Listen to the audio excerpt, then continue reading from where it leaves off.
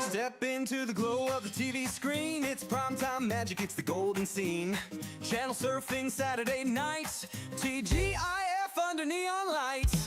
Blow the dust off that old arcade. Pac-Man's chomping, high scores get made. VHS rewind, don't forget to be kind. It's the greatest era you'll ever find. Back to the basics, rewind, press play.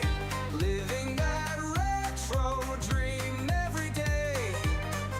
From the joystick clicks to the moonwalk kicks, it's a pop culture paradise, take your pick. Stay nostalgic, vibe up, don't fade away. Cartoon heroes, cassette tapes play. The past ain't gone, it's alive in me, like a rerun classic on your old TV. Take a ride in the DeLorean, 88 MPH, where we going, man? To the mall, where the food court's packed, spilling Slurpees, throwing pugs, we're back. Crank up the boombox, hit the street, Fresh Prince style, got pumps on my feet. From Tamagotchis to AOL chats, who's got mail, man, we're bringing it back. Oh, the mixtape spins, the vinyl hums, Goosebumps books, got our fingers numb. Dial-up sings and the modem screams. Before the world had instant streams, we were kings and queens in the 90s scene. Side-scrolling life in a pixel dream, blasting off like Buzz Lightyear. Infinity's close, but nostalgia's near. Back to the basics, rewind, press play. Living that retro dream every day. Ninja Turtles, X-Men crew, DuckTales, Darkwing, yeah, we flew. Stay nostalgic, vibe up, don't fade away. Cartoon heroes, cassette tapes play. The past ain't gone, it's alive in me, like a rerun classic on your old TV. So grab your Walkman, take the ride. This nostalgia trip is bona fide. From pixel sprites to Saturday nights, we're warriors, Marsh Quang in neon lights.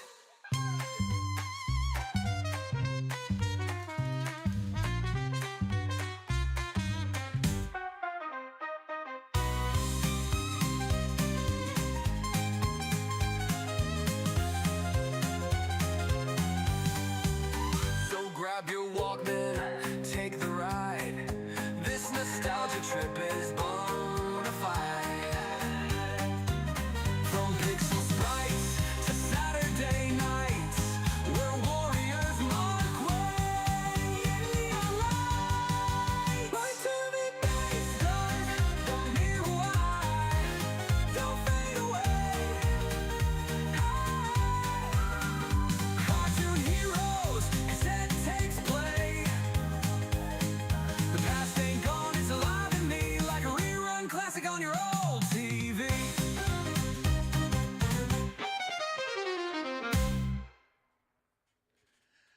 Greetings, fellow nostalgia warriors, and welcome back to the basics, where together we embark on nostalgic adventures of self-discovery, exploring pop culture from the present to the past to the present. My name is J2D. Whether you're watching live or watching sometime in the future, I hope that this TGIF stream finds you well. Welcome everybody back to the TGIF stream. We're alive. We've been resurrected. Is this thing on? Lights, camera, action, man. It's a bit of a different setup. I'm completely confused. I just woke up. I'm like in that weird freaking... I'm rushed. I fell asleep after work, and holy shit, it was like my bed just like encapsulate me and just sunk me down into the ocean. I was like, oh, I can't get up. Oh shit, I'm late. Oh, I tried to like move the stream back by an hour to allow myself to wake up and run a test real quick, and I guess it privated it. I don't think you can, from the mobile app, I don't think you can I don't know, it confuses me. It's a little different than the PC. So I no longer am looking at a monitor of myself, so I feel weird. So This is different. What's up, everybody? It's good to see you in chat. We got Tainted Fusion. One more hour in the stream is about to be lit. Well, that was a lie. Apologies, Tainted. Apologies. Crevo said, no way, let's go. W. Tainted Fusion thought the stream was called off, but it's a W. Still a W. What's up, guys?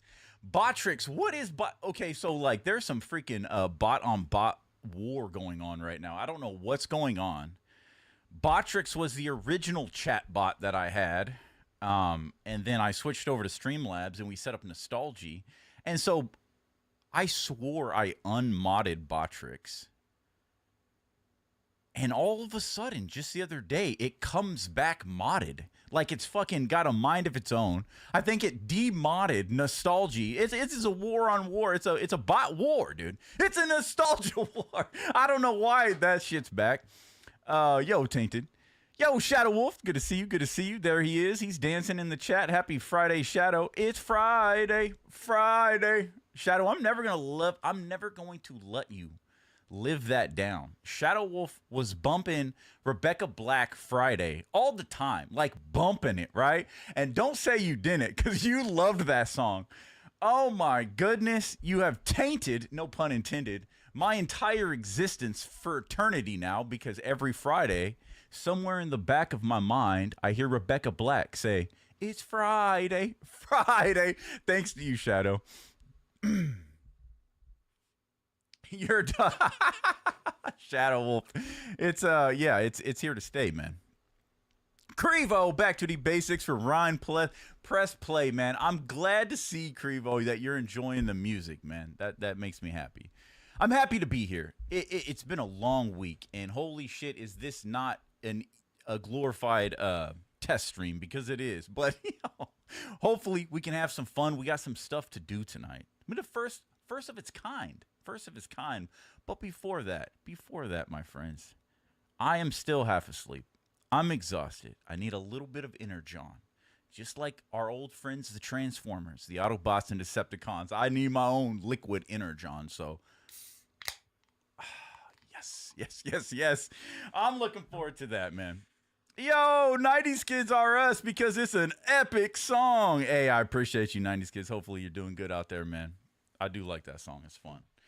Cheers, everybody. Oh, my goodness. I almost dropped that. Cheers, everybody. Happy Friday, T.G.I.F. Speaking of that, man, I think this is going to be the tradition. This is going to be the thing. I want this to stick. I've been thinking about it for a long time. Now, Fridays are hard to stream on because just like what happened tonight, I'm excited for Friday all week long. But I'm not getting off of school on a Friday anymore with a bunch of energy. I'm getting off of work on a Friday, and I'm deader than the Walking Dead out in this motherfucker. You know what I'm saying? So Fridays are extremely hard to stream on, but I want to be able to take advantage of those. And one of the most nostalgic aspects growing up in the 90s was T.G.I.F, man. Thank God it's Friday. I know it's thank goodness, but here in the dojo, it's thank God. You know what I'm saying? Oh, man. Tainted says he's currently... Did spring break start? It feels like it, man. It's hot as hell in here. Bro, it felt good today, though. It was nice and windy, but, man, I think the heat came back up. But, yo, GG's. W for Crevo said he's no longer working every day. He's got the weekends off. W for Tainted. It's spring break up in this motherfucker. Woo! Cheers, everybody. Yo, Camping Sasquatch, TGIF. Howdy, howdy. What's up, Sasquatch? Good to see you. Shadow Wolf, I don't know if that's the right thing to say. It's following you around like herpes. That's not the little TMI there, buddy. I don't know about that one. Shout out, everybody, man. Shout out to the channel members. Holy moly.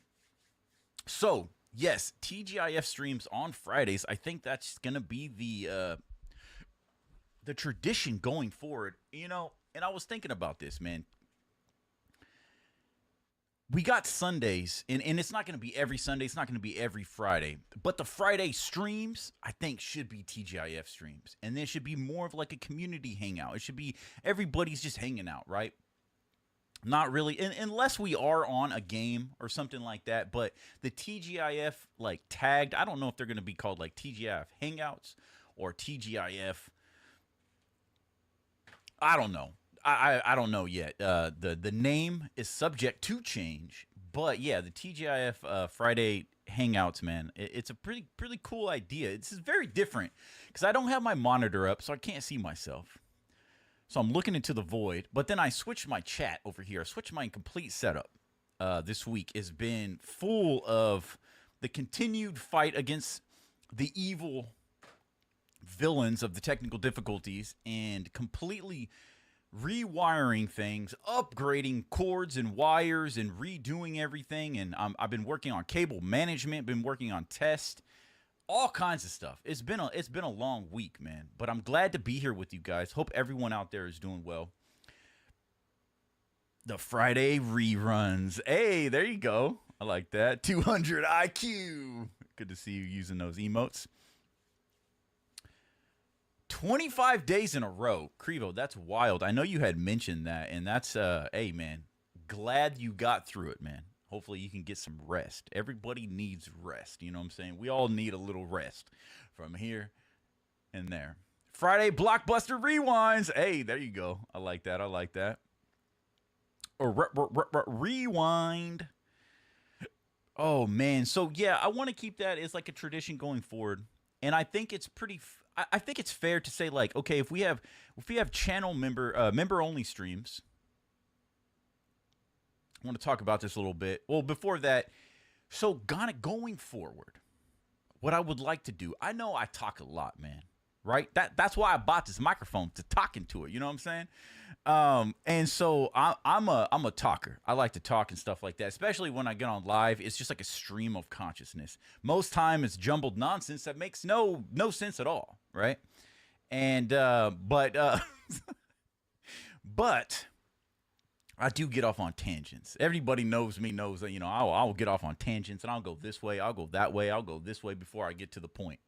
You know what I'm saying? So, what I would like to do is a part of the TGIF streams is like, you know, updates and what's going on and spending time just to chat. Oh, speaking of, man, I forgot the music. So what I'm going to start doing now during these talking sessions here, I'm going to be playing some music. We got some nostalgic vibes in the background. Hopefully that's not too low or not too high. Hopefully it's just right there in the background. So yeah, man, Fridays are to rewind, to unwind, and to hang out, and to share nostalgia with each other. You know, that's pretty much the main point. Keep you guys updated if you're into that type of thing, but wholly, this is for subscribers.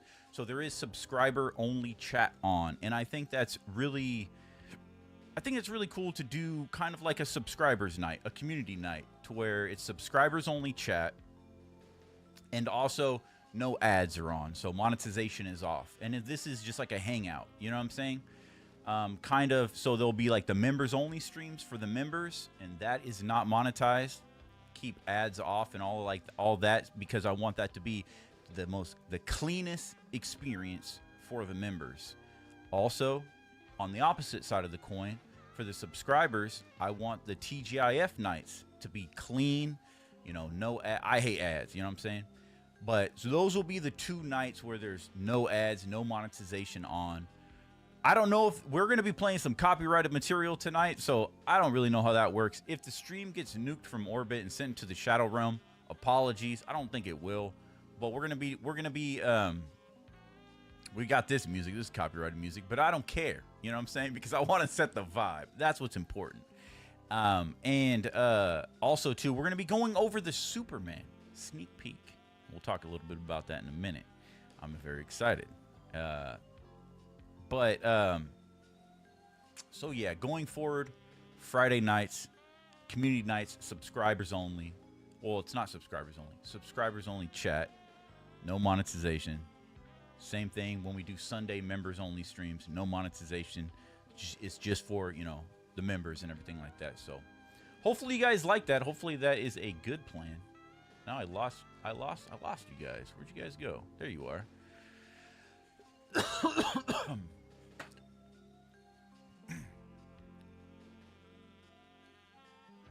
Crevo says, LOL, that's awesome. 90s Kid says, rest and recovery. I need it. Yes, sir. Give me that pizza.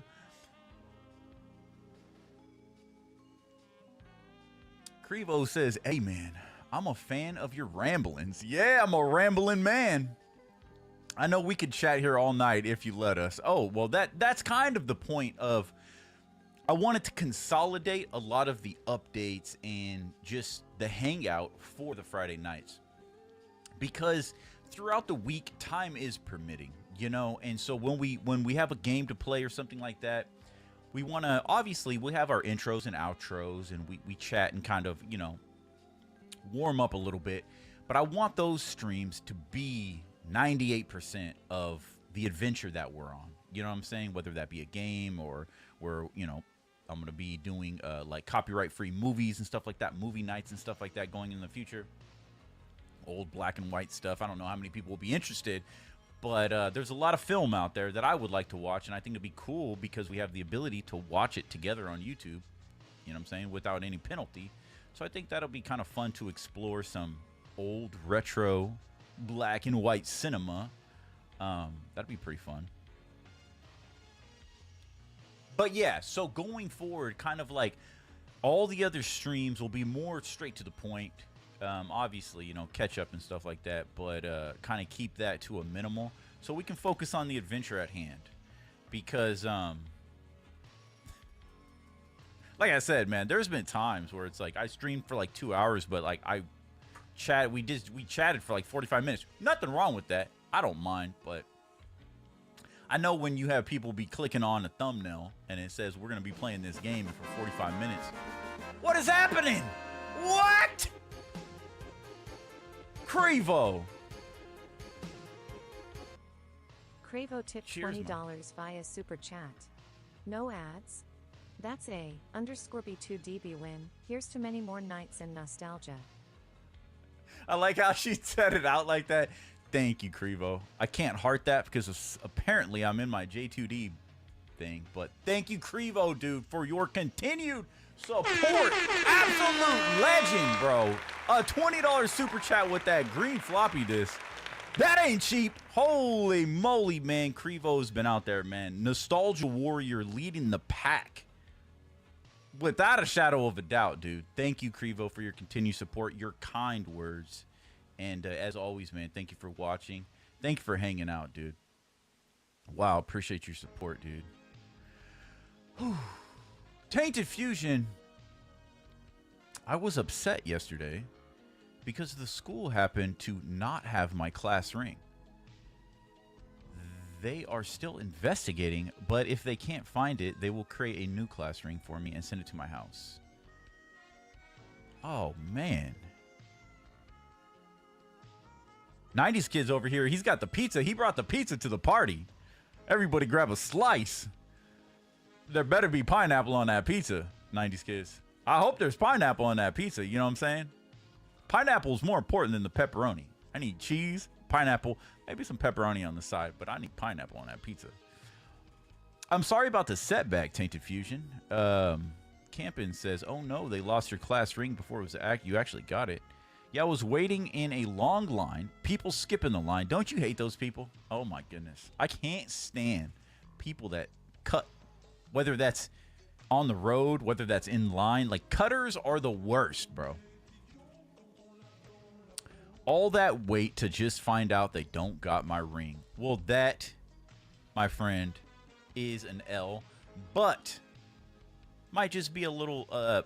For me, man, when I get those setbacks, and it's like damn near every day now, you know what I'm saying? When I get setbacks like that in life, I'm so quick to, it's so frustrating. Just like with all these technical difficulties, you're planning for it, you're waiting for it, you paid for it, you know? You're sitting there waiting for it, and then all of a sudden they don't have it for you. So that's definitely frustrating, but, you know, I'm sure they will get it to you in time, so... You know, that's what's going to make that even more special, though. You know, now you got to wait a little bit longer, and it's going to test your patience. But, hey, soon enough, you're gonna have that ring on your finger, and the coolest thing is you're going to have that your whole life. You know what I'm saying? So, That's cool. I always wish I had a class ring. I know I don't have anything like that, like memorabilia or any like ring or anything like that. So going forward, you know what I'm saying, you're gonna definitely cherish that. So it's worth the wait, my friend. Once again, thank you, Crevo, for your support. I hope they can send my ring as soon as they can. I paid $447 for it. You know, those are custom made, so it might take some time. So that might be a little bit of a wait, but I've never been in that scenario before. But I do apologize, Tainted. Crevo, that's a hefty price, but like J2D said, you'll get it eventually, and it'll be that much better. Yep. I mean, it's frustrating, but that 'tis his life, right? What does the old great philosopher say? You know, it is what it is. the modern day philosophers. That's an expensive ring, man. 400. I got a mug from my school. I don't even think it was super expensive. Sasquatch, they didn't offer rings? You got a mug? Like a mug? What? All I got is a yearbook.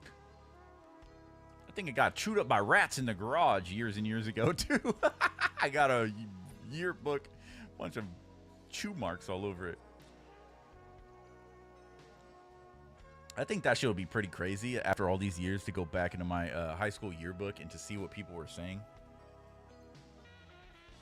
Oh, man, everybody looks like freaking children.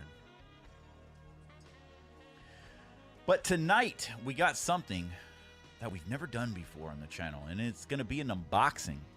How's the music in the back? Can you guys even hear it? It's super low. Is this super awkward that I'm looking over here? I'm going to have to rewatch the stream back. But I moved my vertical monitor over here to have chat because now over here, I've completely redone, well, I've done some upgrades here and made some space for some over here on the desk for some consoles. Right now I have the Switch hooked up, and yes, I have been playing Nintendo since we talked about Nintendo. I've been enjoying my Switch, so I do have the Switch hooked up. Possibility, maybe play a little Mario Kart, I don't know. But I do have, which is crazy because I've spent all week hooking it up, I do have the 2 PC stream set up with a console. So I have 2 capture cards hooked up because that's the only way it would work. Once it dawned on me, because I was like, well, how am I ever going to play like Dante's Inferno and stuff like that? Like I have a couple games that are on, you know, and specifically play retro consoles, like hardware, not just emulation, but I want to play like my actual physical hardware. And so I was like, how am I going to do this? And it kind of dawned on me. I was like, well, I'm going to use both of the capture cards and hook it up. So hopefully the stream is well. The stream is good. Hopefully it's healthy. Doesn't look like we have any drop framed, so I think that's a W. Well, that is a W. So what was actually wild is I now have the streaming PC hardwired, and I have my gaming PC on Wi-Fi. And I was surprised when I plugged in my Ethernet cord to my gaming or my streaming laptop, that motherfucker hit 2 gigs download or whatever it is, right? Because my the internet is 2 gigs download, but the my gaming PC only, the motherboard only allows 1 gig. And so hooked it up to my laptop, which is a lot newer, and that motherfucker's got 2 gigs, which is crazy. So we got that hardwired, and we're back up. We're doing 20,000 bitrate upload. So there was a possibility once maybe I start playing a game or something, we get some frame drops. But it's gonna be a testing phase all night tonight. I seen Tainted. Thank you for following on. I don't even know if that's gonna pop up. Let's see. Thank you for following on Twitch. Is that gonna pop up? Hail to the king, baby. Hail to the king. Thank you, Tainted. Probably, but I didn't have money for rings and yearbooks. Yeah, definitely did not. That is a blessing, though, Tainted EX. I didn't have the money for that either. Like a $500 ring. That's wild. But, like, I do wish I had it. I do wish I had one. Sasquatch paid for a mean mugging from the school. Walked out with a mean looking. That's it. Got mean mugged. That's funny you mentioned that, dude. I was just thinking about mean mugs today.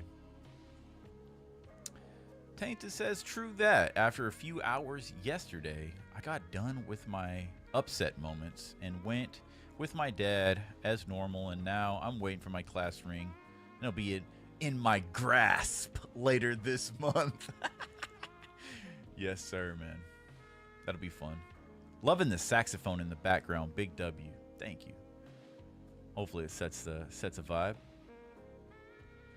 Dante's Inferno is literally in my top 3 favorite games of all time, Kribo. We did play it on the channel, but the audio was a little blown out. The game volume was a little too high because I was using the capture card. And so I couldn't hear it right. I thought it was super low, but then I went back and it was like super high. But yes, I love Dante's Inferno. I love it. I would play it a lot if I had more time. There is a, I think a 4K emulation of it. I really wish I understood where to get it and where to play it and how to start it and play it on PC, but I can't figure it out. I've tried for years. But, yes, so T.G.I.F streams, member streams. Got the dojo set up. Upgraded my XLR cords. That entire... Wait, what just happened? Did that just pop? Did I miss that?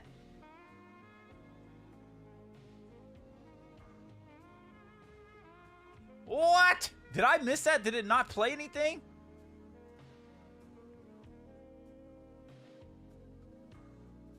What?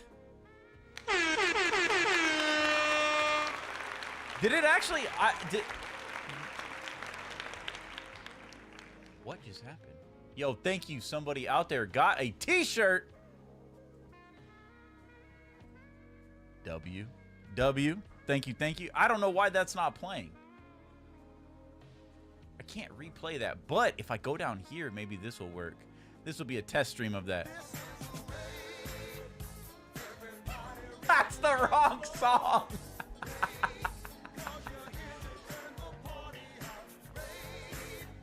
90s kids, did you get that?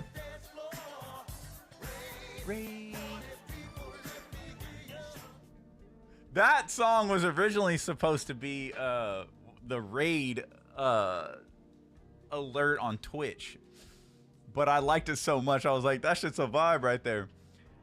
Thank you to whoever, if that was you, 90s kids. Thank you to whoever got that t-shirt. I will definitely have to get that alert set up. I was not expecting that. Thank you so much for the support, man. You guys are fucking the best, dude. What is happening? Hey, man, appreciate you, 90s kids. Thank you, 90s kids. That right there. Appreciate you, man. Hopefully you enjoy that, man. Those shirts are so freaking soft. I'm wearing the Vibe Up one tonight. This is the new one, so yeah, I appreciate you guys. All right, I'm waking up a little bit. Hopefully that gets to you quick. W, 90s kids. Hell yeah. Thank you, sir. Thank you. Oh my goodness.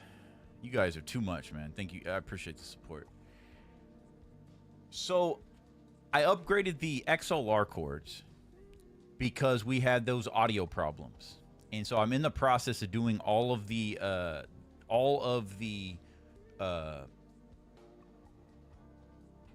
my God, you guys got me flustered. You guys got me flustered now. I'm doing all of the cable management, and I'm making sure everything's legit as it can be, and it seems to be working. It seems to be good, but I will turn it on for a test, and it has like a mind of its own. All of a sudden, it's just laggy, and the frame rate's all messed up. But I think for sure, as far as the desync and that audio issue, I think those technical difficulties have been sent to the Shadow Realm. So that is a W.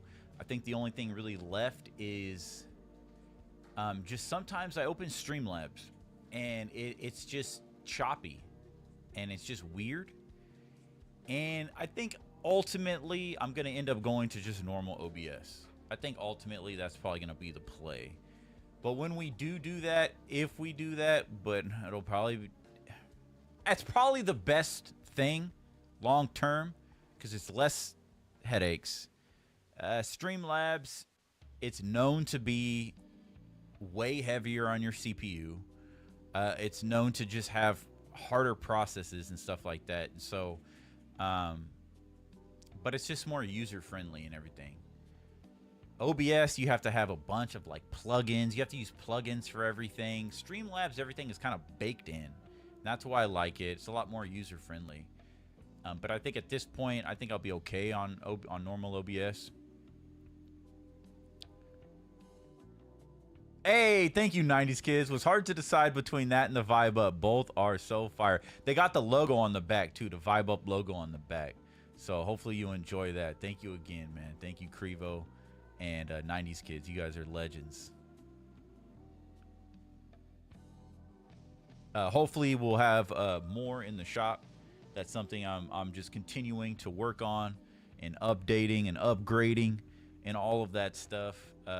It's been a ride, man. It has been like we had talked about one of the last streams, you know, as soon as I can smooth out a lot of these technical difficulties, then I could jump and start focusing and working on other things, you know, future projects and everything like that. And I'm just excited. It's just kind of in that same vein, like Tainted was saying, you know, it's frustrating. You get upset. You kind of get lost in the moment. But you just got to kind of let it wash over you and just take one thing at a time. Take it day by day, step at a time, one technical difficulty at a time, one problem at a time. Find the solutions and just keep moving forward. And I've been trying to keep my head down and grind out, you know what I'm saying? But I'm very happy with the growth. I'm very happy with the leveling up that has been happening here. So couldn't ask for more. I'm very thankful. Appreciate you guys. Tonight we have an unboxing right over here. It's gonna be the first of its kind. Never done an unboxing in my life, obviously, on YouTube or anything like that.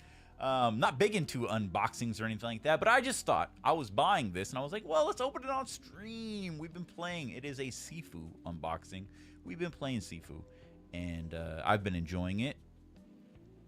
And so I wanted something in the dojo. I want some Sifu representation, some Sifu vibes in the dojo. And so I definitely had to cop that. So we'll open that here in a few minutes. And then we're going to jump over and watch the Superman sneak peek.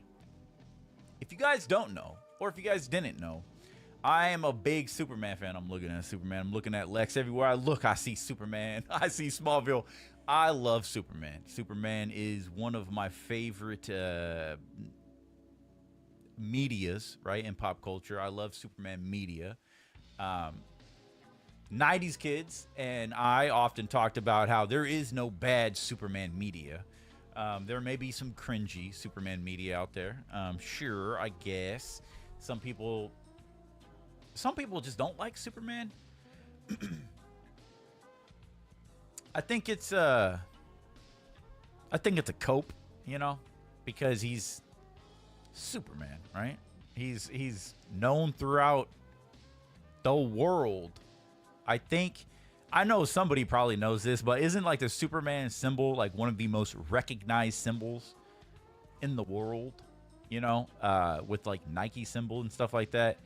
Superman is huge, but Superman is huge to me. Superman is huge to back to the basics, huge in here in the dojo and a part of this journey. And I know there's been a lot of skepticism, a lot of hate for the new Superman project. Apparently, I've heard a lot of things. We got some stuff to look at tonight. We got our first look at Supergirl, our first look at Lobo. I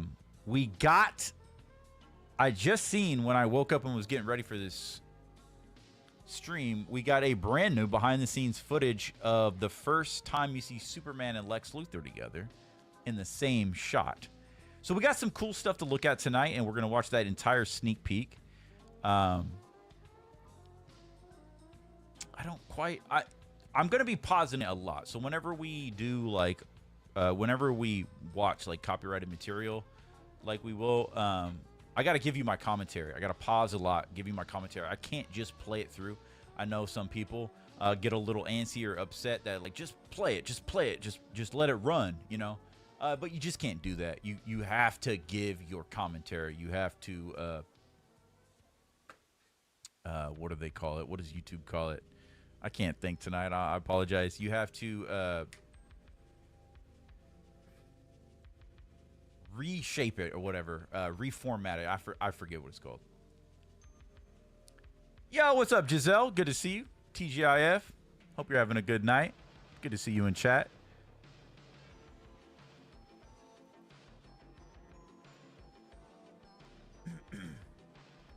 Tainted Fusion says, I got whiplash as I see my recent video has 100 views.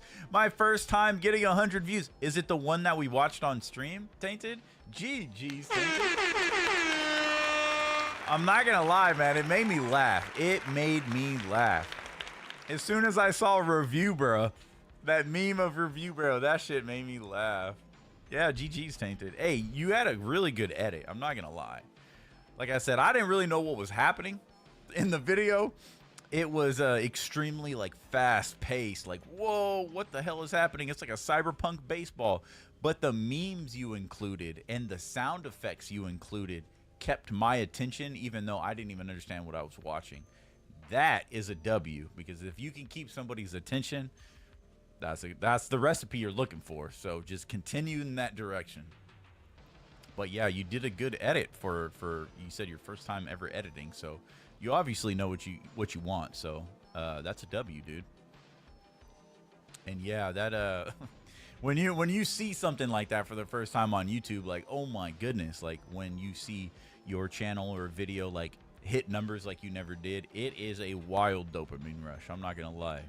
So enjoy that, Tainted, because it is crazy.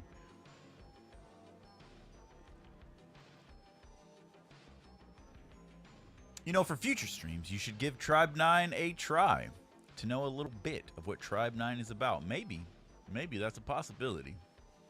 There is a slew of games on the back burner, so I can't guarantee anything. I got things that I want to play. I got so many games from the present to the past that I want to share with you guys, that I want to explore, I want to re-explore, I want to try for the first time. So can't guarantee, and you know me, I be flip-flopping every other day. I'm this way, and then tomorrow I'm that way, and then whew. But after the Superman, after we kind of go over and I'm gonna gush about Superman for Lord knows how long, we are gonna end the night with a demo that we have talked about here in the channel, and that is Acts of Blood. Now, I found out about this demo on X, I believe. I follow a lot of developers, and so, like, a lot of indie developers, and so other indie developers and just like a bunch of video game development stuff always pops up on my feed on X. And I think that's how I saw this. Now, this game looks very similar to Sifu, but I've heard people say it's more like The Raid meets Arkham Knight. It meets like the Batman Arkham series. They say it's The Raid. I don't know why people are calling it The Raid, obviously based off of the movie. It's a martial arts game. It's fighting, but I think it has kind of the combat style of Batman Arkham games. So to me, it looks like a copycat of Sifu, but I want to try it out, and so we got it installed, got it ready to play. I know a lot of people were giving it pretty bad reviews. It is very early on development. It doesn't even have a release window. It's just a demo. But I did see that they've recently updated it, I think at the beginning of March. So there is a big new update, and they fixed a bunch of stuff. And I watched side-by-side gameplay of before the update and after the update, and it looks way better. It looks way more put together.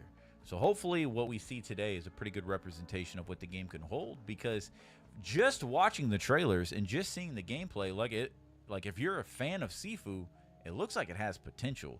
I mean, just me, my opinion, I love the combat in Batman Arkham Knight series. They used that same combat in Mad Max, right? And that's one of my favorite games. I love the combat, the countering, just being able to be surrounded with enemies and be able to hit this way, that way. Just the combat's really clean. So we'll see what Acts of Blood has to offer. I wanted to kind of have a little bit of that vibe tonight because we are going to be doing a Sifu unboxing. And so I was like, well, let's try out Acts of Blood, because if not, we would have just probably done some Sifu practicing. But what's up, Juan?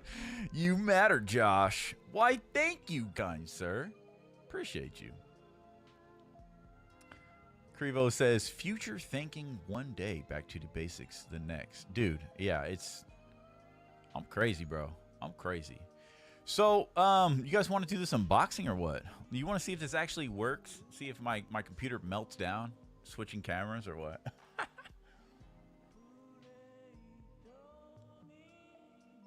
Oh, man. Been a hell of a week.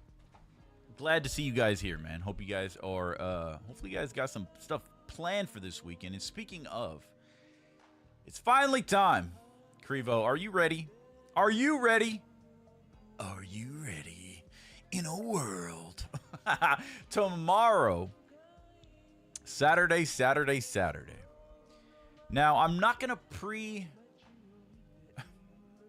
to set the stream up because I can't guarantee what time I'm going to wake up tomorrow. I got to get some sleep, right? But tomorrow is going to be a nostalgic day of streaming. We're going to be going back. Is it 2013? We're going to be going back to 2013. I think that's when it came out. Back to the Xbox 360. To a little game called Rise of the Argonauts. This is a game that is very reminiscent of Mass Effect. It plays like Mass Effect. At least that was my correlation as a kid. I wasn't a kid when the game came out. But when I was younger, it feels like a millennia ago. It was a whole lifetime ago. We're going to be going back to Rise of the Argonauts. It is a modern take on Jason and the Argonauts. One of the most famous Greek mythology stories of Jason and his Argonauts going after the Golden Fleece. And maybe you have heard of some of these phrases, but yeah, it's a Greek mythology story of Jason and the Argonauts and the Golden Fleece. Or Jason and the Gold... No, it's Jason and the Argonauts, something about the Golden Fleece. And so I have not played it. I have not played this game since the Xbox 360 was like still alive. And that was a long time ago. Crevo, first super chat. I'm pretty sure it was his first super chat, $10 super chat, and he said this $10 is for Rise of the Argonauts. And so I took that $10 and I bought the game. So we got the game installed and I'm ready to play it tomorrow. It's about 12 hours long, so we're not going to do that in one stream. So we'll play it by ear, but it's going to be at least, I'm pushing 9 to 10 hours. Big chunk of the game. Big chunk of the game tomorrow. So we're going to be streaming probably all afternoon and evening long. And then depending on how I feel on Sunday, we might finish the game or we might finish it next Saturday. I'll keep you posted, but I'm excited. It will be... I love the fact that I keep saying this. I guess I don't know, like... It's a little redundant, but I keep saying this is the first time we did this on this stream. This is the first time we did this, first time we did that.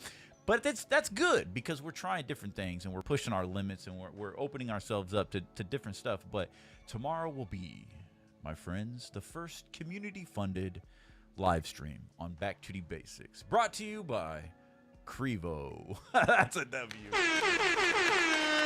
2007! 2007! Crevo, Crevo, you're showing my age here. You're showing my age, man. 2022-08. We're living in the future. Oh shit. Okay, unboxing time. Let's get it, Tainted. Crevo says, I'm so ready, bro. I was just gonna ask about it. Yes, that is tomorrow. Rain or shine. Whether we're glitching out, skipping frames, dropping frames, selling frames, flipping frames, whatever we're doing, we're gonna go live and we're gonna try it. We're gonna do it. We're gonna do it because we were supposed to do that like a month ago. So, Juan, will you be on OnlyFans tonight? Absolutely. We're going live right on OnlyFans right after the stream. So, links in the description. Can't wait to see tomorrow's stream. It'll be fun. It's gonna be fun. I'm gonna get my snacks ready. I don't know. Yo, 3 Heart, what up? Now that you're here, I did want to say thank you for becoming a member, and for that, you get thank you, 3 Heart. Hope you're having a good Friday night. Good to see you in chat. Crevo says, LOL. I'm right there with you, man. I played that before Mass Effect and made the same connection when I got into Mass Effect. Oh, you played... Oh, so you played Rise of the Argonauts before Mass Effect. Interesting. Yeah, because it was opposite for me. I was so infatuated. See, that's crazy because if Rise of the Argonauts came out in 2007, 2008, when did Mass Effect come out? 2005? No, it couldn't be 3 years early because it's on the same system, right? So maybe a year before that or something. Had to have. I'm trying to think. Pretty sure Mass Effect came out the same year. Thank you, 3 Heart. Well, all right. Let me finish this, and then we're gonna open up. This box. See what's inside this motherfucker.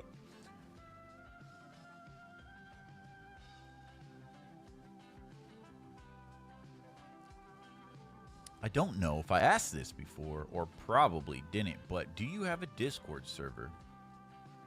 The Diggler has arrived. What's up? So I do not have a Discord server active, no, but it's something that I think of, I'm still thinking about it. It's percolating, but if I do a Discord server in the future, when I have a little bit more time, it'll be a members only Discord. I don't think I would open that up for anybody. I don't know if I want that responsibility. At least not right now. But yeah, maybe in the future. Maybe next year we'll see where we're at or something. But as of right now, no active Discord server. I'm just trying to focus on YouTube right now. I'm trying to smooth out. I'm trying to create the content for members. I'm trying to like set it all up, and I'm focusing on YouTube right now. But I think it would be a blast, and I'll tell you why. The one reason I do want to open up a Discord server is for movie nights. Movie nights where we can watch movies. We could just sit in a fucking chat. I don't know if I do it like a voice chat, but we'll see how it goes. But we'll just get into a server and just watch a movie. Movies that we can't watch on YouTube. You know what I'm saying? So I think that would be fun, but that would probably be for members only. Good to see you, Diggler.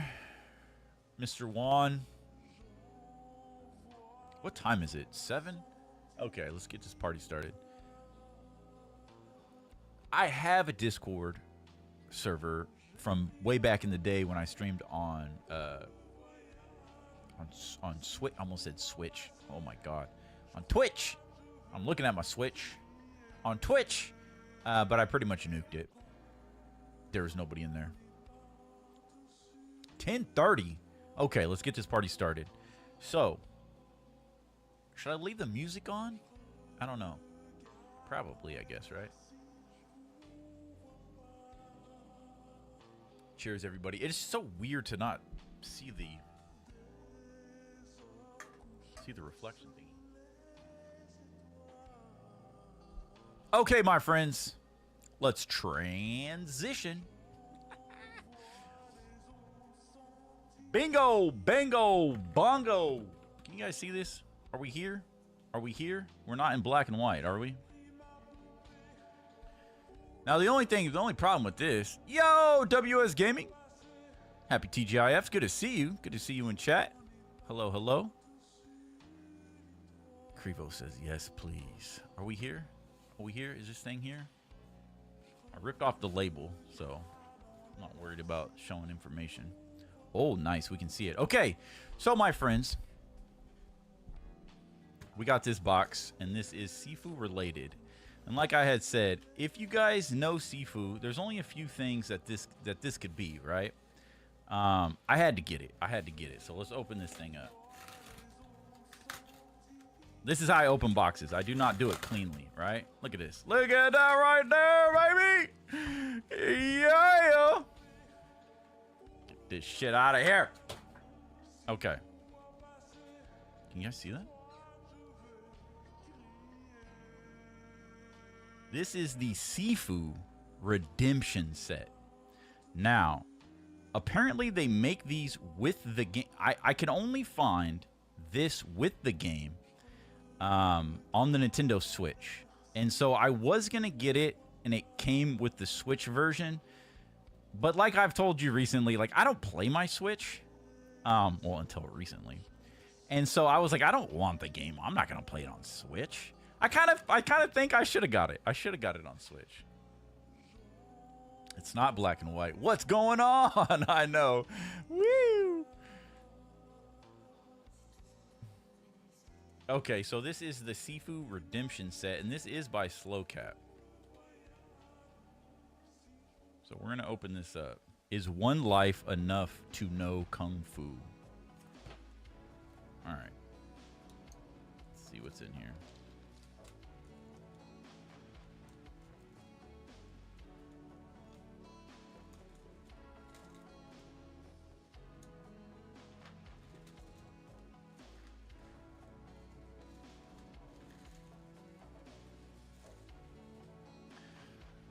Okay.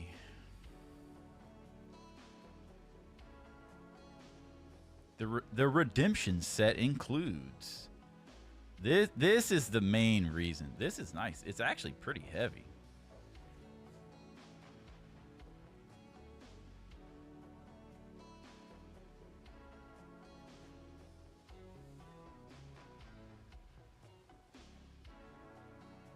Oh shit.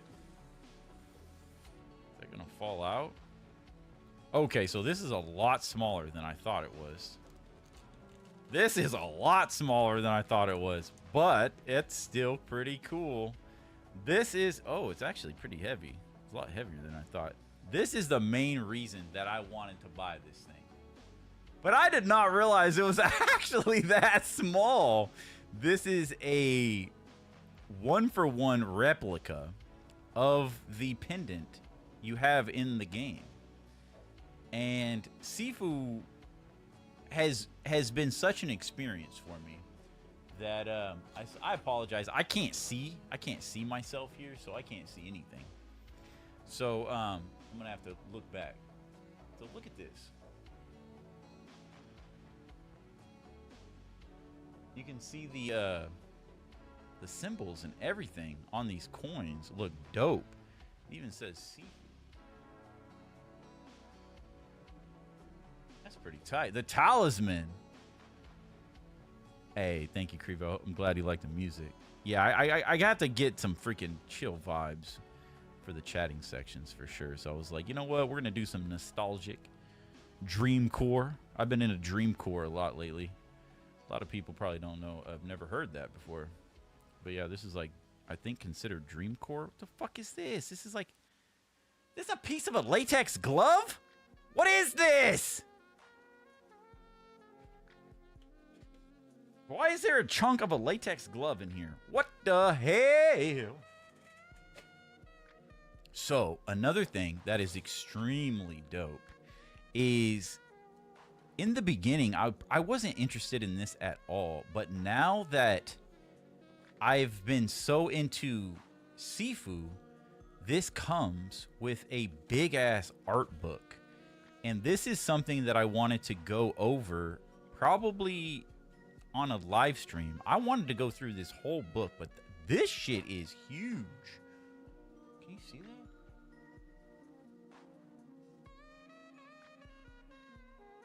I don't know how to get the thing to focus. But this right here, I actually want to go through. Like, I've been so into this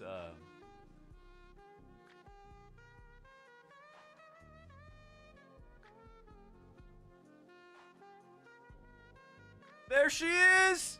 There she is, chat! The love of my life, Miss Kuroki. Look at her. She's a psychopath. This is so hard to freaking... oh, look at that. That is absolute fire right there. So yeah, this is not only an art book, but it's a developer diary. So this thing holds some answers that I am seeking, right? Oh, it's freaking damaged. Oh well. Everything I buy is damaged. Just gotta freaking run with it. Look at that. That's fire. So not only does it have art that I've never seen, but it has developer diaries, so it probably has a lot of insight into the lore, into the creative. Oh my god, look at that. Hold on, I gotta show you this.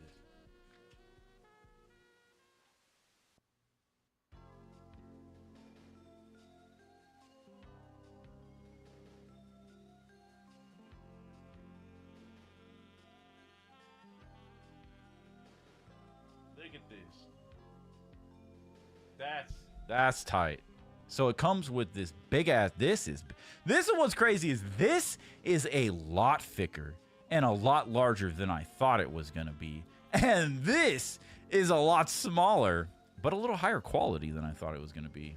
This is really cool. I'm definitely gonna be hanging this right here in the dojo, and every time we play Sifu, I'm gonna pull this out, man. That's the point that I got this for. So we got that. But also, I'm a big fan of action figures, you know? I'm a big fan of action figures. I'm a big fan of statues and busts and stuff like that. And so I couldn't pass up this opportunity. The pendant was what I was really after. The art book and the developer diaries was a big W. But extra, there is a Sifu figure that comes with this redemption set. I love how it's called a redemption set. Oh, the base is really nice. My mouse is dying. It is not gonna focus. But the base is really nice. Is this in focus? Yes, base is nice. Let me catch up on chat. Probably go through it once I beat Sifu? Yes, Tainted. That is way better. Yeah, I shouldn't really look too deep. You're right about that. Oh, this is higher quality than I thought. So, the dojo now has our very own protagonist. I don't even know this guy's name. His eyes are a little wonky, but it's a pretty cool figure. I kind of wish it would have been this. It would have been the old man. Sorry if it's not focusing. But I wish it would have been the old man with the bow staff like that. I love that look. He just looks weathered, you know, and old. But we have, this is, I don't think this is age 20, right? Because his hair is a little longer. So I think this is like age 30. You guys are the experts. You guys tell me. But yeah, I think that's about what, maybe age 30. Wait, he has his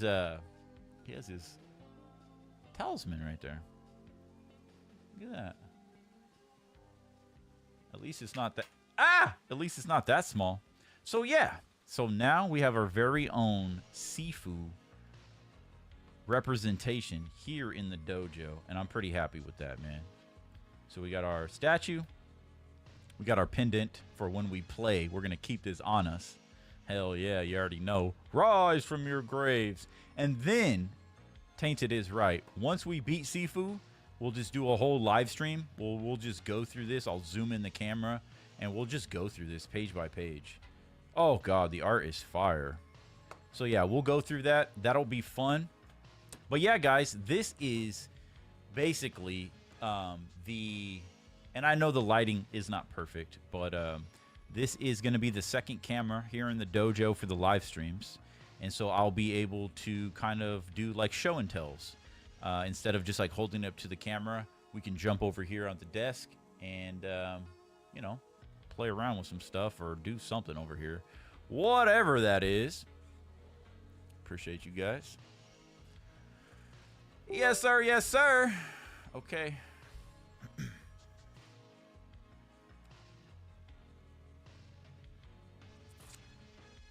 Some people call him Wuda, and some people call him Yin. But in reality, we really don't know what the pro tag's name is. Yeah, I know. Hopefully you guys like that, man. That's cool. Finally got to open that, so I'm happy with that. So if you guys don't mind, now we're going to be jumping over. Let me get this. And we're going to be watching the brand new, well, relatively new, Superman sneak peek. Has anybody seen this trailer yet? Raise of hands. Anybody? Some people call me a space cowboy. Hey, Shadow's got W's.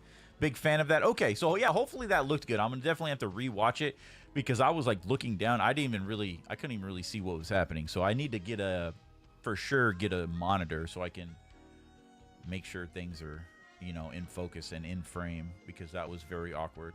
I feel a little in the dark tonight. I didn't know there was a sneak peek. What? So you guys haven't seen this? Has anybody seen this? Because, look, man.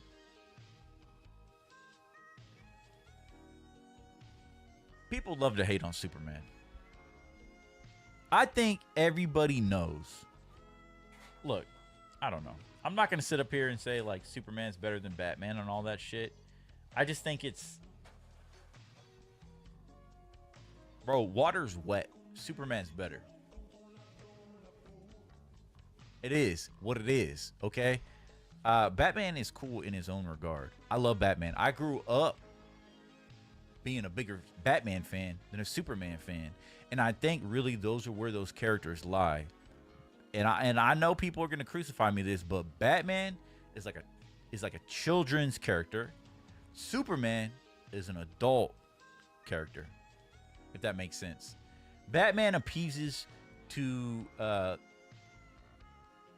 infantile mind, if that's the right word.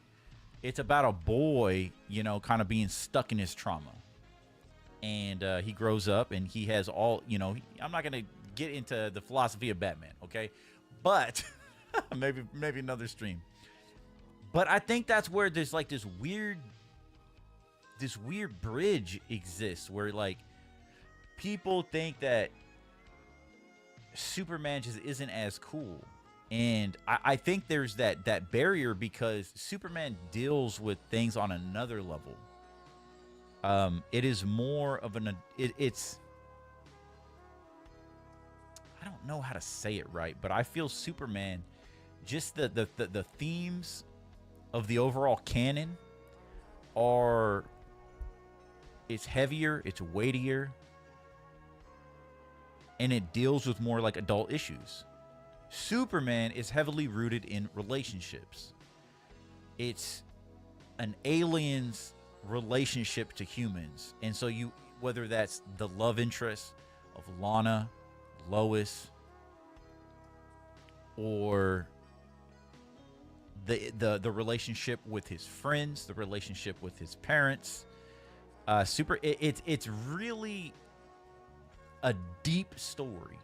And I think that gets lost. At least that's my opinion on it, is that it gets lost to people, that it's just boring. I've heard that my whole life. Superman is just boring.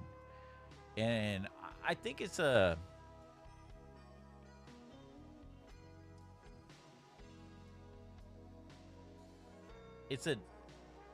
I don't know, it's a loser mentality. No offense. But it's just a loser mentality, because you're just looking on the surface for gritty, dark, I'm in the shadows throwing batarangs and shooting grappling hooks. No, bro, Superman is in the motherfucking sun, being looked at by the entire world. Every action, every breath he takes, every word he says, billions of people are hanging on. I just don't think people understand the scope, right? Superman is huge, worldwide icon. I'm talking in the comic. You know, Batman is like a localized vigilante. Obviously, with the Justice League, you know, he goes up in ranking and stuff like that. But it's always that comparison: Superman, Batman, Superman, Batman. It's like, dude, I love both of them. I love DC. I love all these characters. But now you have these people out here, and I'm not going to sit here and talk bad about Snyder Bros, because I was a Snyder bro for a long time. But you have these people out here that will just drag anything DC now that it's not Zack Snyder. And I think that is ridiculous, bro. Very childlike, very immature. I won't say childlike, but it's immature. The fact that, like, you don't understand how film works, you don't understand how these franchises are dealt with. People say, oh, it's not Superman. This S sucks. Dude, I think a lot of people don't understand copyrights. A lot of people, oh, the suit sucks. This and that sucks. It's like certain things in film, specifically with comic book characters, they don't have rights to do certain things. Like, yes, they have the right to the character, but they may not have the rights to this, that, and the other thing. Why aren't these characters? Why aren't these villains in the movie? Because the production companies don't have rights for those. A perfect example is Venom. Sony's Venom. Terrible, right? Terrible. But one of the things is, even me as a fan, I'm like, that's not Venom. Where's his spider on his chest? Where is the spider? Where's the white symbiote, white spider on his chest? Because if Venom doesn't have that, that's not Venom. Because it's not Venom. And the reason why if Sony could have had that shit on Venom's chest, of course they would have had that. But they don't have the rights. They have the rights to Venom in name, but there's certain aspects of properties that companies don't have rights to. And so that's why they change certain logos. That's why they change outfits. That's why they change characters and stuff like that. And they have to take what they have and mold it best as possible, you know, make it a fucking house out of silly putty. And I think that gets lost, and then people will automatically point and say it's dog shit. My big thing with James Gunn is I'm not a fan of what he did. I'm not a fan of James Gunn's work as far as like his modern films, but they entertain me. Every time I've watched Guardians, I have been entertained. It's not my cup of tea, though. It's not my thing. Like, I have no need to ever watch one of those movies ever again for the rest of my life. It's just, I don't know, just not my thing. But when I did watch them, I was entertained. Same thing with Suicide Squad. I'm a big fan of this Suicide Squad right here. I got all my comics in front of me. So when DC...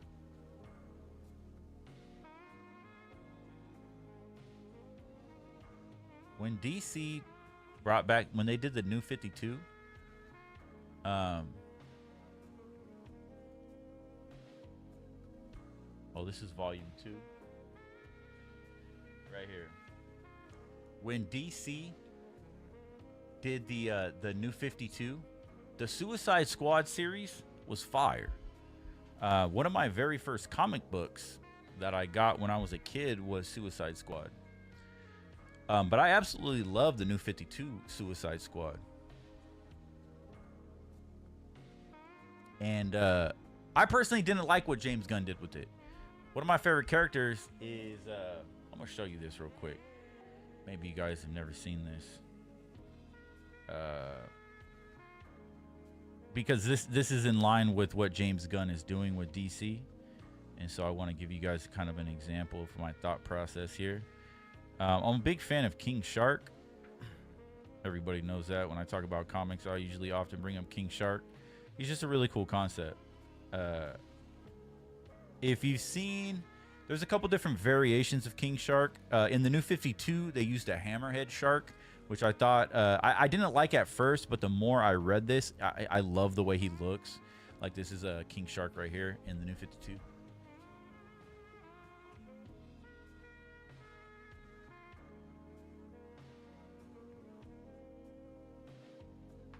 Like, the motherfucker is just big and menacing, right? Hyper intelligent. King Shark, I believe, was originally a Superboy villain, and he's hyper intelligent. Hella intelligent. This motherfucker is a villain. This motherfucker can back up his intelligence with his strength. And not only that, he's literally a king. Right? And so King Shark. And so he's got an army. That fool's got he's very intelligent, very strong. He's a really cool character that could go far. But James Gunn decided to make him low IQ, fat, and the butt of the jokes.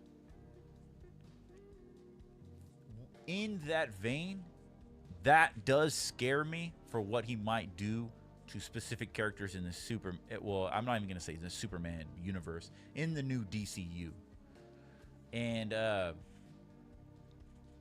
so from that type of shit does scare me, because he'll take a character and completely put him through the fucking cheese grater and just mold some bullshit with some moldy cheese and be like, oh, look at this is our comic relief. So there are things that I am nervous about with the new upcoming Superman movie. WB pretty much has bet everything. I guess there was some recent rumors. WB's basically on their last leg. They're probably within... If this DC... They basically came out and said the only thing they're fucking focused on, they're basically throwing everything away besides DC, with the new DCU with James Gunn, Harry Potter, Mortal Kombat, and then I think like two other franchises. But they're really cutting the fat, and they said, hey, we're going to focus hardcore on these franchises. And but all these insiders and shit like this are I haven't been following it too much, but they're talking about how DC's or Warner Brothers is on their last leg. They're probably going to get sold. They've fucked it all up. They have fucked it all up. The Snyder stuff fucked over Warner Brothers so bad. And whether you like the movies or you hate the movies, they are what they are. I'm personally glad it's over. It was painful because we waited so long for it. It was there, and then it was chopped to shit, and then it came out, and then it just died. It was just this awkward fucking experience for fans, for newcomers. They were confused, like, what's happened? Oh, then all of a sudden Superman is in the Shazam movie or the Black Adam movie, and then like, oh, it's continuing, and then it's not, and then there's Peacemaker, and then what is this? Well, it's not. It's been a fucking shit show. James Gunn, Peacemaker. I tried watching it. I turned it off in 5 minutes. Peacemaker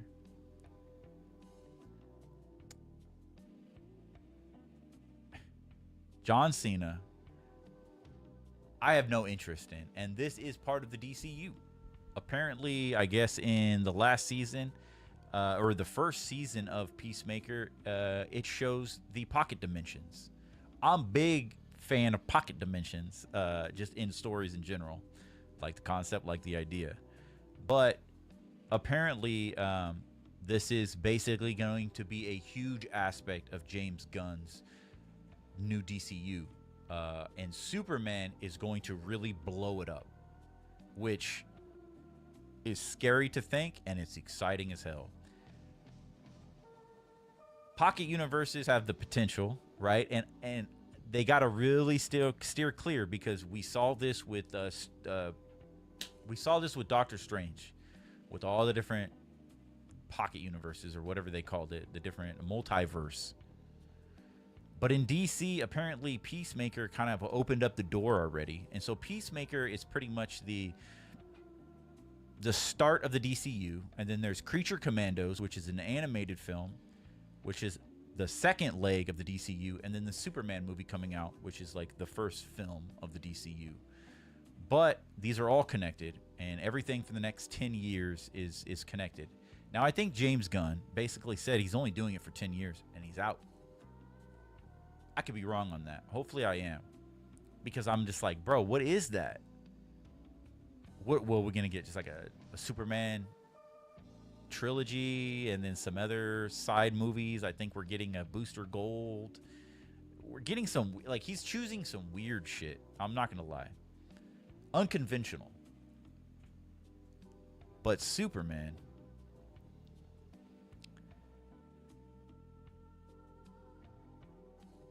I've been championing this movie since its inception, because I said, you know what, dude?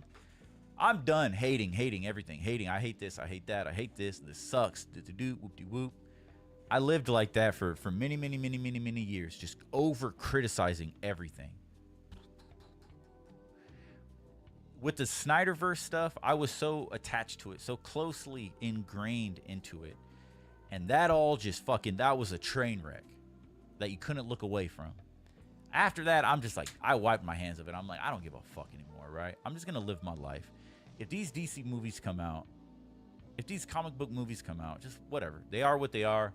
I'll catch them in theaters, and I'll just continue on. I really don't care anymore the way I used to. But me being me, I love to go against the grain, man.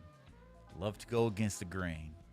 And since this inception of what was Superman Legacy, which I was told it's not Superman Legacy anymore. They dropped that. They dropped Superman Legacy. I think it's just called Superman. Could be wrong.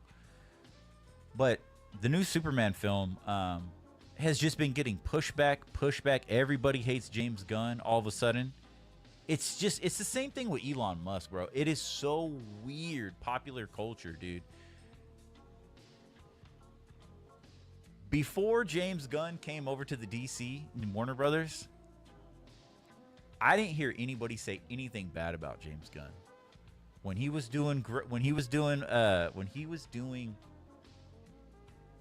I know Diggler, me and you are, we have different opposing opinions on the Snyderverse stuff. When James Gunn was at Marvel, bro, everybody talked highly of him. But now that he's over in DC, and he's taking the mantle from the Snyderverse, he's just a target, bro. He's just the same people who said they loved him are now saying they hate him. I didn't give a shit about him, but now I got a reason to love him, right? Because I love going against the grain. If everybody's going left, I'm going right. Vice versa. I hate following online thoughts. I hate following waves and trends. Even if it does go against kind of what I believe in some aspects of, like, even if I really don't care about a film, but everybody like, nah, I'll bring it up again. And I think I just saw it on Twitter. I think it's like the 16-year anniversary or something like that of Dragon Ball Evolution. The mere fact that everybody hates it, I just say, I like it. And then it fucking reactions, upset, reactions.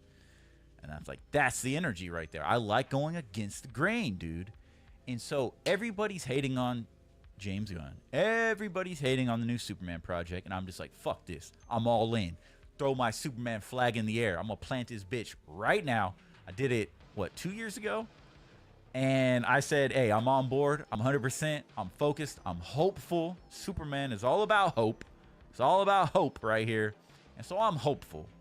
And I'm going to stay positive and enjoy whether it's a bad film or not. And like I said, I don't believe in bad Superman media. So it may not be everybody's cup of tea, but I'm going to take it for what it is. And I'm going to enjoy Superman. And people are just ripping this movie apart.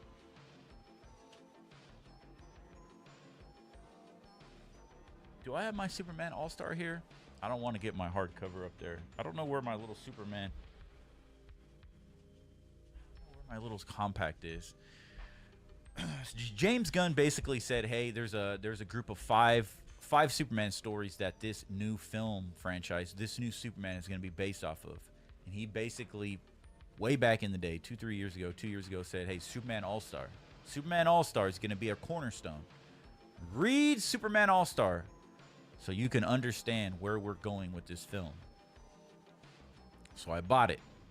I still haven't finished it because I'm a procrastinator. But one of the main concepts of Superman All-Star. I was watching the animated film too. If you don't read comic books, watch the animated Superman All-Star film. Superman is dying in this story. I don't know the conclusion, so I'm not going to get into that. I'm not going to give you spoilers or anything like that, but that's basically how the book starts off. It's a very different take. I think Superman All-Star came out in 2010. Frank Quietly, not my cup of tea. But one thing about Superman All-Star is his suit is baggy. One thing that everybody is complaining about, and even I had my skepticism towards, I didn't like, was these images of Superman and his suit being baggy. My theory is Superman is dying in this movie. There has been a shitstorm of marketing for this film that boggles my mind, that I can only fucking correlate to the Sonic movie marketing, where we had the original Sonic image, the Sonic design, which, put my tinfoil hat on, I have believed from day one. We had a whole podcast episode about it on the B2DB show. You can go back and listen to, where we talk about the Sonic redesign. We also have another episode of the B2DB show where we talk all about James Gunn and Superman and the DCU and stuff like that. In both of those, I brought up the idea, the concept, the theory that this was genius level marketing. Theory! This is genius level marketing. I've said this before, but this is genius level marketing. I still believe there is some level of 5-dimensional chess being played on us, a bait and switch to some level, to some degree, because this has been. Now we finally are getting some good marketing for Superman as it's ramping up. We're 3 months away until Superman flies into theaters. And the marketing is ramping up. We are approaching Superman Day. I think within a week. I didn't look at the date, but I know it's coming. Superman Day is upon us. I probably should know the date, but it's like in a week or something like that. Superman Day is upon us. And we all know we are getting the full official trailer to the new Superman movie on Superman Day. I'm excited. That's why tonight I wanted to go over a couple things we're going to do right now. And we have still not yet seen a full trailer. All we've seen is a teaser and a sneak peek and a lot of behind the scenes. And everybody has voiced their opinions and criticized things. When it comes to behind the scenes, on-set footage, take that shit for a grain of salt, because that is never a good representation of what the end product will be on film after post-processing. post-production, excuse me. So I take on like film sets very with a grain of salt. I don't care because you never know what it's going to look like. There are people out there theorizing that Superman's suit's going to be tightened in post. I don't believe so. I believe that there is some bait and switch as far as they're teasing us with, like, how do I say this? Short and simple. I believe this is some fucking 5-dimensional marketing that goes past the average person's fucking brain wavelength. They are setting this up as mediocre. In the final trailers dropping, in these final marketing pushes, and when the movie comes out, I think it's gonna. Everyone's waiting for mediocrity, for cheesy nonsense. They think this is gonna fall flat. It's gonna be dead on arrival. I think it's gonna fucking boom, sonic boom into the fucking. I think this shit is gonna pop off hardcore. And after this movie, everybody's gonna be walking out of the theater. This is my opinion. Everybody's gonna be taking all their chips and saying, "Okay, I'm all in on the new DCU," because that was wild. I think so, bro. I think that is what the marketing is designed to. I know this may be a cope. This may be a cope. Sure, you could label it that, but I personally believe the marketing. And I want to kind of go over some of this real quick, and we're going to jump over and we're going to watch the trailer. And we're going to dissect this new teaser trailer, or the new sneak peek. The first image we got was Superman pulling up his boots. I made a video about it, and I talked about it, and I said that this is a feminine thing to pull up your boots, right? It is more or less a feminine gesture. But it is something that Superman has done in the original comics. He pulls his boots up. One of the things people are criticizing this for is there's a scene where you see the giant fight happening in the background. I wish I could slap motherfuckers hardcore. Like, you know what I'm saying? Like, every time I see these people criticize this damn of what we've seen so far of Superman, it is like everybody is saying, look how weak Superman looks. Oh, look at, he's bleeding. Oh, he's being saved by a dog. He's being dragged. Oh, he's crying. And I understand from outside perspective, I think I'm a little too close to it. I'm a little too close. Because I personally believe I understand what's happening. And so I understand why he's hurt, why he's bleeding, why he's being dragged, why he's embracing his father, why he's embracing Lois Lane when there's a fight happening that probably could be world ending in the back, and why Superman isn't forefront fighting that battle. Why are there other heroes fighting the battle and Superman sitting there pulling his boots up? Everyone's criticizing, no, Superman needs to be strong. The Superman needs to reflect that. He needs to be, everybody wants to see this gigantic, muscled out, beefcake, Henry Cavill clone. In short, bro, Superman is dying.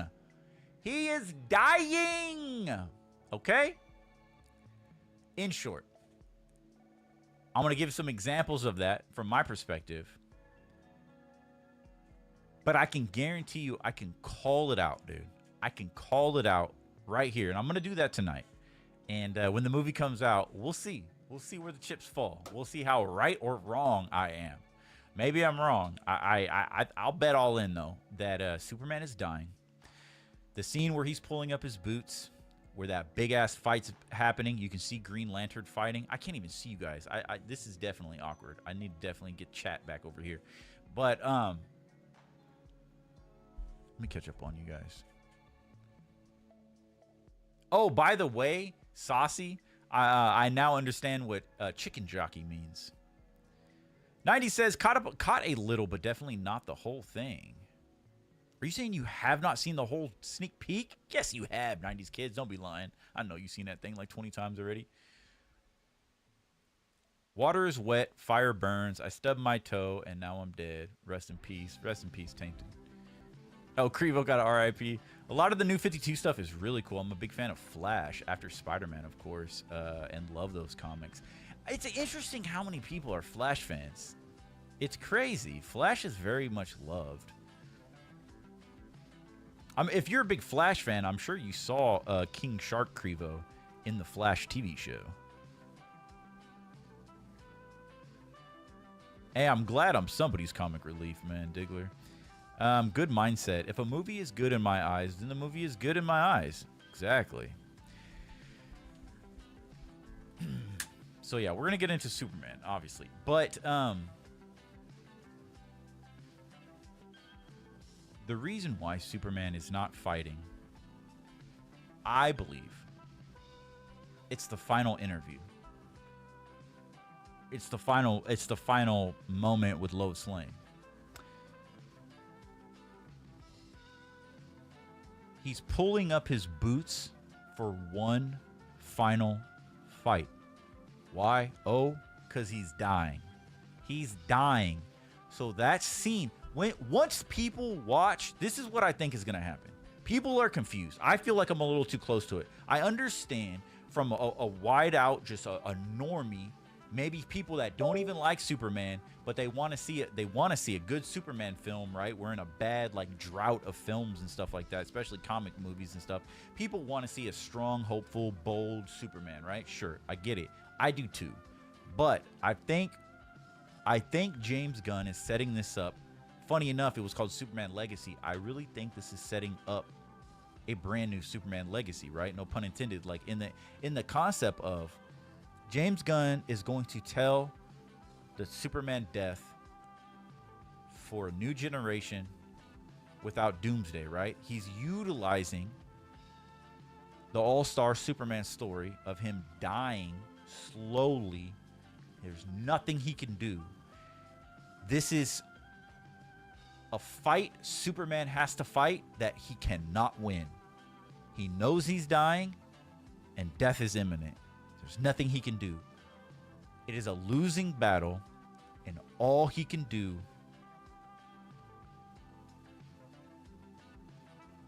and it makes sense.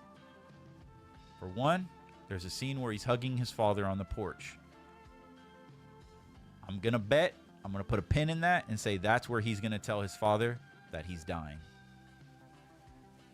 And I think Martha's going to die. I think Martha's going to be dead. I think it's only going to be Pa Kent. And that scene on the porch is going to be a son telling his father, you're going to be left alone. Like, we lost Ma, and you're going to lose me too. And I love you. I'm telling you, bro, I really feel that this is going to be a whole different perspective on Superman. Now, some people say, I've literally gone into chats and told people my opinions, told people my theories. People swat it out of the air like a fly. They say, nah, bro, James Gunn is... I've heard this multiple times. James Gunn isn't going to launch his DCU with Superman dying. And I'm like, are you sure about that? We all know he's coming back. We all know he's going to come back stronger and lead the DCU, right? But what is it? What is the Green Goblin thing? We all love to see a hero rise, but everyone loves to see a hero fail, right? What is that Spider-Man, that monologue Green Goblin gives Spider-Man? Now choose, whatever. Like, everyone loves to see a hero fall. And I think that is where they're going to start this movie, because there was just a new thing. Lois Lane had a little interview, right? And a lot of these actors, a lot of these characters are having these interviews now, and they're talking about the story. They're talking about the perspective, the direction. And Lois, basically, Rachel, right? She says, this has never been done before, which is interesting because this is fresh off the hills of Superman and Lois, which that show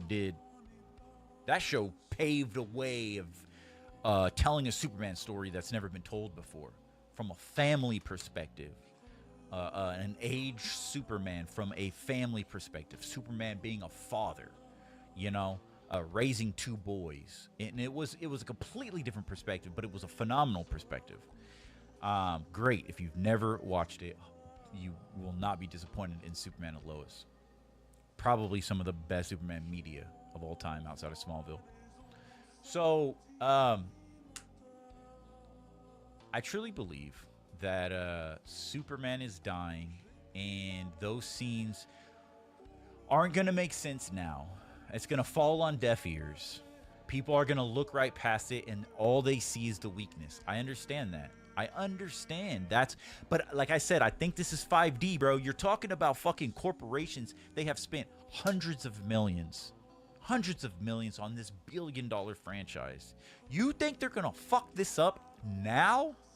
There's no way, bro. I know WB has stumbled. They have fumbled.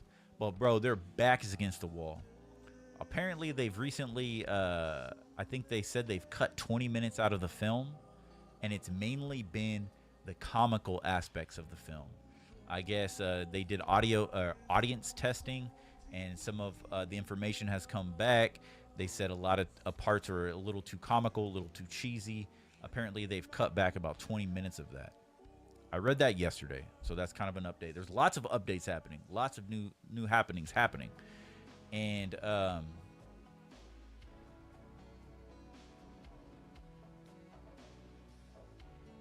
I truly feel that once people watch this movie, they understand the reasoning behind the weakness that we have seen so far. I think they'll look back at the marketing and go, oh, I get it. Fucking James Gunn did it again. Threw us for a loop. In my personal opinion, I believe the reason this is becoming a new trend in Hollywood is expectations. They are intelligently setting up the audience expectations with bad marketing to create a curve. Not show you the best shit to get you fucking hyped like this is the sickest fucking comic book movie of all time. To raise your expectations during the teaser and the sneak peek and the early marketing to go hella high. And then you see the trailer, movie comes out, and it just falls. It bombs. Like, it wasn't as good as I thought it was. That's happened so much. Specifically in the comic book film area, the niche. The expectations are too high.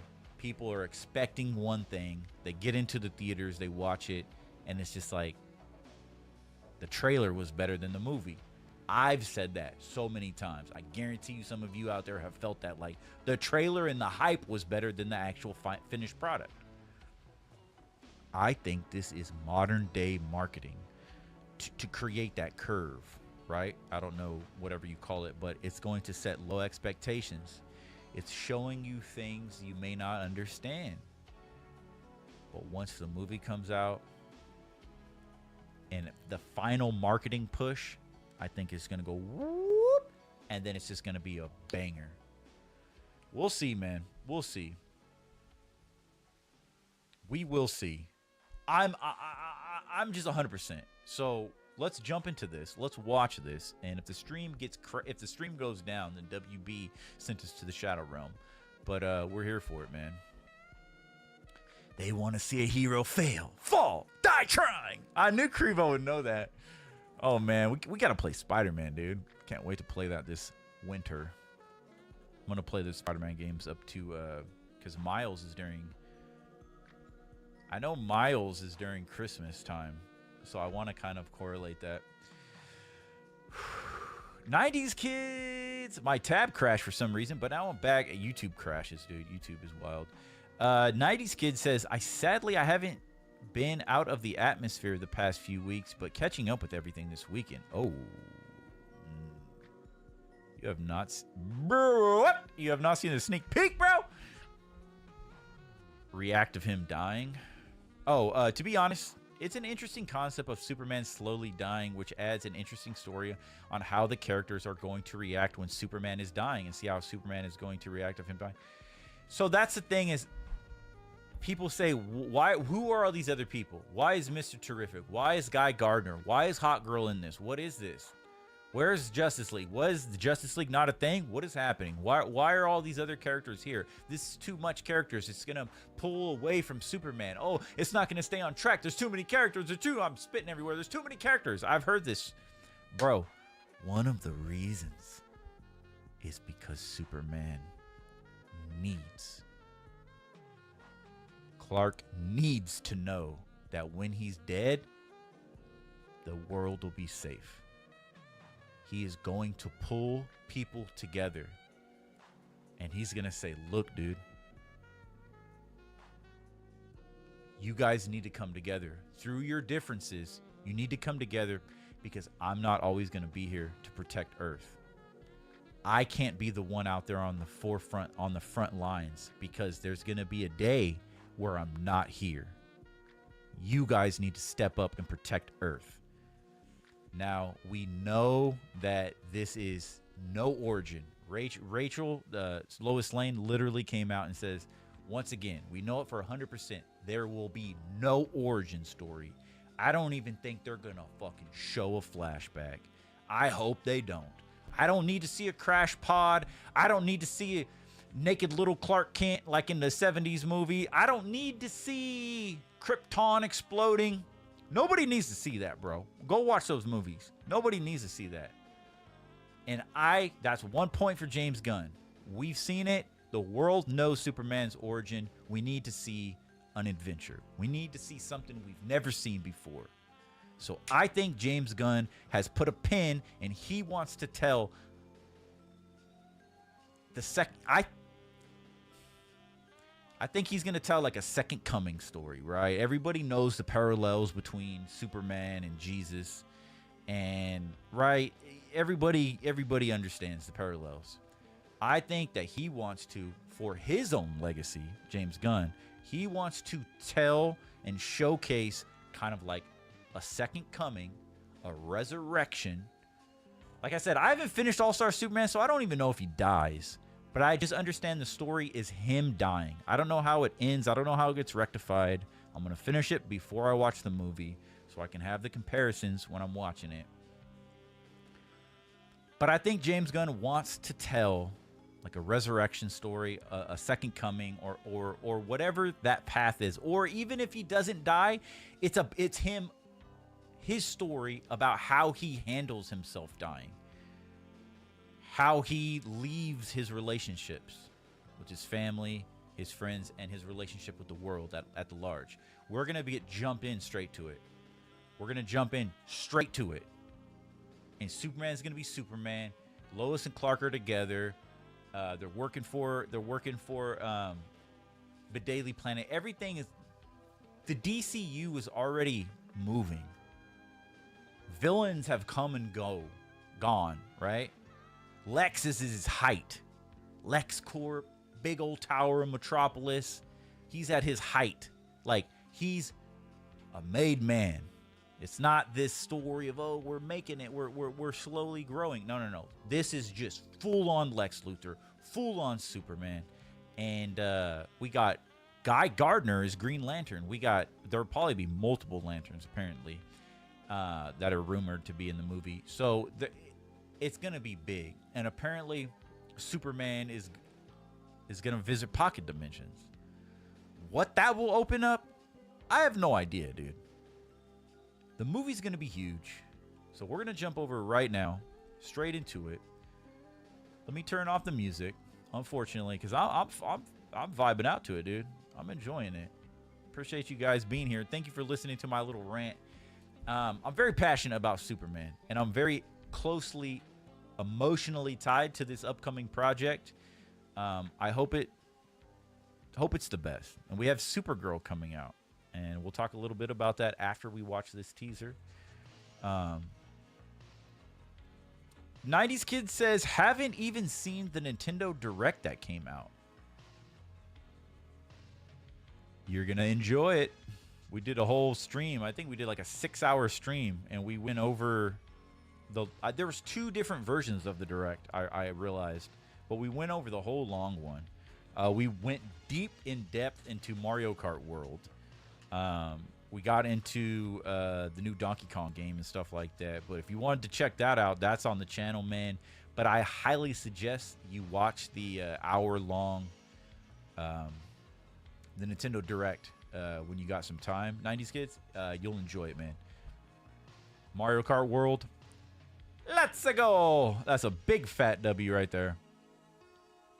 Crevo says, that's my worry with Hollow Knight Silk Song. I've been hyped for 6 years, and now everyone has expectations that it realistically can't hit. Exactly, bro. I think developers, filmmakers, production companies, artists, people are now learning that with the internet, bro, the game is different. The game is different, bro. This ain't the 90s anymore. This ain't 2010 anymore. You have to have a different strategy when you're marketing your product. You have to bait and hook, bro. You have to not clickbait type shit, right? Don't lead the audience astray to think it's something that's different, but you have to set the stones one in front of each other. You have to have a strategy for the audience, the viewer, to approach without having these blown out expectations. And so, yeah, I 100% agree with that, Crevo. Video games were the same thing, and that's what happened with Cyberpunk. That's why everyone hated Cyberpunk so bad, and it fell on its face. First game ever to be ripped from the PlayStation Store is because people set these expectations. And then when it comes out, it fumbles. Even though the ball could be picked back up and have a touchdown later like Cyberpunk right now, it's in the best state of all time. Cyberpunk is flying high. Netflix animes, they'll eventually do a live action at some point. You know, Cyberpunk will only grow, which is good because I love sci-fi and cyberpunk stuff. So, but yes, expectations is a whole, what is the term? Like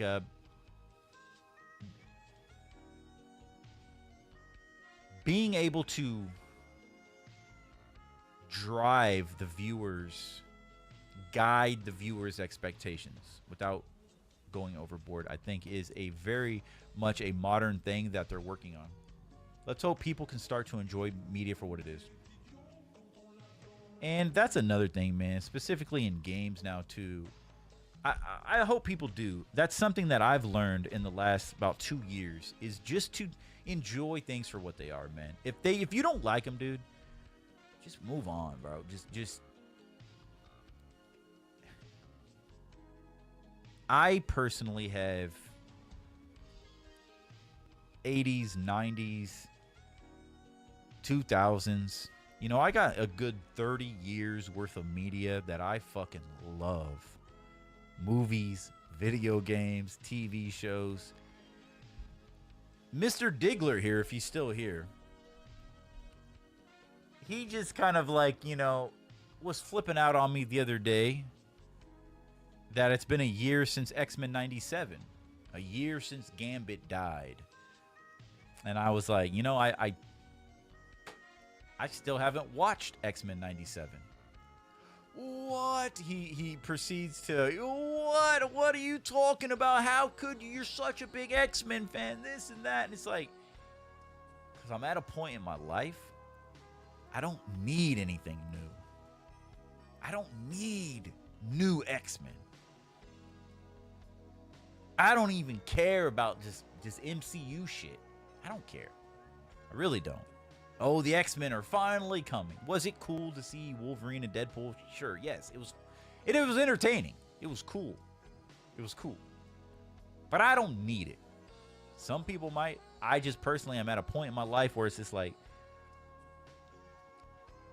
I'm so into nostalgia, obviously. Back to the basics. I'm on this journey. We're on this adventure together. And if I want an X-Men fix, I got my VHSs right here. I got my VCR right here. I got my CRT TV. I would rather watch my X-Men cartoons on my VHS for the pure nostalgia on a Saturday morning. Watch it on my CRT TV. That sounds way more entertaining to me. Same thing with my Power Rangers VHS. There's some stuff I got. I can't wait to show you guys. That's one of the reasons I have this whole camera set up, so I can show you guys some of my stuff, my collections and stuff. I haven't even watched the new Power Rangers Return on Netflix. I hate Netflix. Talk about hate. Yeah, I hate Netflix. I hate Netflix. I hate Netflix animes. I hate Netflix as a brand. I hate Netflix. I hate everything they produce. They suck. They are slop.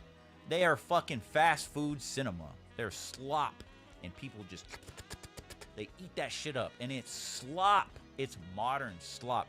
If you like it, bro, enjoy it. People eat it fast food every day. Enjoy the fast food. I just can't do it, bro. I'm going to go back and eat my steak. I'm going to watch my VHS tapes. To me, that's steak. You know what I'm saying? That's a steak meal. Watching a modern Netflix production is fast food. It will fill you up. You'll feel happy. The dopamine will hit. You feel good.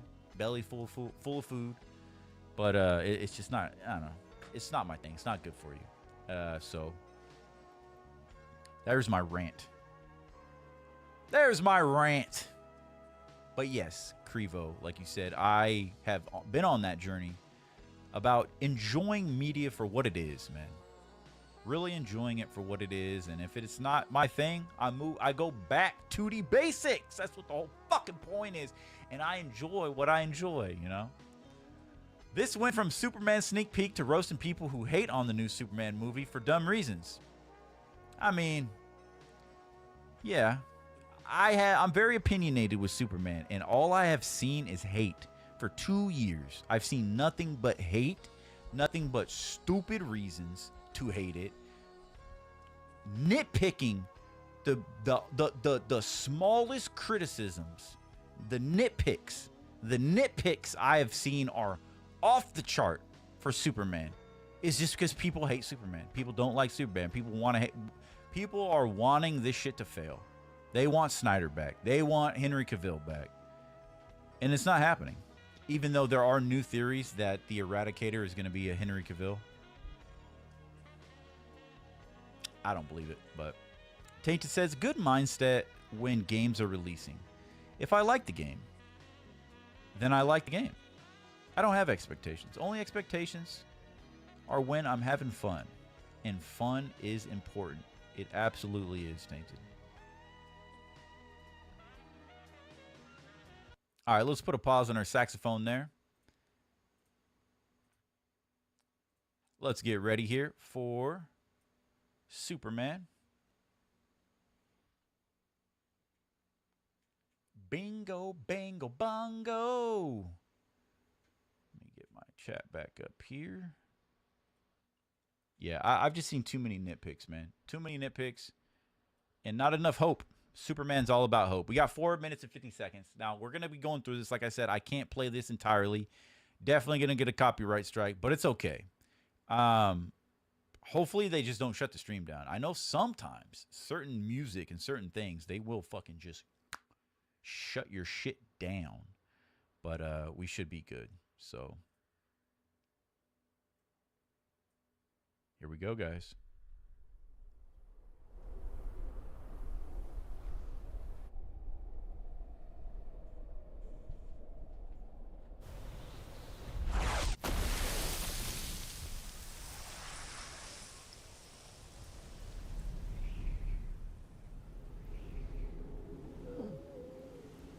They catch us in the act.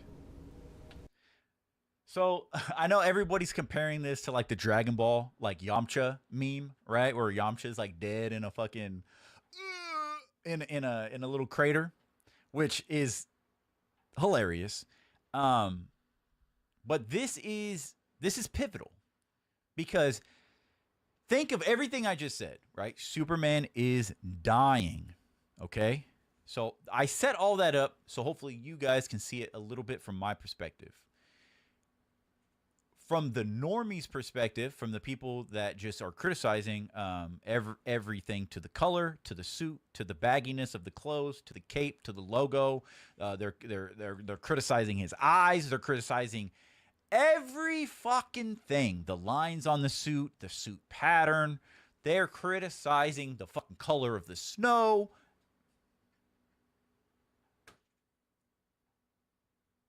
Everybody reaction. Oh, let me get the 1 second. Let me get the nightlight off real quick. So you guys can see it in the correct color. I gotta remember to turn this off when I stream. My bad. Apologies here. Oh, it's a white. Okay. Do the Yamcha. Oh, yeah, they're criticizing how he breathes. Literally, dude. Not the Yamcha meme. It's literally the Yamcha meme, dude. You know what I'm saying? Everybody knows this. So everybody's criticizing that instantly. Why is the first thing we see Superman beat up? How is Superman beat up? And I've heard people sit here and criticize, oh, but he's on Earth. Why isn't the sun recharging him? Why isn't the sun recharging him? Why isn't the sun recharging him? They say as they scream into the night. Because he's dying, you son of a bitch. I quietly whisper back. Like, what is that fucking Watchmen? I quietly whisper. Or what does they say? They look up and say, save us. And I whisper, no. I gotta rewatch Watchmen. Speaking of Zack Snyder, it's a damn good movie. I truly believe he's dying. Now, I have a theory on the outfit. One, this is just James Gunn doing something different. You have to remember, we will get multiple suit variations. We're going to get a trilogy. Superman will appear in other DCU movies. He's not going to wear the exact same suit for the next 10 years or longer. This actor, Lord willing, will be with us for 10 years. A trilogy, multiple films. Entire DC franchise of live action, okay? Superman will wear different outfits. He will don, I guarantee you, different emblems. Different color variations. They will do it. They will, I guarantee you, they're going to show like a suit thing. You're going to see suits. Zack Snyder did it, right? When he's walking, was he in his ship? I don't know. I didn't like how Zack Snyder did like there's a lot. Looking back retrospectively, there's a lot I didn't like.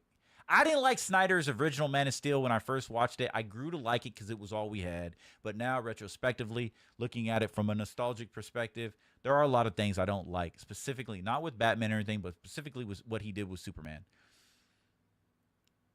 The Fortress of Solitude is very important. And what James Gunn is doing with the Fortress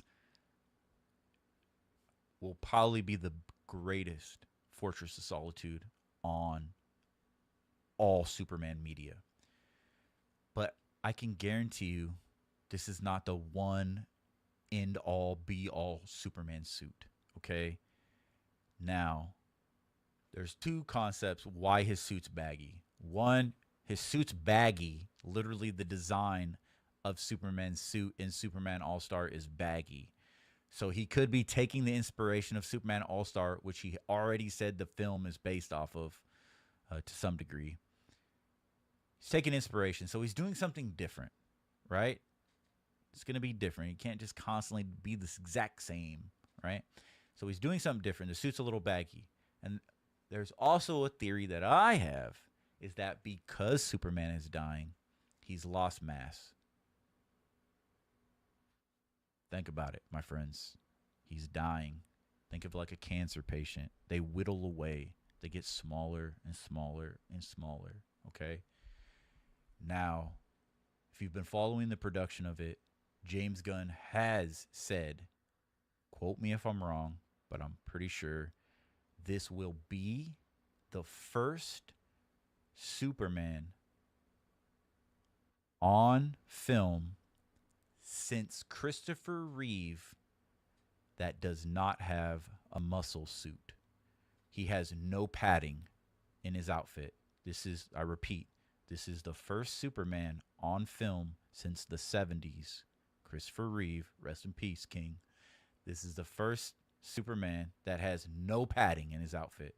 No padding. But you say, but Henry Cavill had, that motherfucker's suit was nothing but pads. Go look at it. That fool looked like a fucking god coming from Mount Olympus. That was not his real body, my guy, okay? Fight me on it. His suit was padded. Everybody knows that. It looked phenomenal, though. It looked really good. Don't get me wrong. I love the way he looked in his suit. Chef's kiss.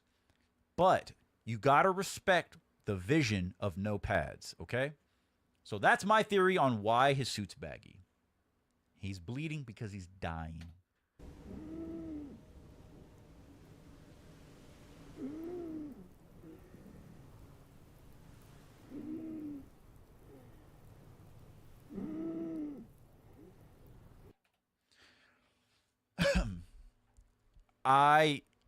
I've bought some new Superman merch. I love the new logo. I mean, this dude looks fucking good. Look at the colors. Look how bright they are, dude. Like, that was one thing. You know, I've talked, you know, we've talked 90s kids and us, you know, that's one thing I've said even 2 years ago. I was like, I just want color. I want things to pop, dude. I wanted color. Zack Snyder fucked me over with color. I can't stand everything being dark. I want color, and I got color. So I'm extremely happy. This just looks really good. A lot of people don't like the neck guard. I think it looks good though, man. I think it looks good. Bro looks like Clark Kent, dude. It's a good casting.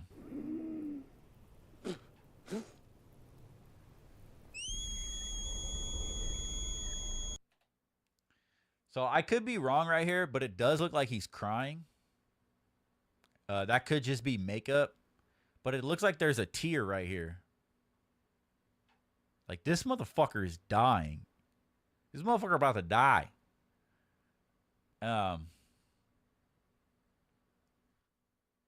Yeah, he's heavy breathing. I'm pretty sure this is a tear, dude. That's a tear. You can see the liquid jiggle. Unless I'm hallucinating.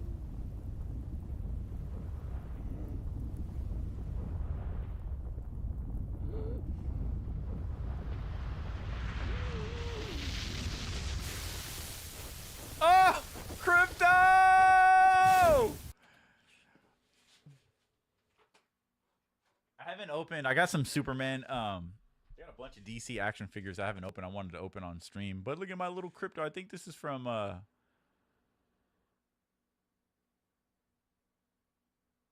don't know if this was from McDonald's or what, but Giselle, who was just in the chat earlier, she gave this to me. Little Crypto. Giselle. I think it was Giselle. Yeah, Crypto is here. We've wanted him for so long. We've wanted him for so long, dude. And how cool is it that the Superman logo is on Crypto's cape as well?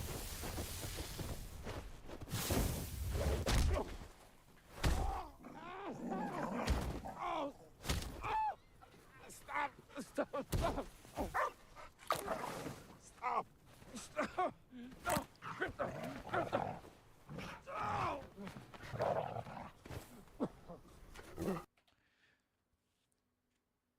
Since I've seen a lot of people talk about this scene, and the one thing they say is like, oh, they made Crypto a dog.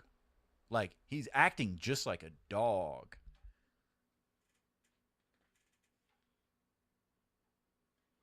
Did you think he was going to fucking come out and start speaking intelligent British or something? Like, what do you think Crypto is? He's a dog, okay? He's a dog.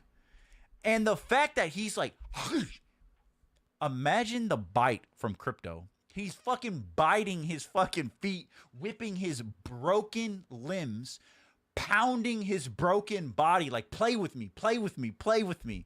This is exactly how a dog acts because he doesn't know what's happening yet. He just, oh shit, you know, It's perfect. Homie pounced on him. Crypto. Take me home. So if you didn't know, Crypto's he's not a traditional looking Crypto, right? They actually designed Crypto off of James Gunn's actual real dog. So James Gunn always includes himself into his projects, and the reflection of his own personal life into his projects, just like any great artist does, if you dig deep enough. But yeah, at first I kind of minded it. I didn't really like the way Crypto looked. I was like, I want the traditional look, but he looks really good. I think it's gonna be. I like the shagginess. You know, Clark has kind of a shaggy hair. Like it's just like it's just different. But he does have the Superman logo on his collar and on the back of his cape. Oh.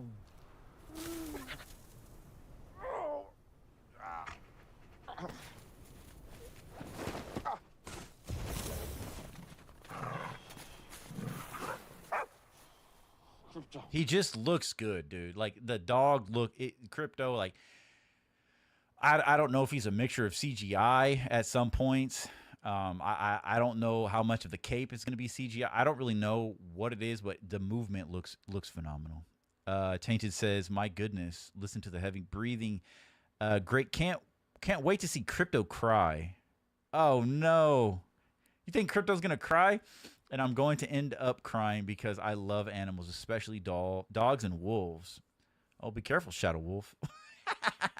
But no, the dog aspect to this film is highly intelligent. You're gonna get a shit ton of people that just love Crypto. Crypto is it's a one-way ticket, you know. It's a dog, you know. People love the dog. Pet the dog. Press X to pet the dog type shit.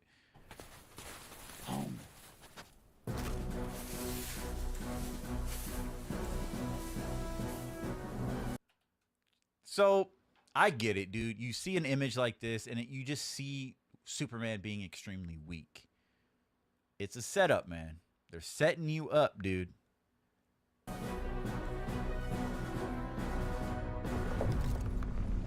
Look at the representation of the Fortress of Solitude. Fucking sick, dude. Is that not gorgeous? The music, phenomenal. The graphics, phenomenal. The fact that it just appears out of the ice is a really cool concept. To me, that's very new to me. You know, and back in the day, you know, Superman, traditionally, you know, Superman to have a key. The key is so heavy, nobody in the world can lift it besides Superman. So he lifts up this little key that's incredibly heavy to unlock the door to the Fortress of Solitude. Well, this is a little different. And people are already like utilizing this as plot points about how Lex is going to steal Crypto's bark to break into the Fortress of Solitude. People are already putting all this together. Not enough ice.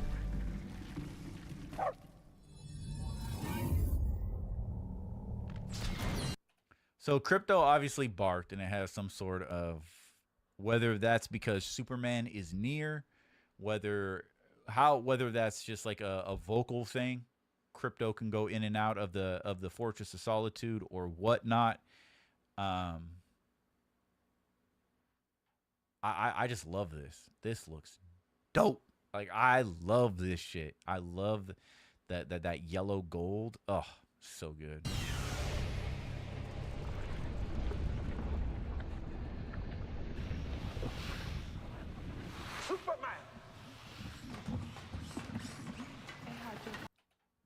Now these robots are straight out of All-Star Superman. Straight out of it. These are kind of like the keepers of the fortress. I don't know too much lore about like the robots throughout Superman's franchise, throughout the lore and stuff like that. But I do know in All Star Superman there are a bunch of these robots in the fortress that just runs the fortress for Superman, and it's kind of like Superman is a little hands off. It's a very different. It's different from a lot of the representation I've seen of like Superman and his fortress, where this is kind of like it's just kind of hands off, and you kind of see what I'm saying here.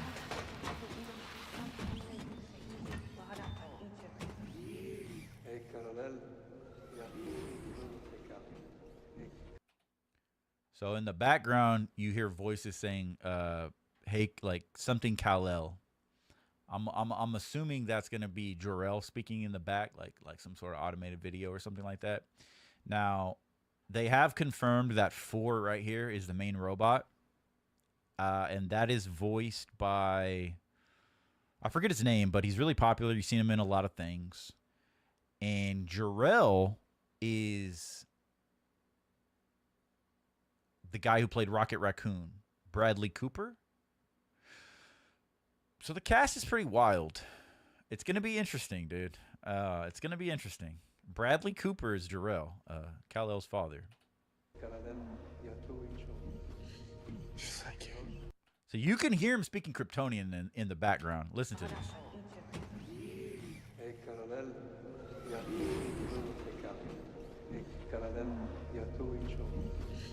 Just like you.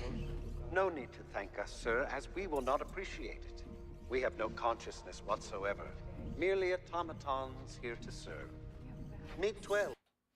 So this right here is interesting when I saw this. So this is like when you talk to an AI and shit like that, right? they say the same shit. It's like, well, whatever. But what's interesting is Superman's reaction. He's obviously in extreme pain. But it's kind of like if you've ever talked to AI a lot and then they kind of just like repeat themselves and you just roll your eyes, you're like, motherfucker, like I know. Okay? That's kind of Superman looks frustrated right here, which is an interesting emotion for Superman. He's obviously in pain, so he's frustrated. But one thing that people are bringing up is the fact that he says, meet 12. Clark doesn't even know 12, which is the new robot. And that right there is heavy indication that he is hands off of, they're at some level, some degree, he's hands off of the fortress. He doesn't know really what's going on 100% at the fortress, which is interesting. I don't know what that really could mean, but the fact that he doesn't know about this robot, or it's the first time he's meeting her, is interesting. No need to thank us, sir, as we will not appreciate it. We have no consciousness whatsoever. Merely automatons here to serve. Meet 12. She's new. He looked at me.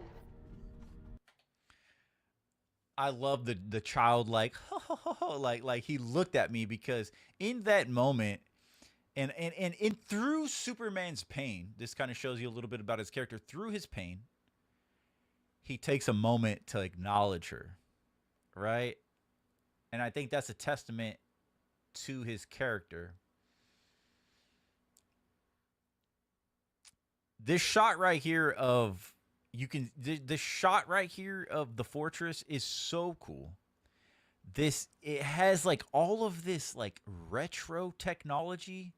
It looks very much, and I have heard that it is a big inspiration for James Gunn is the Fletcher cartoons. These are the original cartoons that came out in the 40s or 50s. The original Superman cartoons. Is it Max Fletcher? Which all of this technology over on the right above my head, looks straight out of like mad scientists from the 40s. It looks like old retro tech, kind of what they're doing with Fantastic Four. You see a lot of like retro technology in the Fantastic Four new movie. But back here, you can even see there's like stagnant robots that are just like waiting. It's just absolutely gorgeous. This looks like it's stripped straight from a comic book. 14 fractured bones. Damage to bladder, kidney, large intestine, lungs. With a healthy Look at the table, like just the technology and everything. It looks so dope. Look, like this symbol right here. So many people are hating on it. I think it looks fresh as hell. But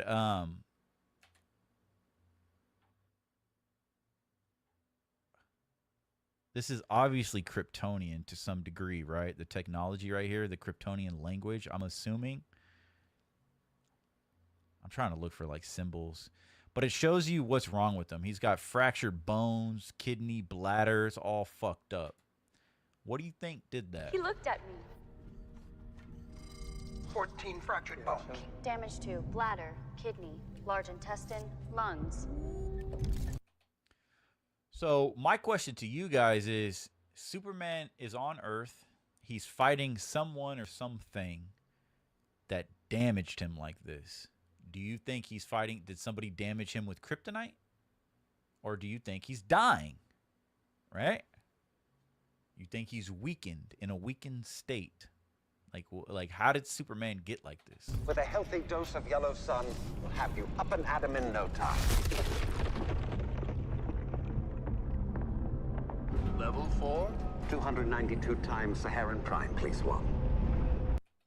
So just that little reference right there, 292 times Saharan Prime.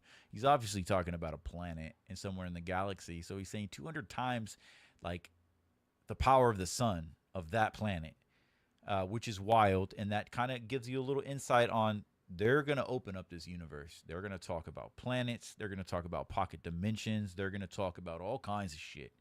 This really is going to be, I don't think this is going to be grounded.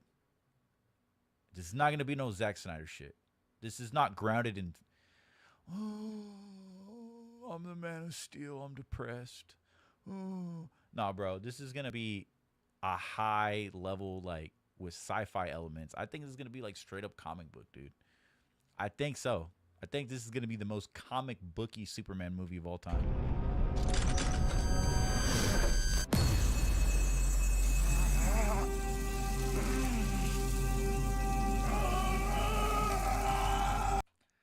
Bro, this image of him gives a whole new perspective on what he's going to look like throughout the movies when he's emoting. Tell me that doesn't look like a badass Superman. Holy shit. This look right here, this emote, imagine him with the laser beams coming out of his eyes, the heat vision. Like, bro, this movie is going to be next level. It's going to be next level, dude. I'm telling you.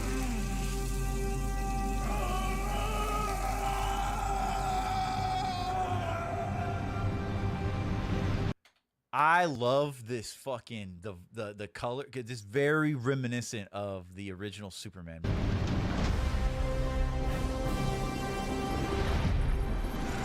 Look at his hair, bro. Because like I said, he's got like that broccoli cut, and look at his hair. It's just so different, but I actually like it. Like, it really emphasizes the front curl, but the heroicness of this. Nobody's saying like how heroic these moments are.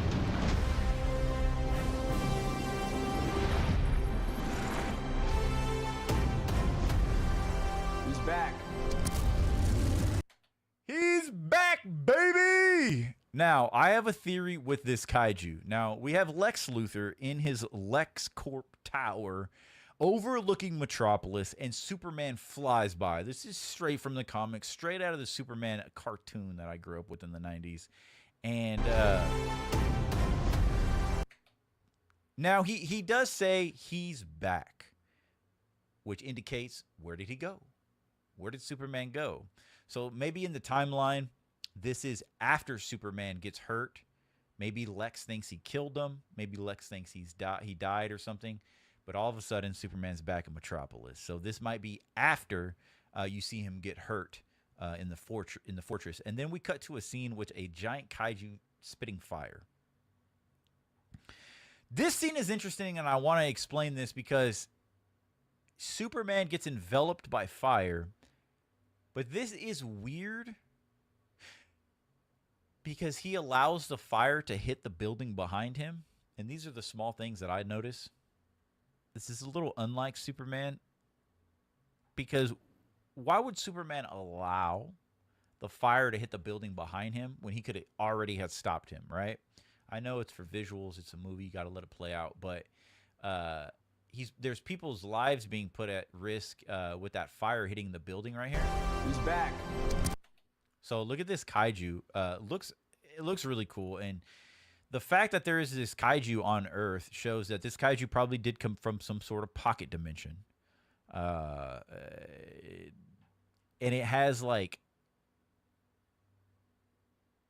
you can see that there's damage on it. Like, all on the side right here, it looks charred, burned. It looks like there's some, like, I don't know. It just looks very odd and different. It looks pretty cool, though. At first, I thought this looked pretty generic, but in this trailer, it looks pretty damn good. But Superman gets enveloped by this fire. Look how small he is, too. Look how big this motherfucker is. Look how small Superman is. Look how big this thing is. He gets enveloped by fire, and I feel like this is going to be right in the beginning of the movie. You're going to see Superman doing a bunch of heroic shit. You're going to see Superman defeating kaijus, fighting villains, saving kittens out of a tree. I guarantee you. I really feel like it. But I feel like this is going to be a perfect example of his ice ability, his ice breath. I feel like as soon as this dude hits him with fire, you're going to see Superman inside the flame hit his fucking ice breath, freeze this entire kaiju's fucking skull, and then fucking smash that bitch with a Superman punch. I think so, bro. I think so. I'm calling all this shit. I'm going all in. I guarantee you this is going to be fire and ice right here. And he's just going to crack that fool. Bink! And his fucking entire head is going to explode into ice.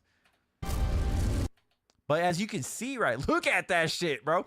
As you can see, look at it. It hits the building, right? That has potential to fucking drop that building maybe. I don't know. And Superman just allows it to hit. So it's different. Interesting. Wonder what the philosophy behind this is. You can see it right there. He's about to hit that breath, dude. He's about to hit that breath or heat vision or something. And we got Hot Girl. Gorgeous fucking image flying out of the sky. Is this I forget her name. Something Merced or something. Merced or something. I think she's a good choice. I've always been a big fan of Hot Girl. I like Hot Girl more than Hot Guy or Hawkman. Hot Guy. Thinking of Hawkeye. I like Hot Girl. The mace, the helmet, the wings. Looks phenomenal. Now, let's talk about it, dude. I'm a big fan of Smallville. And, I'm a big fan of Smallville. And this is quite the interesting take on the Kent farm. This is the first time I've actually paused this. Now, you do got your traditional... I don't know. What do you guys think of this? I'll tell you what I like about it. For one, you know it's a farm because you got cattle literally in the front yard. Pros. The long driveway with the raggedy old fence. The almost red, it's kind of red, the old pickup truck. This is obviously Pa Kent's pickup truck. If you know Superman's story, this is obviously Pa Kent's old beat up pickup truck. The one thing is it doesn't really look like a farmhouse. It looks like a modern house.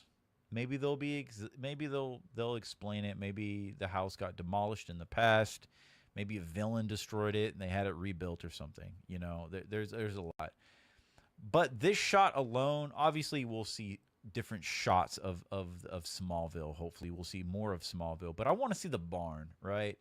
And so it kind of feels like spiritually the red roof kind of feels like a red barn. So it kind of feels like the barn and the house together.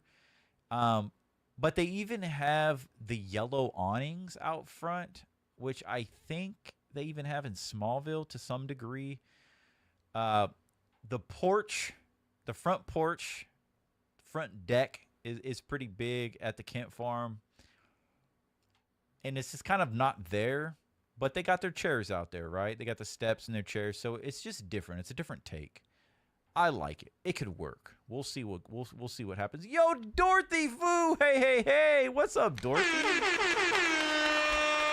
It's good to see you, Dorothy. Happy T.G.I.F. We're just hanging out, watching some trailers, playing some demos, and just hanging out tonight. It's good to see you, Dorothy. How have you been? Hope you've been well. So yeah, this is definitely interesting. Happy Friday indeed. Hopefully you don't have to work tomorrow. So this is obviously, you see the yellow awning. They're at the porch, and this is a scene where Clark embraces his father. And I've had a lot of people say that they don't like the casting of Pa Kent. When I found out the casting, I initially did not like the casting.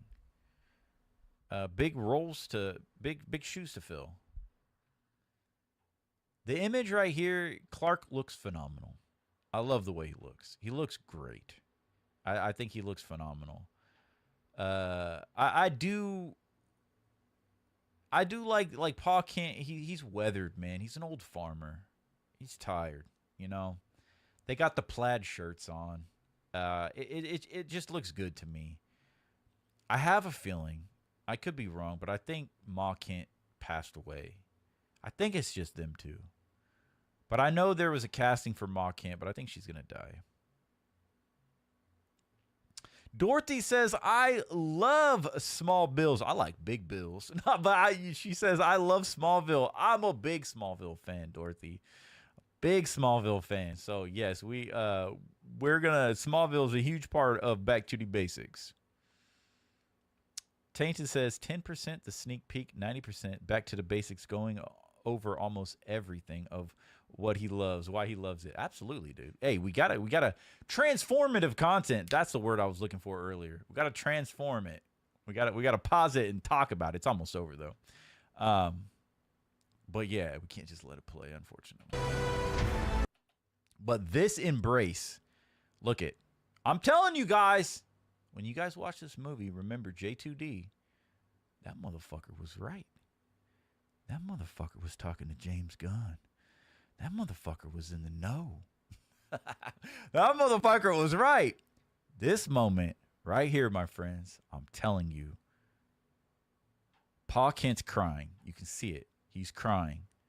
This is a son embracing his father in the result of two things. Either Martha Kent passed away, and this is them consoling each other over that, or, which I think has already happened, this is a son consoling his father that he's about to be alone, because Clark knows he's dying and he's not going to be here to help his father. He's not going to be around too much longer. And I think that's what this scene is.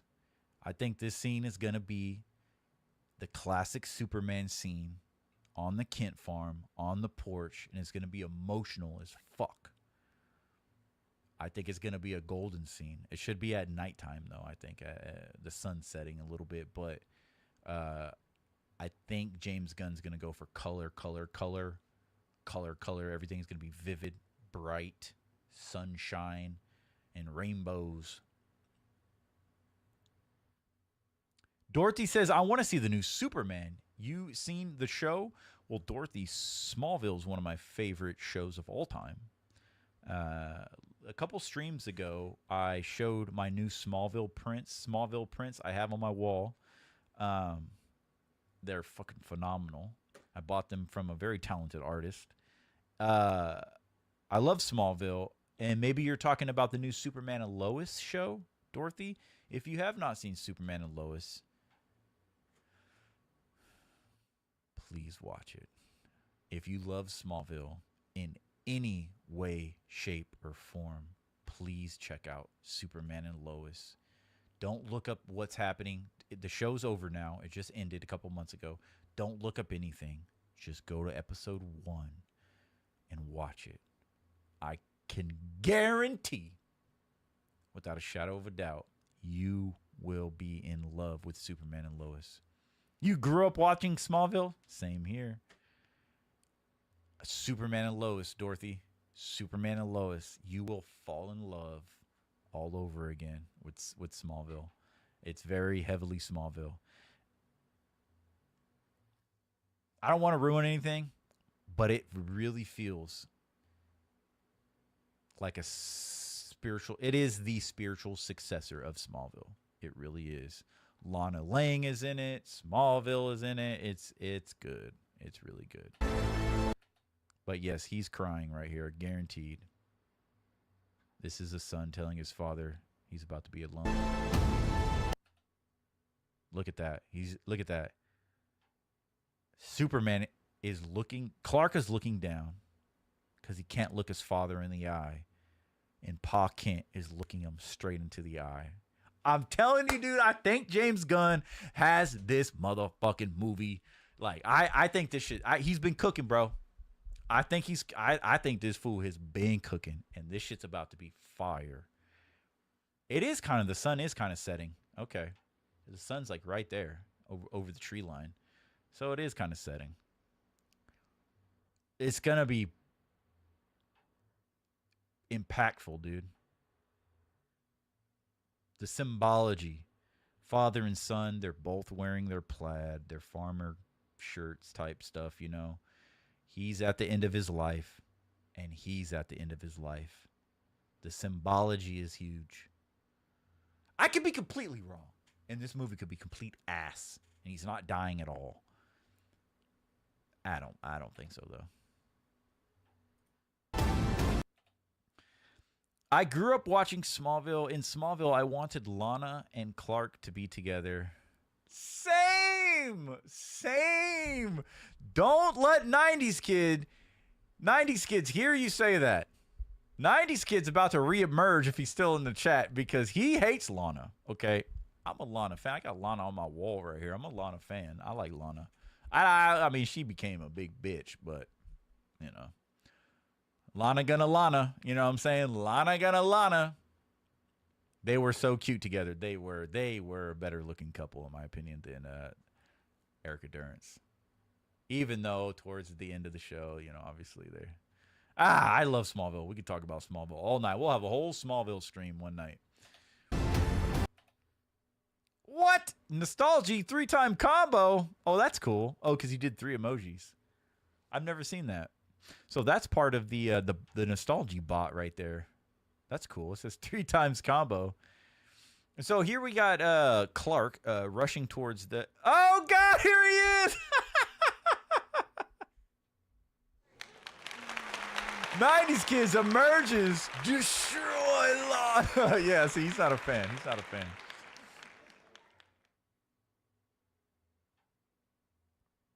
Crevo says, GG's everyone's. I'm going to head into VR. I doubt I'll be back before the stream is over. I'll see you all tomorrow for Rise of the Argonauts. Remember, stay nostalgic, vibe up, and don't fade away. Thank you, Crevo, for dropping that $20 super chat. Thank you for hanging out tonight on T.G.I.F stream. Looking forward to hanging out with you tomorrow, man, and enjoy this Friday night. Enjoy your weekend, man. Get that rest. Enjoy your VR, dude. You're gonna have to show me how to do that because I would love to swing around in VR. Appreciate you, Crevo. Dorothy says, I didn't like Lana and Lex together. Don't get me started, Dorothy. Do not get me started. Oh, you too, bro. Have a good night, everyone. Good night, Crevo, man. Okay. Let's get back to this. It's gonna everything starts flowing real quick now. We got some scenes happening. So here we got the Daily Planet, 44 Concord Street, Metropolis. I gotta say, man, they nailed the Daily Planet. The Daily Planet looks phenomenal, dude. I love this cop. He's got the freaking newspaper. What does that say? Who is that? That looks like a big buff motherfucker in that image. Do you see that mass on that person right there? Is that like a villain?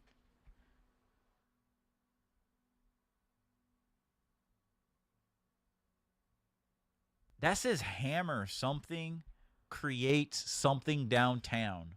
Hammer? It says Hammer something creates downtown. I don't know. I love the Easter eggs, man. Before the trailers came out, I was following every behind the scenes image. I was saving them all to my computer. I was looking at everything, dude. And they have added so much lore into Metropolis. They built out Metropolis. Insane. What, in Cleveland, right? I think they shot a lot of it in Cleveland, I think.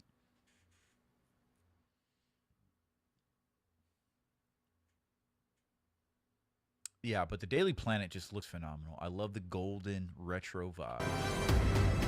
So this scene right here is what got, oh my God, Lois! Ah! Bro, how you gonna say this does not look good, bro? This Lois and Clark is about to hit on another level. This Lois and Clark is about to fucking hit on another level. So everybody's criticizing the fact that Superman is pulling up his boots, taking his time, drinking his coffee, whatever he's drinking, right? Why is Superman sitting back allowing some giant energetic eyeball from another pocket dimension planet wreak havoc on Metropolis? What is happening? Who is this? What is the energy in the background? And why isn't Superman doing anything?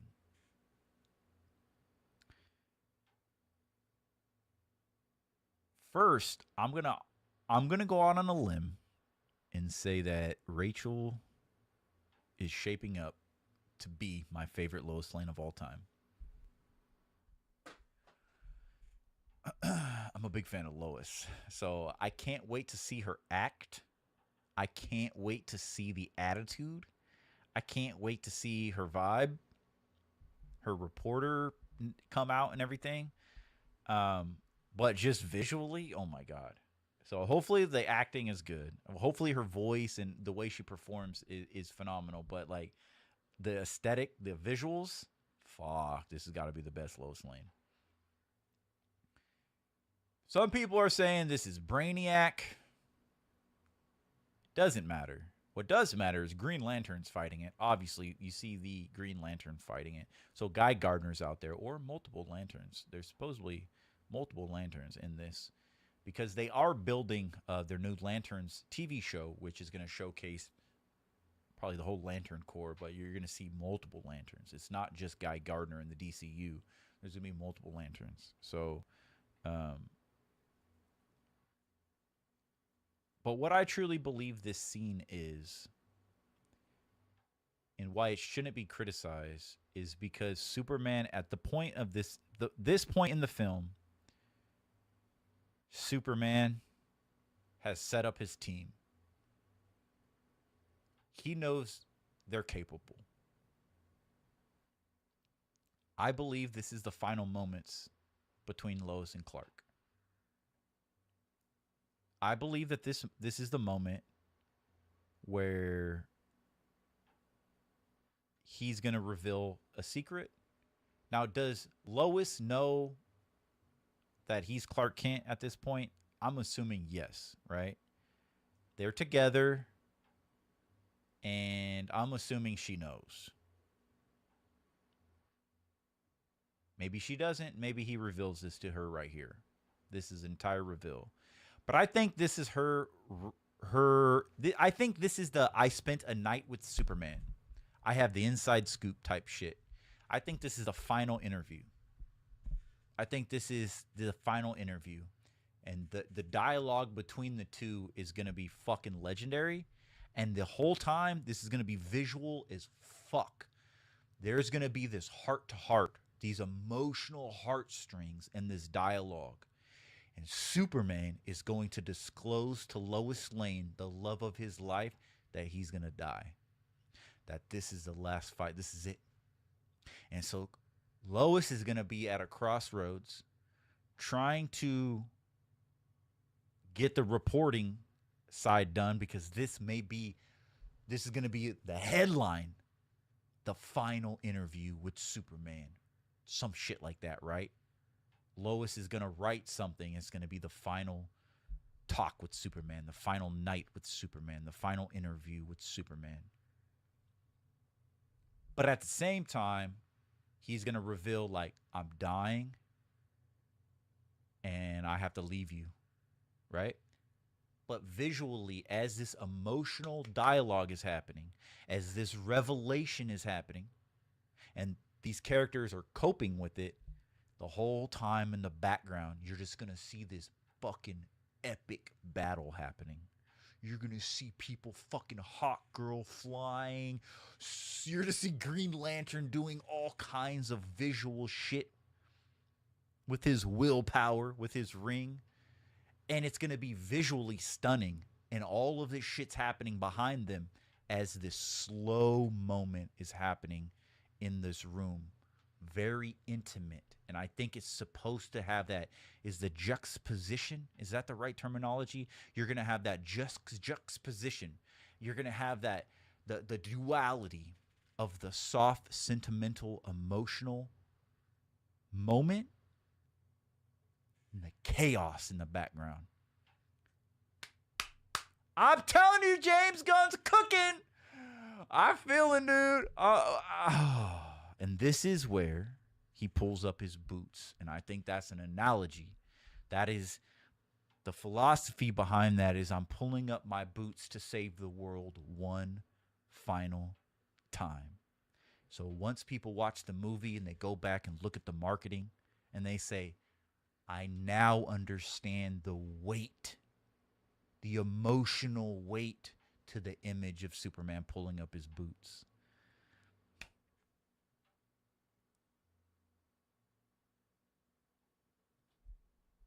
What's up, Shadow Wolf GG in the chat? Dorothy Vu's laughing, loving, laughing again. Have you seen Arrow or The Flash? I could not sit through Arrow. I could not really get into Arrow. I think I only watched the first season of The Flash. It was really good. Grant Gustin. It was good. I liked it. I wish I would have watched more. I know Shadow Wolf, I think, finished the whole season of The Flash.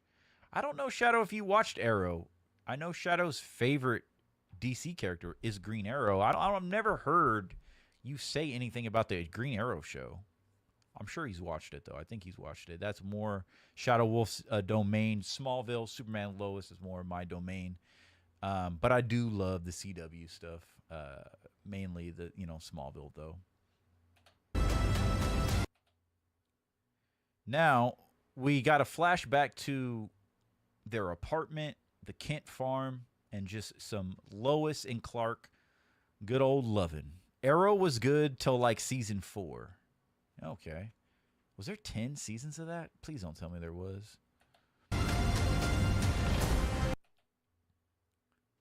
So I'm assuming by the brick wall, this is their apartment building in Metropolis. I really hope that they have a small, shitty apartment. If you guys didn't know, and specifically for you, Dorothy, there is a season 11 of Smallville, and it is in comic book form. Speaking of, by the way, if you guys did not know, the animated sequel to Smallville that was pretty much greenlit and was going to happen is now dead. So Smallville, the animated series continuation, is not going to happen. It's never going to happen. They killed it. James Gunn killed it. So if you hated James Gunn and you're a Smallville fan, there's another reason, a notch in your belt to hate James Gunn, but they can't have the confusion. And it's the exact same reason James Gunn and WB shut down Superman and Lois, because you can't have multiple Superman stories going on at the same time. So they shut down the sequel to Smallville. It was going to be an animated show, and they shut down Superman and Lois live action on the CW because this is Superman now. So, but in the season 11 of Smallville comic book, which is a straight sequel, Lois and Clark move in together, and their apartment is, it's like a shitty apartment in Metropolis. 90s kids, is it in Metropolis? It might be in Smallville. They may have got an apartment in Smallville. I forgot. I think it's in Metropolis, though, because they're working at the Daily Planet. So they got an apartment in Metropolis. And so I like to look at all this shit because I just nerd out on this shit. I'm a big Superman fan, so I love to see, like, they probably will be in a shitty little brick studio apartment. I just love that.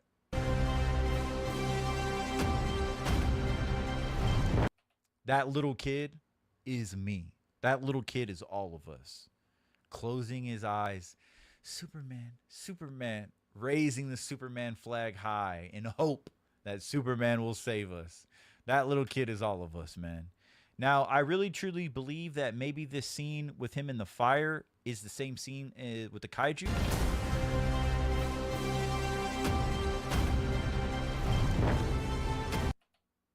See, he just like... So, I don't know. It's interesting.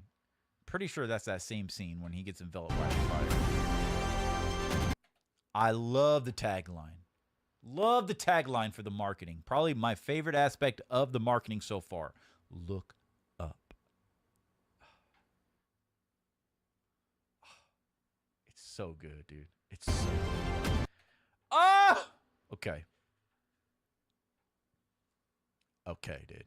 Okay, then. Okay, then. So, these 5 characters are all like our Daily Planet characters. I know this is Cat Grant, right? This is Cat Grant. No, is it? I'm pretty sure this is Cat Grant. I'm very happy they kept her sexy. They gave her that specific look to her because that's who she is. She's, a sexy chick. This is Jimmy Olsen, okay? I like this kid. This kid's fucking hilarious on that show. What's that show with Drew Barrymore? And she's like a zombie. And is it Timothy Oliphant? One of my favorite shows to come out of the last 20 years. It got canceled early. But this kid was the kid next door. And he started dating the daughter. This kid's fucking funny. I like his voice. I like his acting. He could play a stereotypical nerd hella good. He's a fucking nerd character. He always gets casted as like a nerd. I think this is a really good casting for Jimmy Olsen. This guy, I don't know his name, but he is in Superman lore. He's got an iconic mustache. And I was just reading last night, he had a little interview, the actor. And, he says that he's possibly, hopefully, he says, that he's going to be around for a long time. So you're going to see these characters probably reoccur maybe for the next 10 years. I really, truly believe that the casting is going to stick around. These aren't going to be characters you see once and they're gone. These characters will develop and grow with us. So this guy is known, and he picks on Clark Kent all the time. Clark Kent's bumbling, he's fumbling, he's a dork, whatever. This guy is like a over-the-top chauvinist type guy. He's mocking him, he's making jokes, he's laughing at other people's expenses. But the fun aspect of this character is he's always making fun of people, laughing at other people's expenses, and then he gets the shit end of the stick. That's his entire character. So you love to hate him. And he literally says this in the interview, that it's so true to the comic that he's always going to eat crow. Smallville crows, no pun intended. He's always going to eat crow. So, you know, he's going to mock, he's going to make fun, and then he's going to get the shit end of the stick. I don't know anything about this guy's character. To be honest, I don't really. These two characters I don't know from the comics. I just know obviously Cat Grant, Lois Lane, and Jimmy Olsen. But there is a specific aesthetic that you will see throughout the behind the scenes and throughout the trailer. And hopefully it really resonates in the movie, that there is this retro brown vintage gold look. And you can see it in a lot of the outfits. You can see it, these lamps. You can see it in the chairs, the desks, the mouse pads. Oh, you can't see it because I'm in the way. But you can see this vintage aesthetic, kind of to the golden age of Superman. And I think that is what I've always wanted in a live-action Superman movie, is I want that golden retro, that retro Metropolis. It's modern, but there's this retro aesthetic to it. And we can see that in the Fortress with the retro tech. We can see that right here in Daily Planet. I love how they have like the traditional pillars with the monitors on the pillars. That's straight from the old school movies. It's you see it in a lot of Superman. It just looks fucking good. It's perfect, right? No complaints here at all. Superman. Now, this is interesting because we see Lex Luthor. This is Nicholas Hoult. Superman. So this is Agent 47, Hitman. No, I absolutely love I love what they're doing with Lex, right? We're not getting any James Gunn nonsense. I'm sorry, Zack Snyder nonsense with the hair and stuff like that. Even though I was pretty happy because I thought these characters were going to grow. I thought those characters were going to grow over years, right? We got Lex with the hair. He shaved, became the Lex that we knew, yada, yada, yada. And then it fell flat. Like I said, this movie's jumping straight into the action. We don't need an explanation on Lex had hair, he has this disease or this sickness or whatever it is, this condition. We don't need to know all this. That can be explained if it pertains to the stories coming in the future, right? They can, well, I'm this way because of this condition I have, and they could go into that exposition later. But the fact that we get a Lex Luthor that looks like Lex Luthor, 100. Now, anybody knows Lex Luthor, anybody knows Superman, what do you think is in that gun? What do you think is in that gun? You know damn well there's a kryptonite bullet in that gun. You know damn well there's a kryptonite bullet in that gun. I can't wait to see how he acts as Lex. I can't wait to see the cynical side, to see the villain come out. I am the villain of the story. I can't wait. I'm a little scared of his acting. I'll be honest. I want to see his range. I want to see how dark he can go, how crazy he can go. Metropolis in season 10. Chloe! Oh, I have not seen Chloe smile. It's been too long. There's a James in there. Yeah, I think there's a kryptonite bullet in that gun. Now, this is another interesting.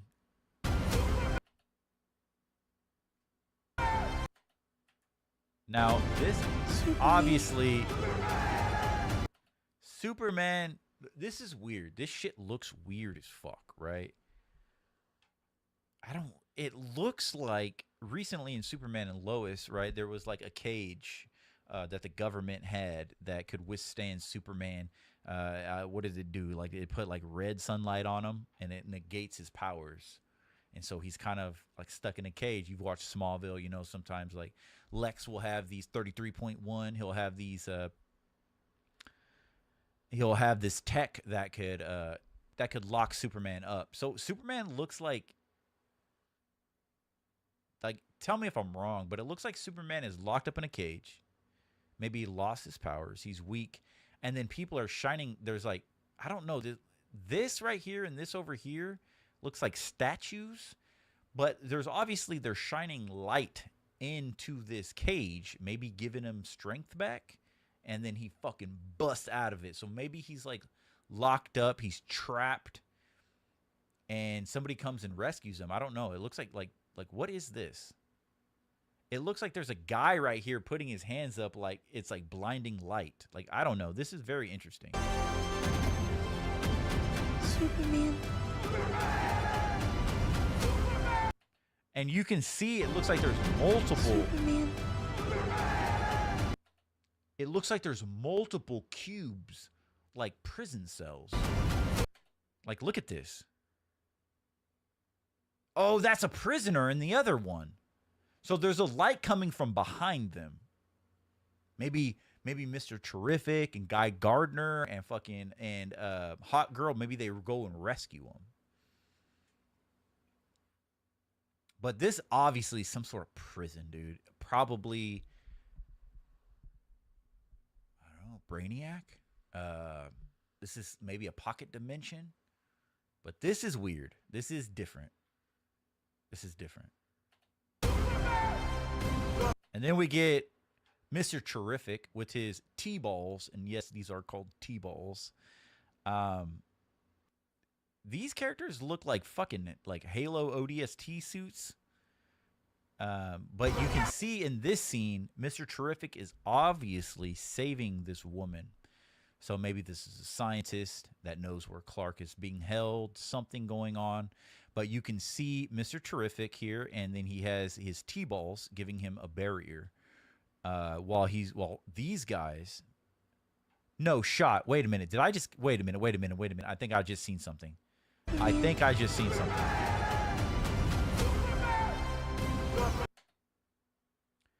It looks like it says LC right here on the collar of these guys, which would be LexCorp.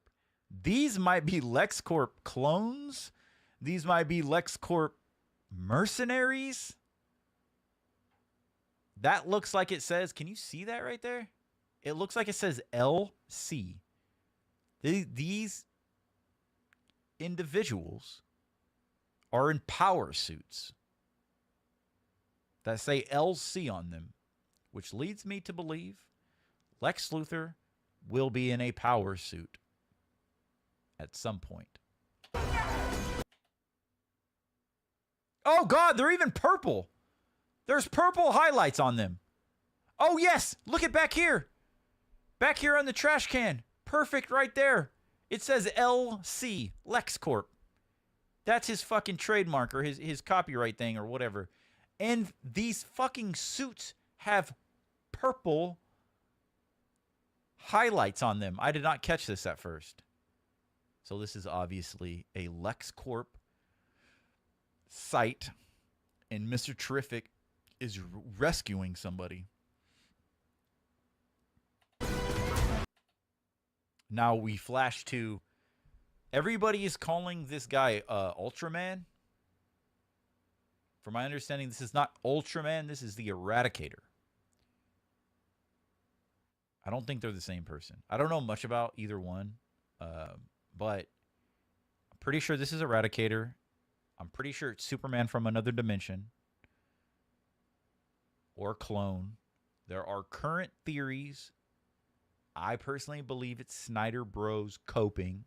But there are currently theories that Henry Cavill will cameo as the Eradicator and Superman will destroy him. And it'll be a ending to Cavill. I think people are coping. I don't think Henry Cavill's in this movie. But imagine that, bro.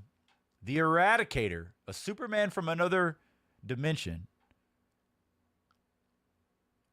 reveals himself to be Henry Cavill.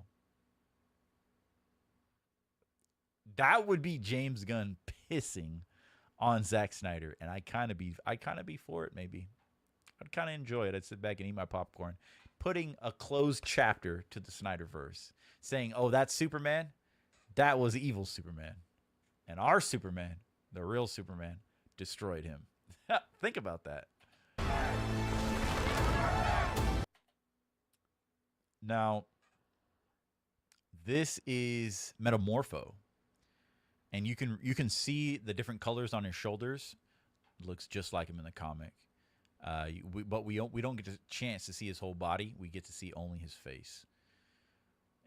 People are just out there saying, "Oh, this is Parasite. This is this." It's like, bro, can you not just Google it real quick? This is Metamorpho.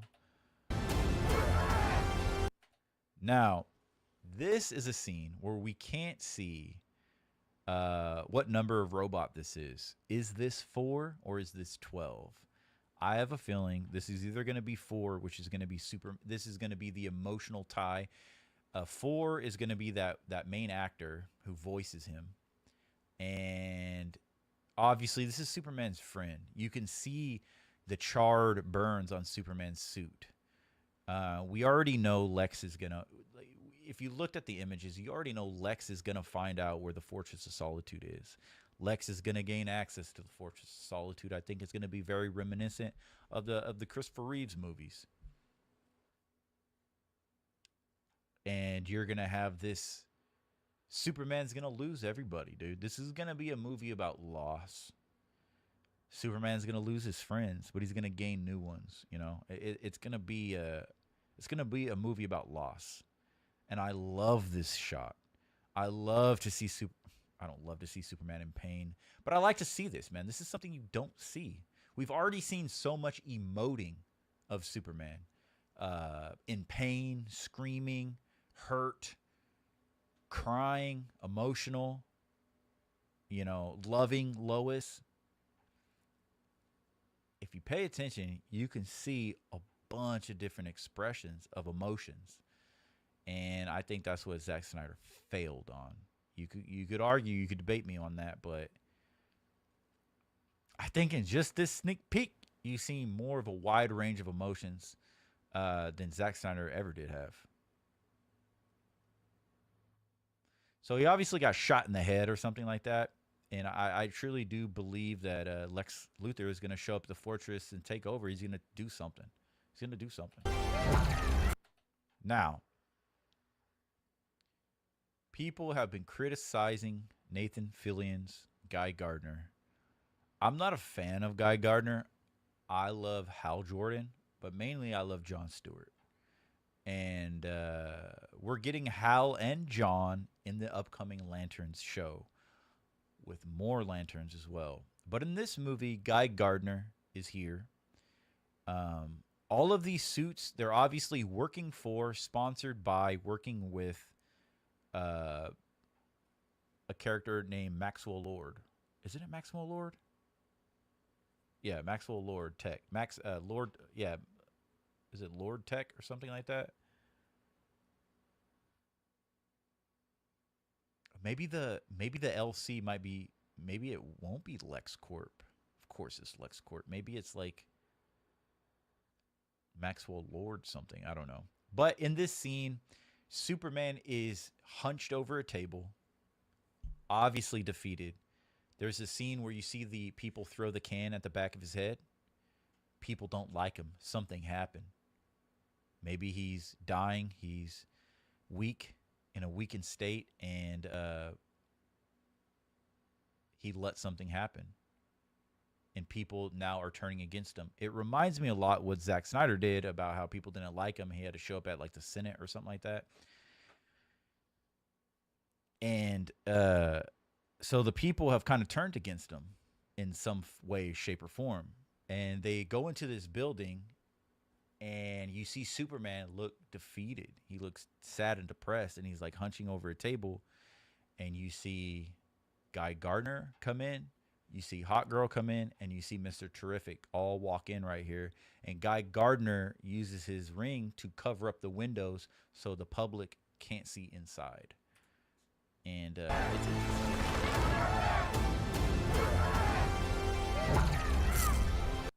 So you can see right here, people are looking in. Superman looks defeated.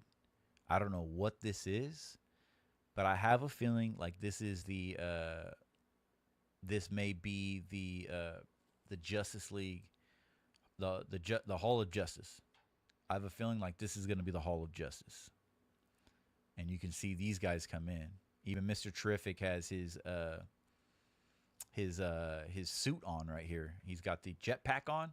Now there was some behind the scenes, some set photos of Superman rescuing like little kids and shit like that, and you can see all of them like hugging little kids, hugging people and stuff like that. So maybe this is after that.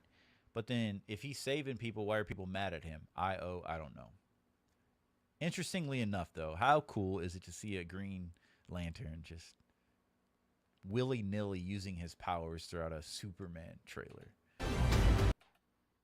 Look at this. So, earlier I said, look at that kaiju hitting that building with fire. That could do damage. And obviously did damage. This may be a result of the kaiju. Maybe people are upset at Superman. Is this the Daily Planet? I hope not. It kind of looks like it, though. It kind of looks like this is the Daily Planet. Either way, this is some next level. This is like some 9/11 shit. You know, we seen it. We see Zack Snyder did it. And by doing this, it is a powerful gesture of defeat, right? Because it's like 9/11. It's an altered skyline. Metropolis will be forever altered, right? With these buildings falling over. That's a whole lot of damage, bro. Yeah, that's crazy. And it's falling on this bridge too, or this like whatever this is. Like that's a lot of damage. So obviously people are going to be upset, and this is probably why people in the movie are probably against Superman. Something happens. Now, can't be sure if Superman was crying when he was laying in the snow, but we now know Lex Luthor is crying. Like I said, man, I really think this is going to be a very different take on these characters. Like I say, it's not going to be grounded, but of course it's going to be grounded to some level. This has got to be towards the end of the movie. Lex Luthor is beat up. His clothes are ripped. Was he ripped out of a power suit? I would like to think so. But that's a lot to happen in one movie. But why is Lex crying? That's powerful, man. What would make Lex Luthor cry? That's the type of questions that keep me up at night. Why is Lex Luthor crying? He's not crying because Superman's dead, or is he? Is he? He fucked up. He fucked up. Big time. So we have this classic moment here. Maybe this is in the Hall of Justice. I think so. This is going to be in the Hall of Justice, but you have like this classic scene of Superman, you know, twirling Lois into the air as they kiss. See, this is why I believe... Oh, look at that emblem in the back. Looks so good. This is why I believe that this is where Lois embraces Superman for the last time. He tells her he's dying. He's got one last fight. He gets up. He pulls up his boots. He goes to fight. He's looking at the battle. He's about to go out, and she embraces him one final time. I think this scene's going to hold a lot of weight. I think this is going to be like the most emotional scene maybe in the movie. This is a final goodbye between Lois and Clark.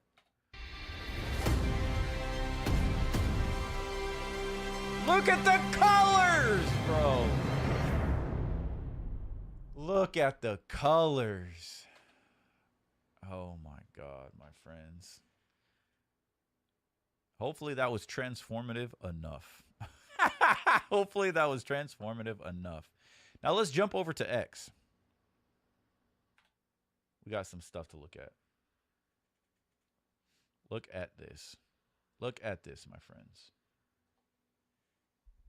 Look at this. First image. First look at Superman and Lex Luthor together in James Gunn's Superman. This is the first scene on the set of seeing Lex from behind and Superman. Pretty interesting. Pretty interesting. He doesn't look beat up right here, obviously, right? We turned that video into a 2-hour-long stream. That's what's up, dude. What? 90s kids?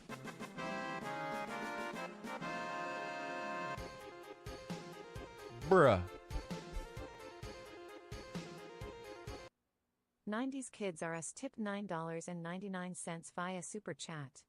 Had an epic night hanging out with y'all. Can't wait to get that shirt and vibe up. T.G.I.F. Everyone see you all again soon. Stay nostalgic, T.G.I.F. 90s kids. Call me. Call me.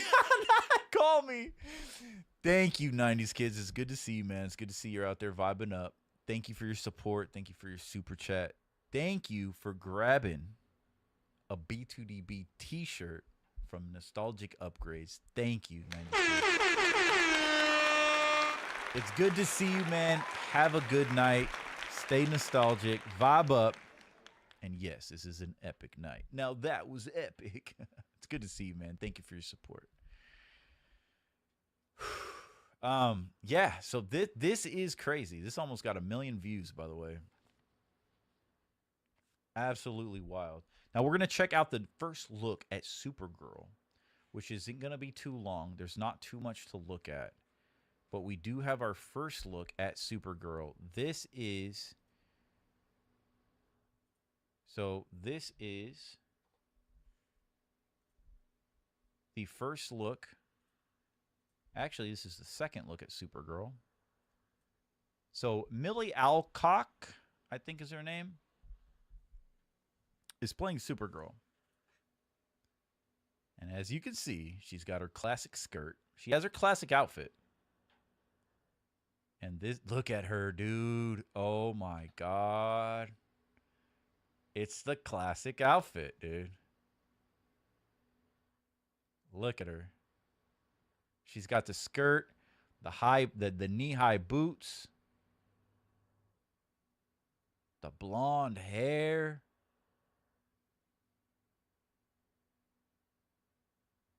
She's got the exact same S symbol. Look at her. Look at her go.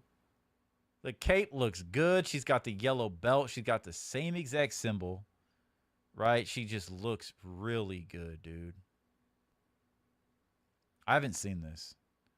This just dropped like 4 hours before we went live.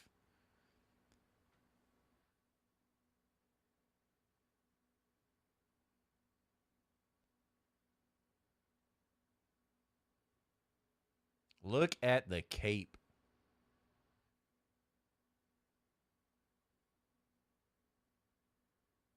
I think they're setting this thing up to be what I've waited for my entire life.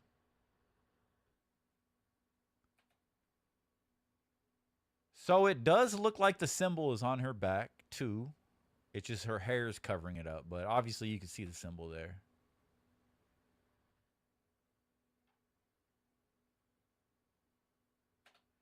Now,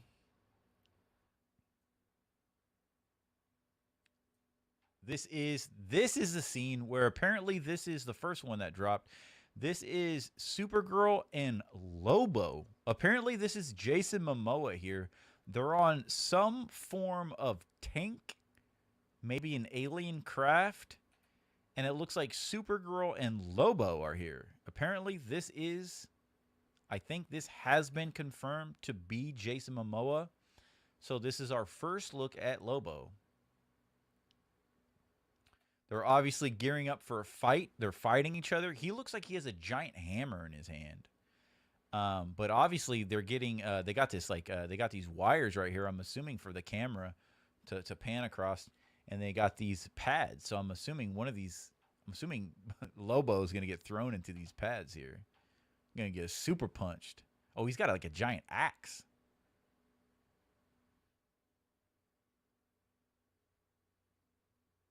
But yeah, Supergirl looks great. She really does.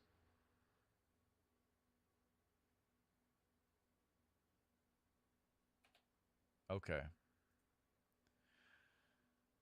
Okay. I'm going to take a quick intermission and then we're going to jump over and play our demo.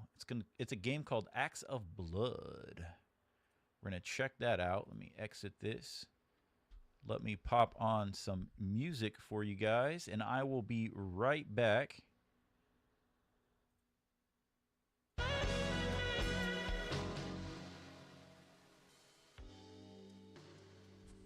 Okay, guys, I will be right back.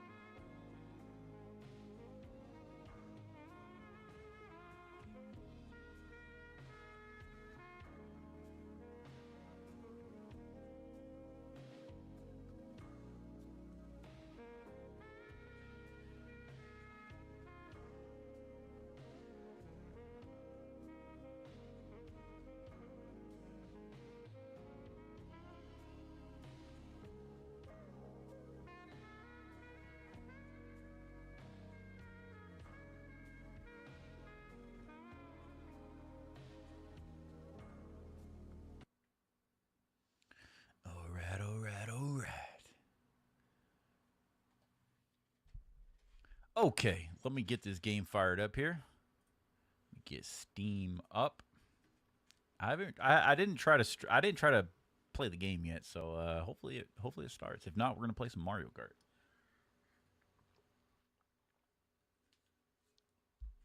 Thank you to everybody out there for hanging out, man. I'm sweating. It is hot. Summer is here, man. Spring is here, at least. I don't know if I have to play this with a mouse and keyboard. I'm not ready for that, but I do have my controller.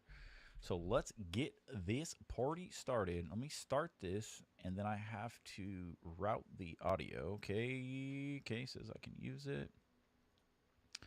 Let me add Axe of Blood to the audio. Bingo, bango, bongo. What? Okay.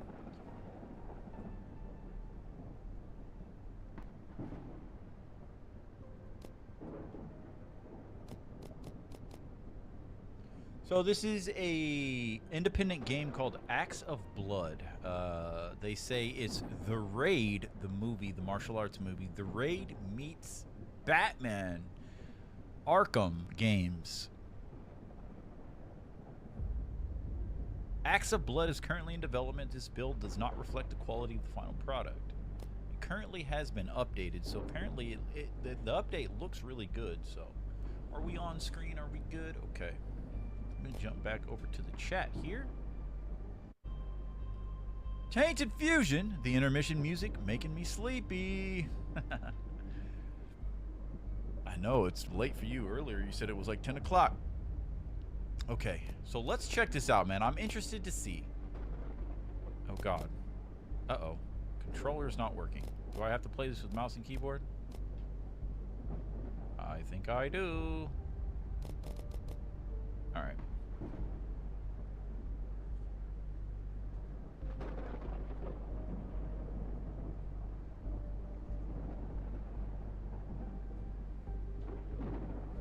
Grab my mouse real quick, or my keyboard.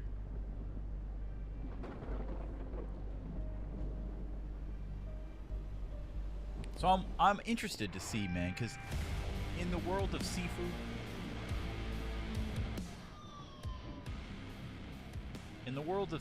man, there's not a lot of competition.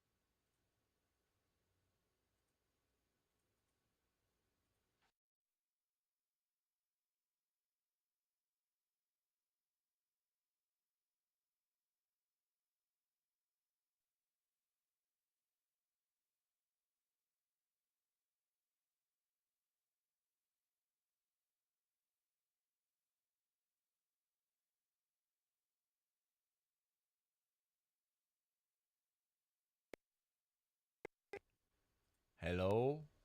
Are we back? Are we back? Are we back? Hello? Is anybody out there? We're back. Okay. Do I sound all crazy? Is it good? Testing, testing. Okay. Sounds good. Wow, that cool. That fucking that is a W. The fact that so that game fucking Unreal, dude. Unreal Engine is that shit. Just trying to throw that game into full screen crashed the entire PC. But because that's the gaming PC, it didn't crash the stream. So we beat you, bitch. We win. We're survivors. We survived a crash. Sounds nice and clear. Okay, let's get back to that. That shit crashed the entire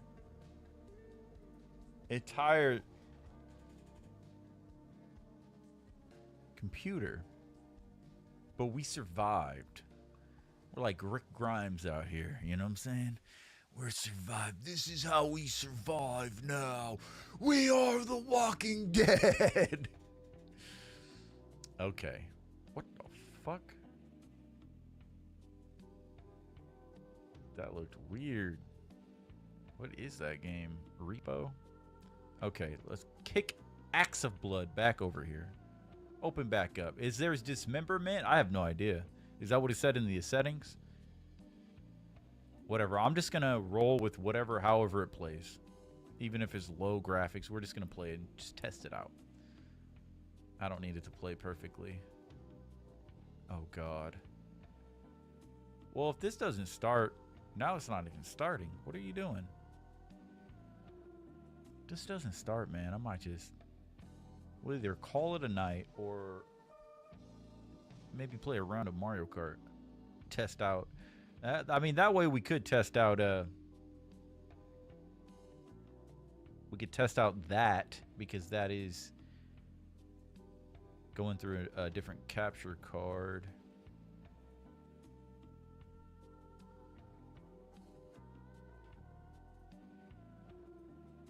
Okay, hold on. Let me start this again.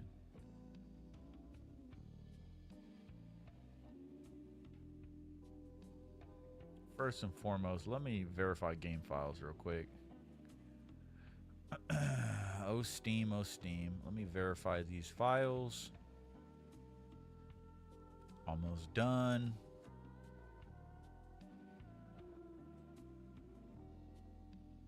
Okay. Let me try to reload it. And here we go.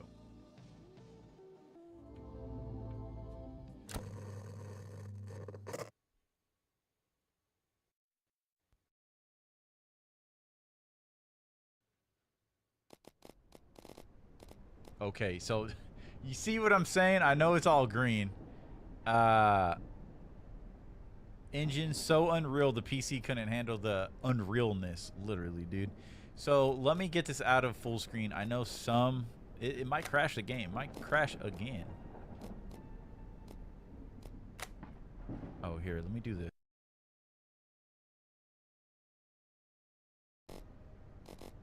Okay. We're running off of that. That's all we need. Cool. All right.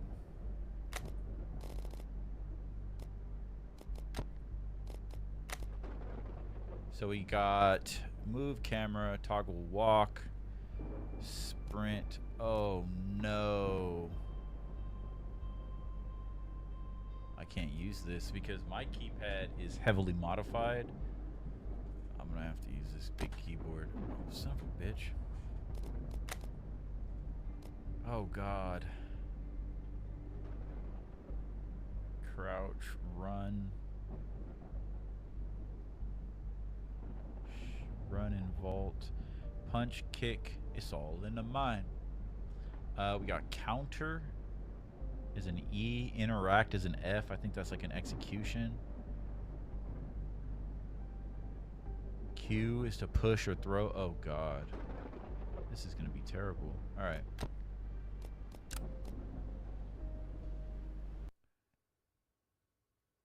It sounded like it crashed again. Okay.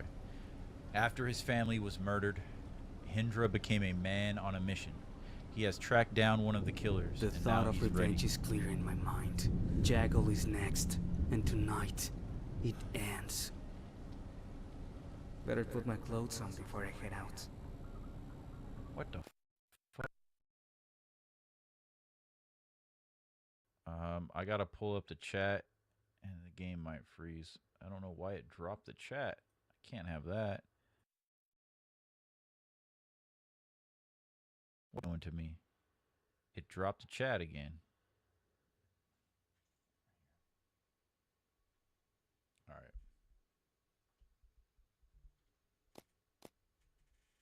I'm gonna have to just have check out the chat on my phone. Okay. I don't want to deal with that right now.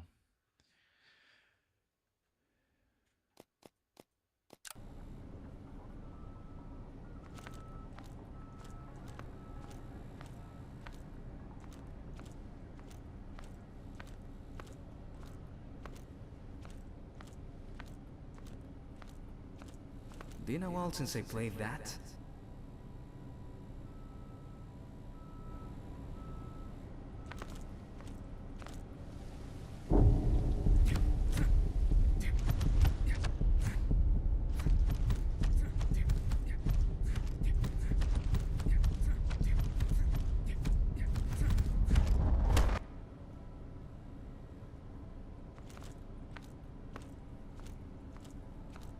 Oh, I love this little desk area.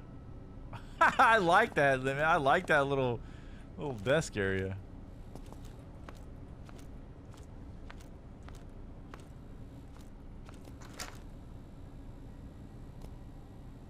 Coming soon. Oh, you can completely customize. Oh, wow. See, that's a W over Sifu. Okay, Freddy Krueger.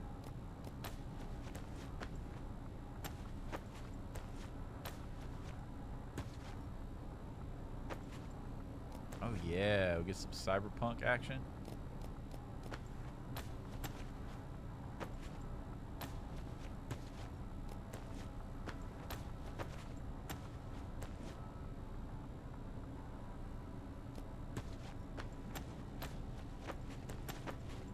Oh, they got, okay. They got like tech wear in here. So we're gonna go tech wear.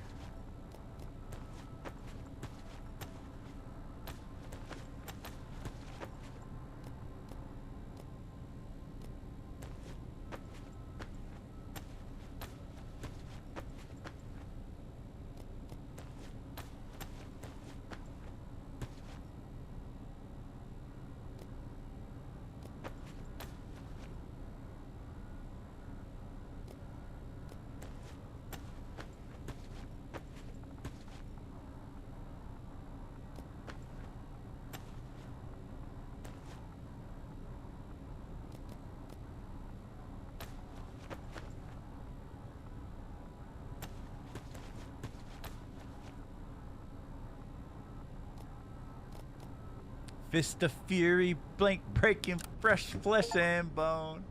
All set? Gear up.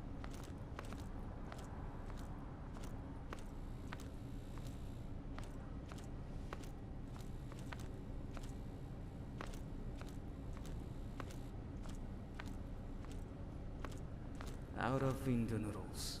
I'll get some later.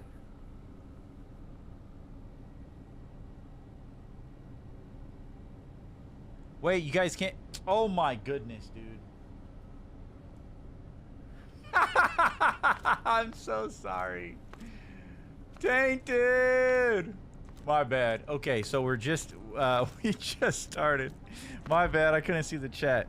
You forgot to switch screens. My bad. So all we did basically is we started off here. We started off in the in his apartment. We just kind of looked down here. We walked over here.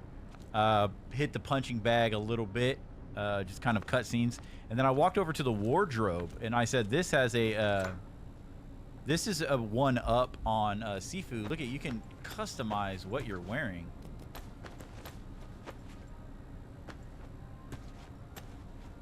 You can customize how you go out.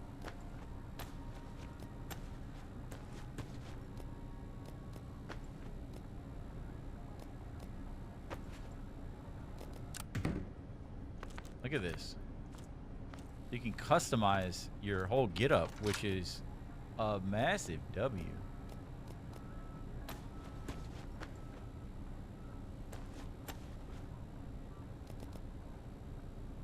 Shoes, bottoms, pants, handwear.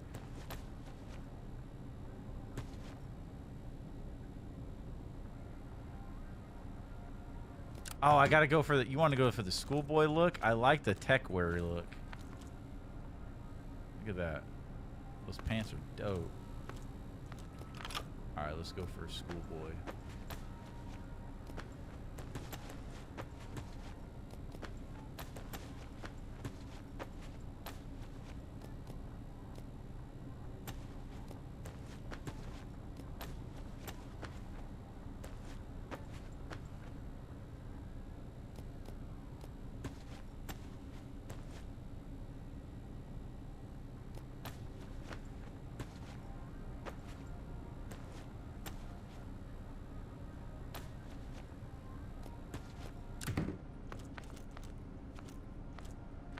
You like this?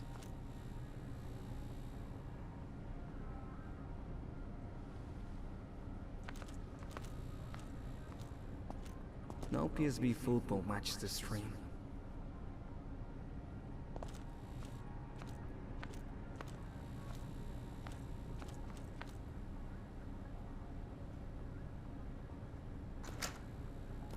I think it's just a one bag they have. Looks like we're about to go catch Pokemon.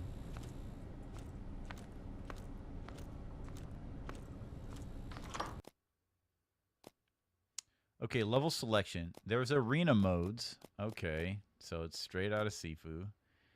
Story mode. Location. Illegal factory. We got warehouse area. Hindra has tracked down Jaggle, a key figure involved in his family's murder. Jaggle is hiding in an illegal factory that secretly deals in arms and human trafficking.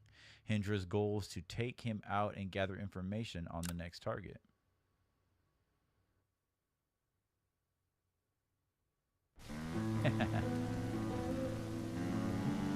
Yeah, we on our way to catch Pokemon. Axe of Blood.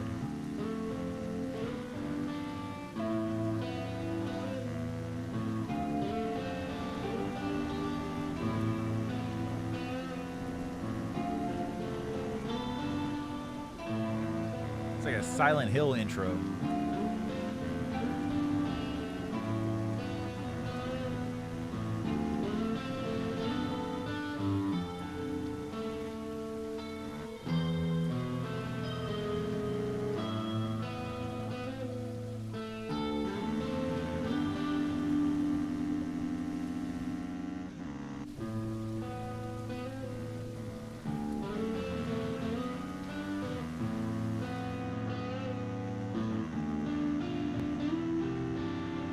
It looks good though.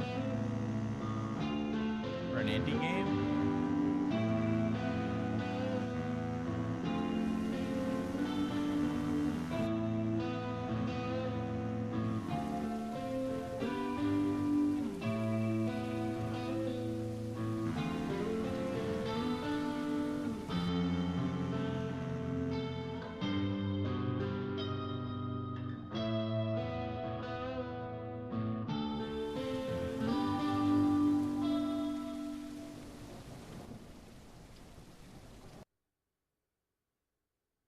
So there's med kits.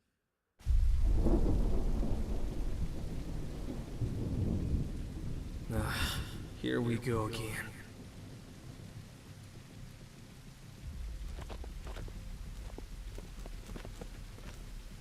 Need to get down there. That red lit door might be the way.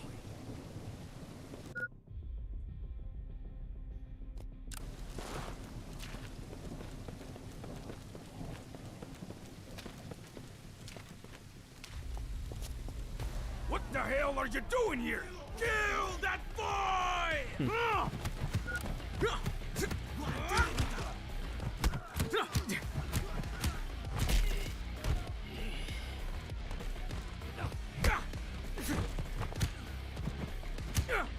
This shit's weird, dude. It is not like Sifu at all. It's kind of slow. Oh shit. Ooh.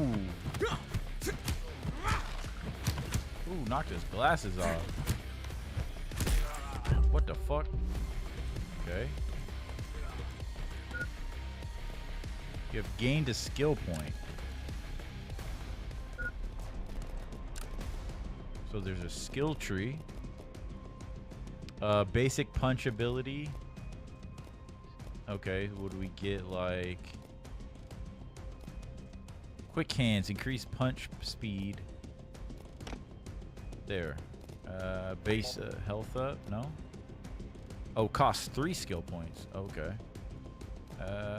We'll do +1 to kick and punch.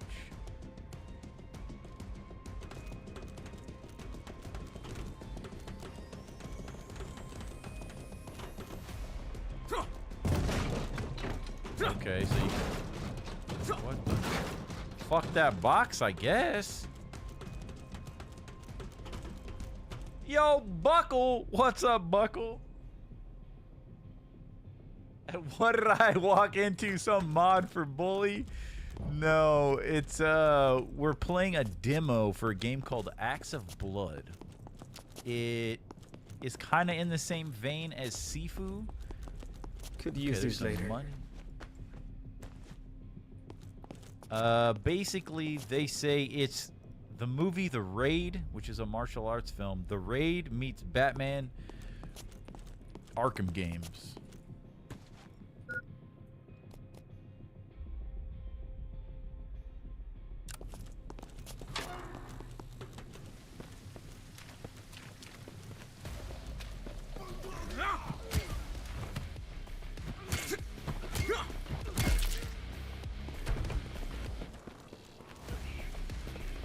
There is definitely a slowdown when it comes to attacking that you can't really, I don't know what the slowdown is.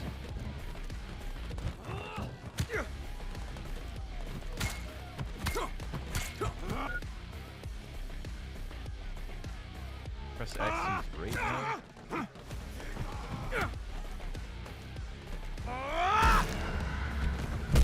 What the fuck is happening, bro?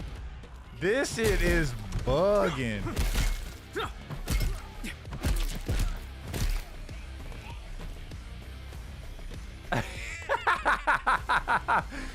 Oh shit! What the fuck? This game is bugging. Should be able to break this.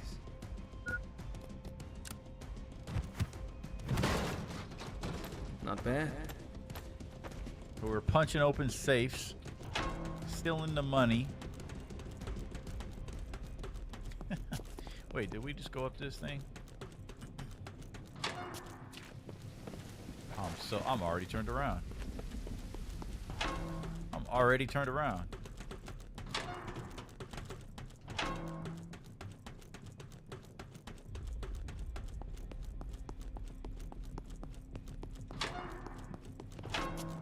Oh no, there's a sledgehammer. Now to find that bastard.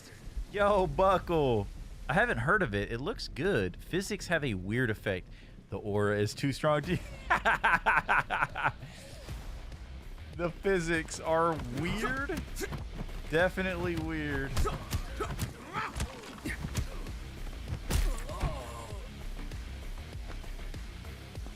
Let's throw this at him. I thought I could throw that. Oh, bitch.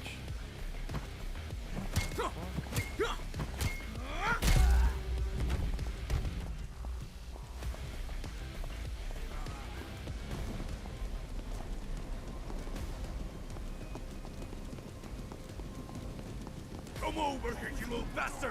Where did this big fool came from?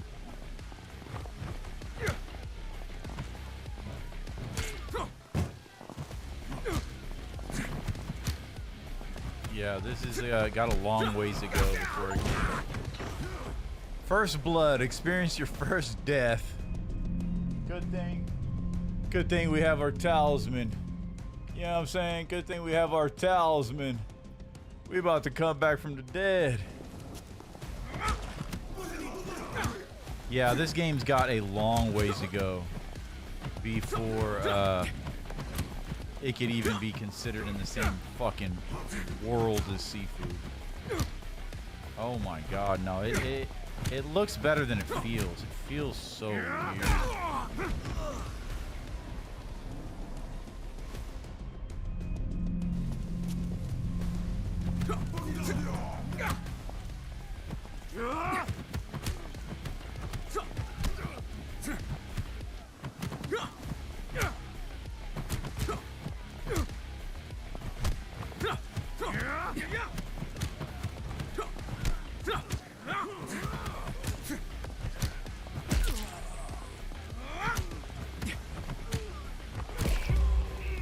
That was clean.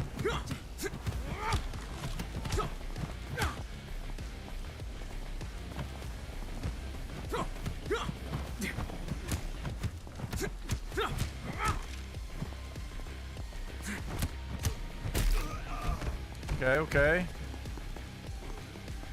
Starting to get the hang of it. What are you sorry for, Buckle? You ain't got nothing to be sorry for. Hope you're having a good night, Buckle. We're just hanging out. We watched the new Superman sneak peek. We did a little bit of an unboxing. Just kind of hanging out. Not bad.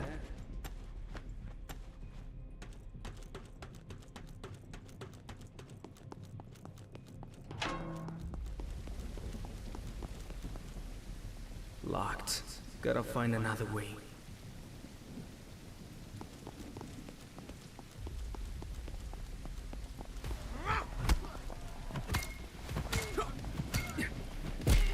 Oh, yeah.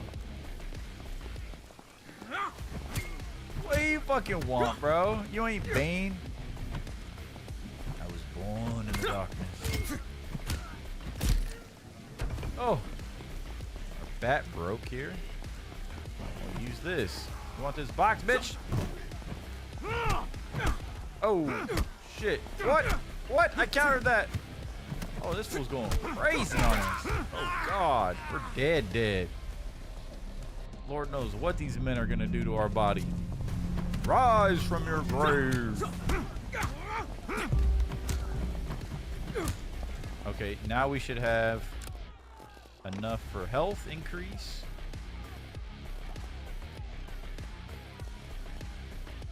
We got 5 points. So we'll do the final health increase right there. Maybe we don't die as easy.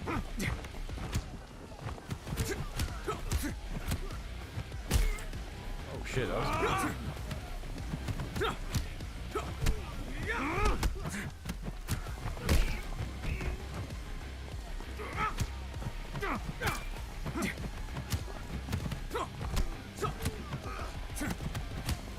This is like the Temu version of Sifu. This is like if you bought Sifu at the dollar store or something, at the gas station. This is like, hey, honey, we have Sifu at home type shit. You know what I'm saying? It's like, what do you need Sifu? You have Sifu at home. Oh shit!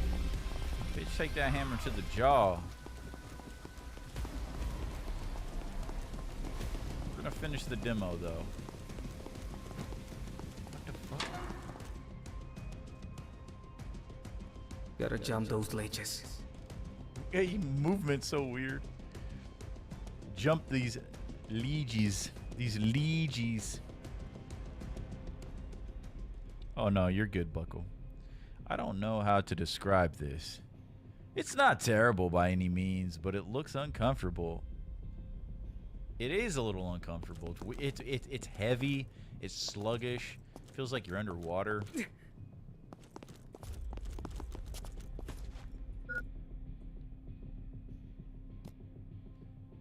Press H to heal. Only heal when it's below 50%. And we're at 49%. Nah, that's better.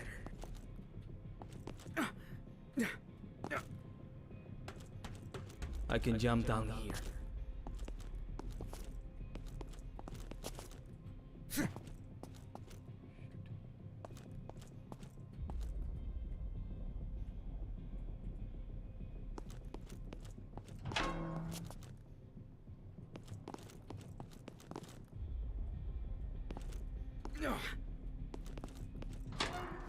Shit! How did they get guns? Oh, now we're dodging bullets? He's got an axe, a gun. What the fuck? You think we're really surviving this? Ow!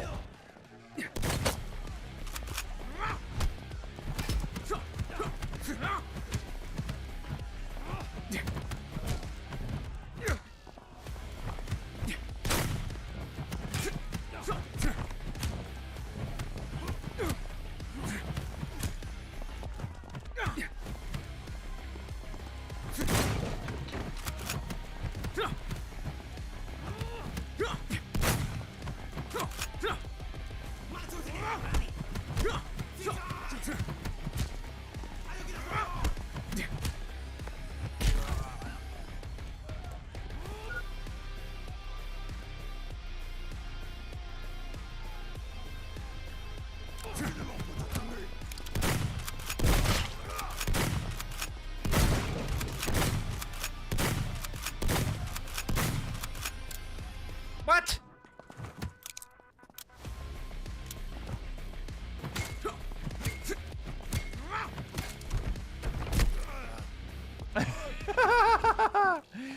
This is ridiculous.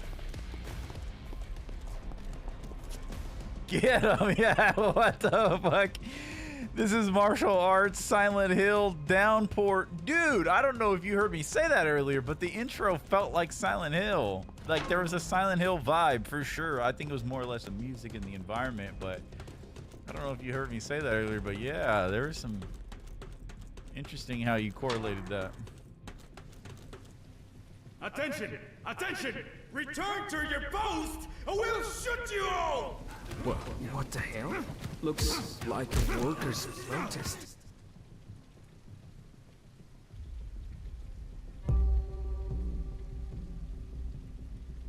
The combat's similar to Arkham games. That's what they said. They said it's like the raid, so it's like in-depth, hardcore martial arts mixed with the Arkham combat style. But it is like underwater.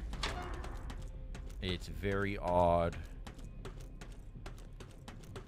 Like there's the ideas here, right? It's just, it's a. I think there's only been one update to the demo, right? Which was last month, and apparently it played a lot worse. It was worse than this. This is updated. This fool's flipping us off.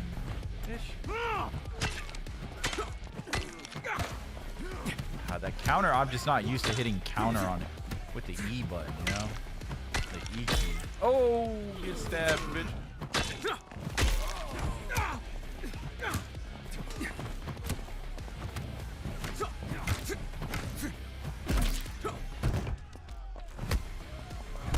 Kick him while he's down. What's up, punk?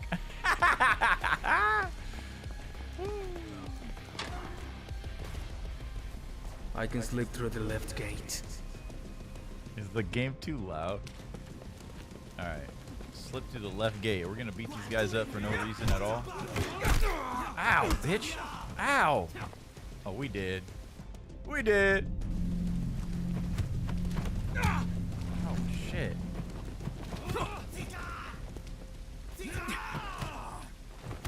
Yeah, the counter is super weird. Like, it doesn't even pop up sometimes. I guess you just gotta know when to do it. The camera is zoomed in a little too close. Oh my god. Yeah, the camera zoomed in way too close. Fuck you, flipping us off.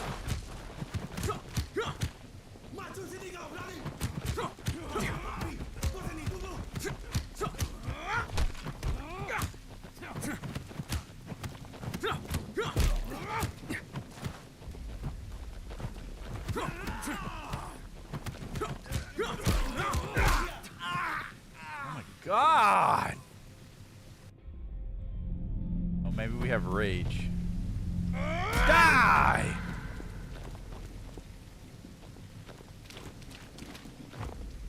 Oh my god, dude. Why is it so zoomed in? Oh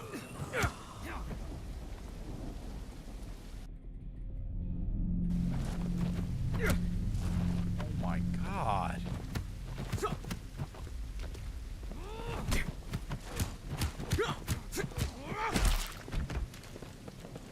Like when it works, I guess, and it looks kind of cool. No passing through here! Shit!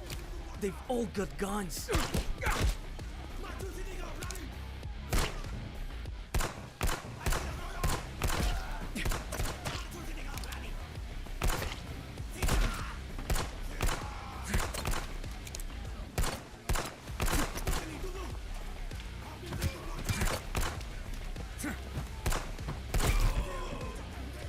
Oh, that was sick.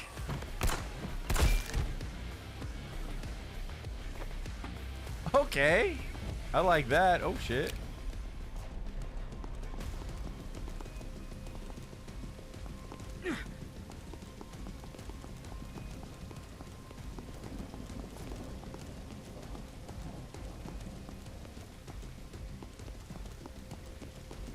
I'm gonna chop you to pieces, you little bastard! Not if I kill you first. Can't counter enemy bosses. Dodge their attacks by pressing space. Why is the dodge different for bosses? Lock into an enemy boss.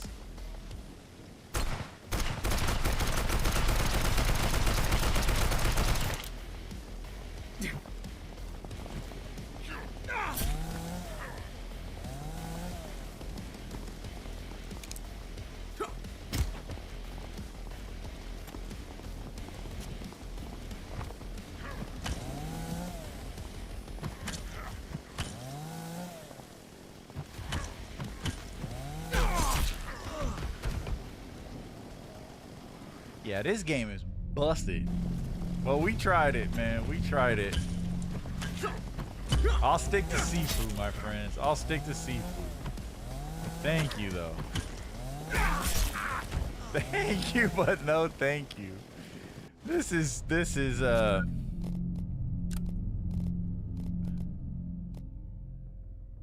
sharper blows increase punch speed. Overdrive punch, fast sweep increases kicks, hurricane kick, kick combo. So these are more combos, and these are kind of like special moves. All right, we'll pop those two. And we'll heal up. Oh no, we got 100% HP right now.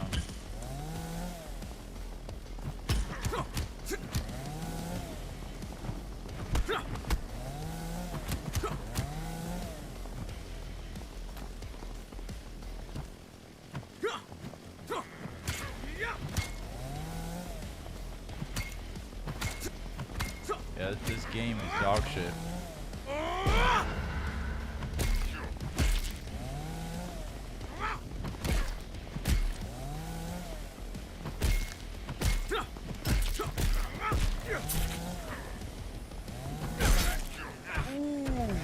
Ooh.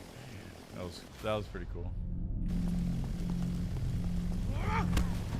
Counter chainsaw? I don't. It just said we can only evade the bosses. You can't counter the bosses. That's what it said. So we have to do this little. We have to do this little roll. Okay, it says you have. Okay, it says I have 2 health kits up top. I mean, how many health kits? We can hold 3 health kits.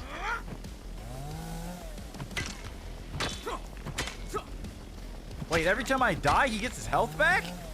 What?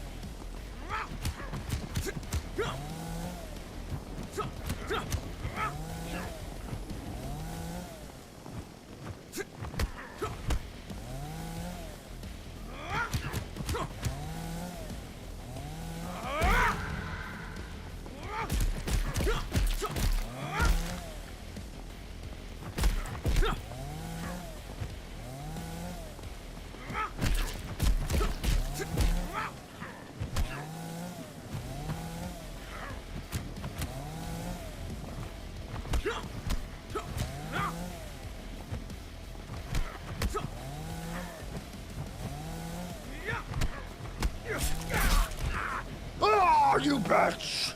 I should have backed up and healed. Ow, you're... Oh my god! We had his bitch ass right there. Okay. Time to lock in real quick. Lock into this shitty ass game. Oh my god. Okay, I didn't press the right button right there. Can we drop a skill? We only have 2 available. Pop that on kick. Pop a health. That's better.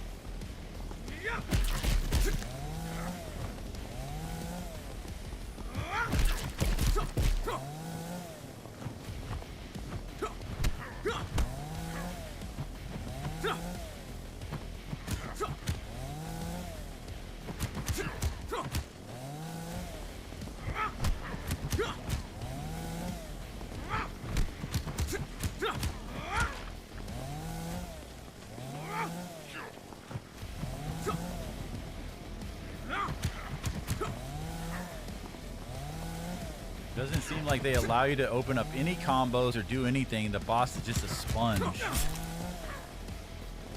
let's heal. That's better.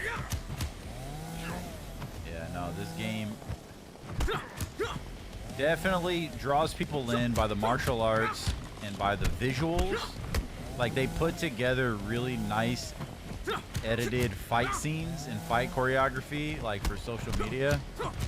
But when you play it, you could just see all the flaws.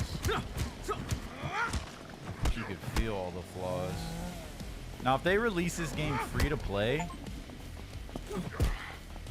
it might be fun for the meme, but oh god, here we go. Execution, baby.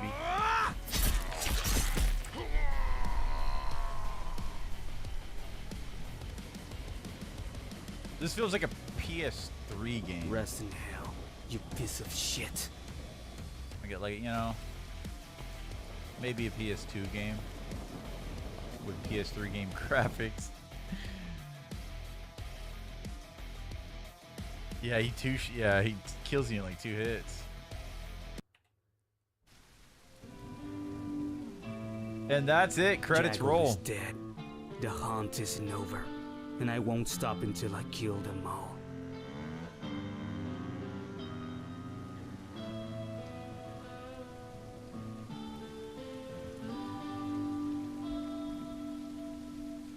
I don't believe so.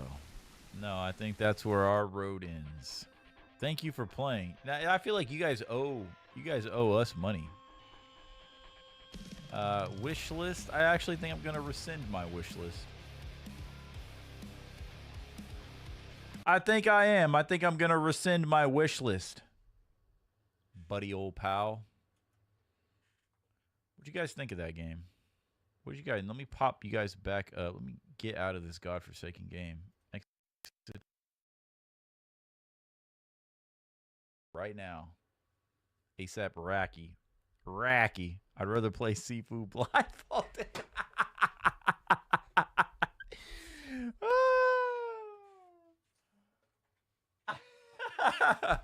I'd rather play Sifu blindfolded.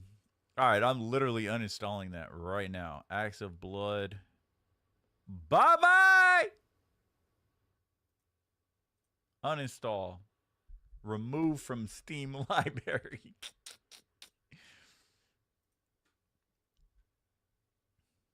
Alright, let me catch up on chat. See what you guys said. I'm going to extend the stream a little bit. I have to do one final test tonight.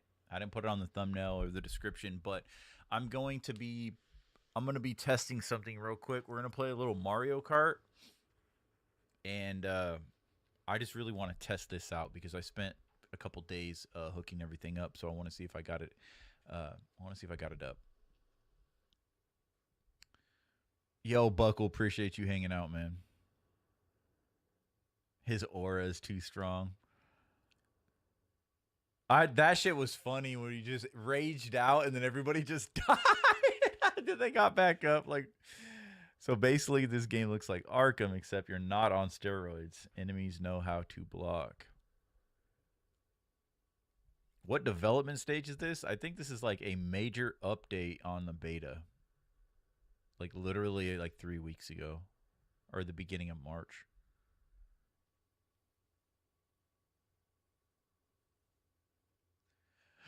Yeah, it's a demo. They might make improvements. Yo, Sasquatch, have you got to play Into the Dead: Our Darkest Days? Oh, sorry, I didn't see that earlier, Sasquatch. It was hard to look at the chat on my phone. It's so small. I have not yet. I just seen that. I know you were talking about it, Sasquatch. But I watched that trailer and I was like, oh, I'm pretty sure, because it was like, "Hello, the war is mine." And so I seen that trailer and I was like, oh, I might check out that demo. Maybe we'll play it on stream next weekend or next week. The enemies deal too much damage. Yeah, you're pretty weak. For as buff as that guy was, jeez Louise, he dies so easy. I missed Sifu. Is it good?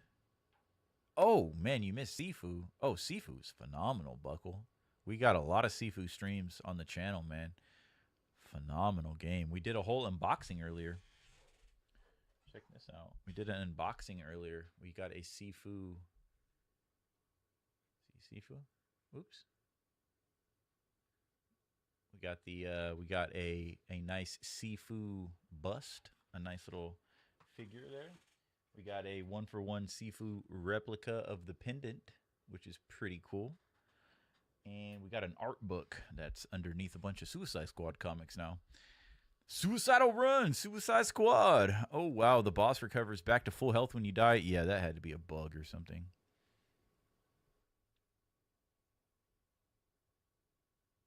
Oh, you're good, Buckle. He could two-shot you. Final countdown. It's the final countdown. Cry of fear.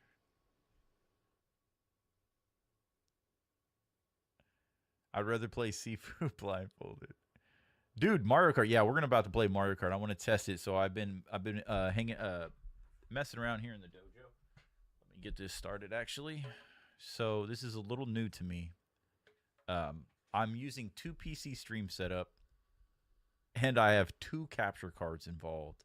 I have an external capture card sending the footage out of the gaming PC to the streaming PC, and then I have an internal capture card in the gaming PC for external hardware.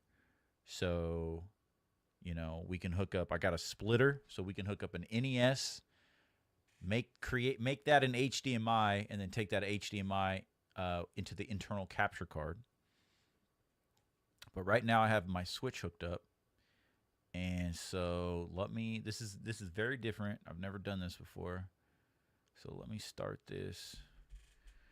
Tainted says, well, I would be sleeping now, but since I'm on spring break, nothing like destroying my sleep schedule. Hey, enjoy your spring break, but don't destroy your sleep schedule. Every weekend, for me, because I get up extremely early for work, I'm up at 3:50 every morning. And that's why I got to get off like around 6 or 7 throughout the weekday. Because by like 8, 9 o'clock, I cut off like electronics. I get off my computer and shit so I can fall asleep. And you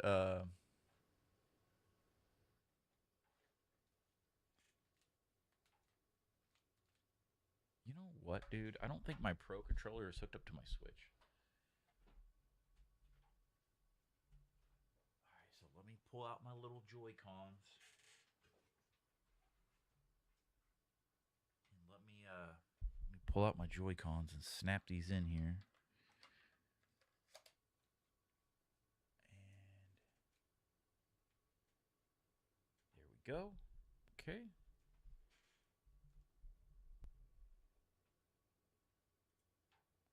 Ah, is it working? Let's see here. Yes, it's working. Cool. Okay.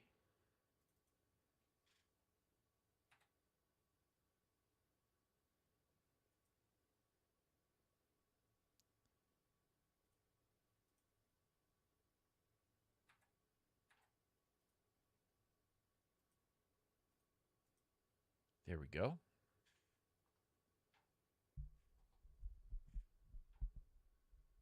Bam. Okay. So now I just got to get the audio. Oh, actually, okay. I know what I got to do. This one.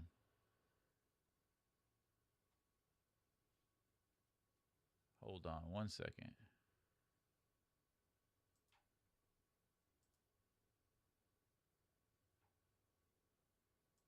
Oh, God. Maybe this won't work.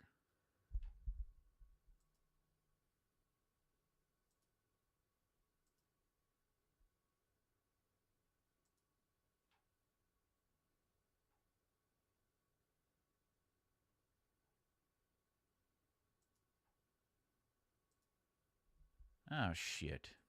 I literally had this running. All right, give me 1 second, guys.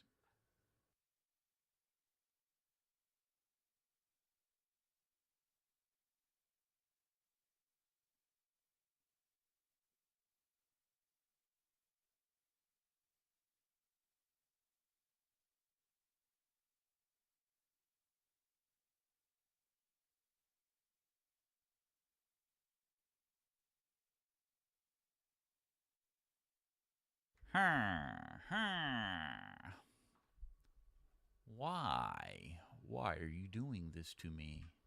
I literally had this set up. Maybe I'm just so tired I don't know how to do it now. Because I had the game console eternal capture, right? Video capture device. It's not allowing me.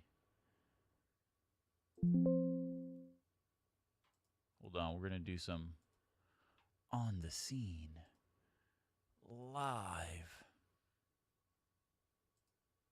There it is.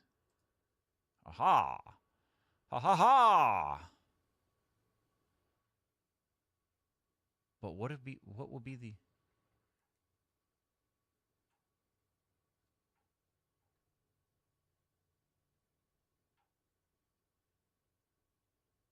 fuck?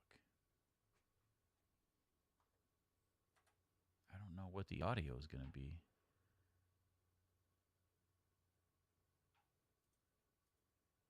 Oh, that's right. Here we go. Why did that not?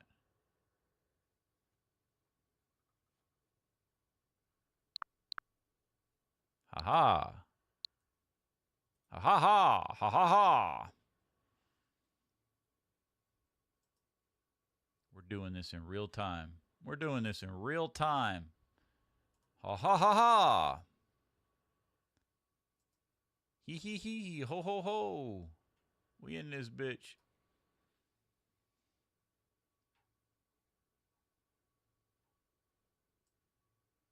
We are in this bitch.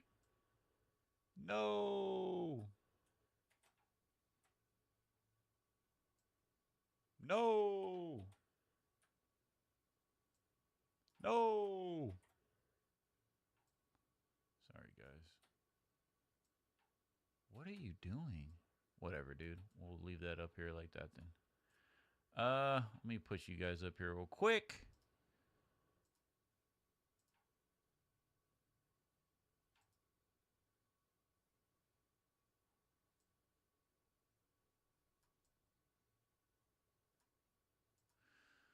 Okay, sorry about that.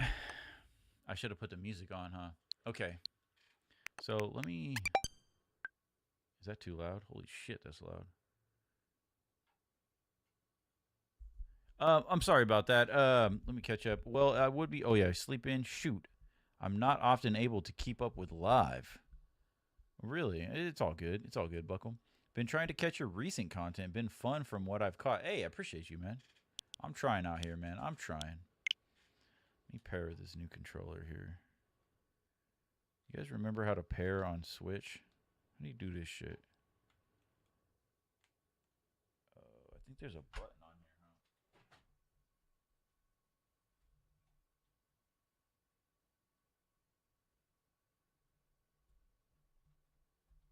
Isn't there a Button on the Switch you got to hit to pair.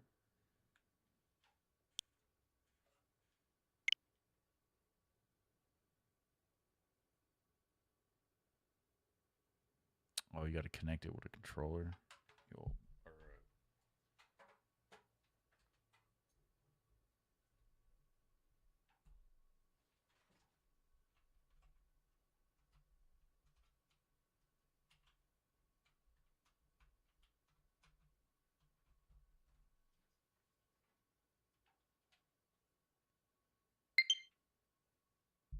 Aha.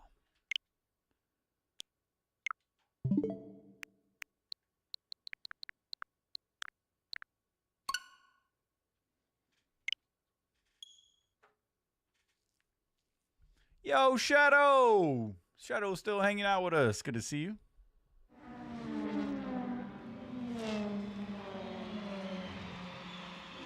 Mario Kart 8!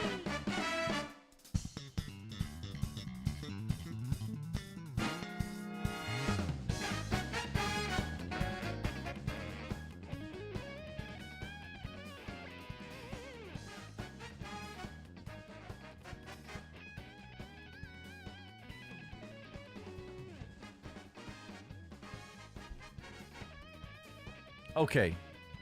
Should be able to unplug that. It says we're player 2. There we go.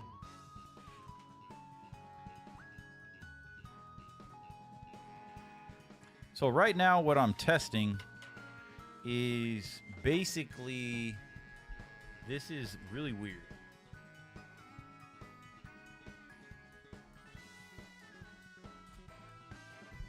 So like I said, this is an external console hooked into this is hooked up to an internal capture card, then being sent to an external laptop. So this is 2 capture cards. Hopefully it's good. The perks of these capture cards are supposed to be seamless pass-through. So what I'm playing on is not the native screen, because if I switch my sources and play on the actual input into the TV, I won't have audio. And so I'm actually playing through a display window on the PC. I'm playing through it's called Elgato 4K capture utility. So I'm actually playing the Switch on my computer, being sent to a second computer, streaming to you lovely people. So I've never done anything like this. Funny enough, the only live stream I ever did on YouTube, on my original channel, on the J2D YouTube, was I played the Switch. Because I was trying to figure out how to live stream it, and but I couldn't chat and play it at the same time. So it was just me playing Super Smash Bros. Ultimate for like 45 minutes. It was just a test stream. Let me catch up with Buckle here. Roughly how much? Oh, I'm sorry, what were you talking about, Buckle? Unless that's personal. Apologies. What were you asking? How much? What is? Completely unrelated to anything, but since you're on Switch, I really want to try Duck Detective. I've never heard of that. I love me a detective story though, and I love ducks.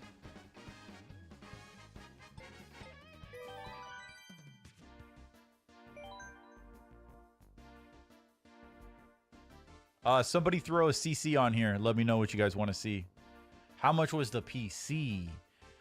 Oh, the PC I have is about 5 years old. I got it as a pre-built through NZXT, and it was a little over 5,000. After everything, it was about 5K.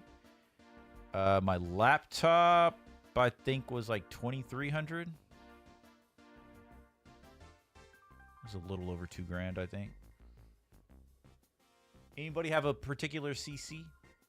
What would you guys like to see? You guys pick what you guys want to see real quick. I would appreciate that. Hey, Shadow Wolf. I wish the SNES Online had Soul Blazer. Does it not? Are you sure it doesn't? Are you sure?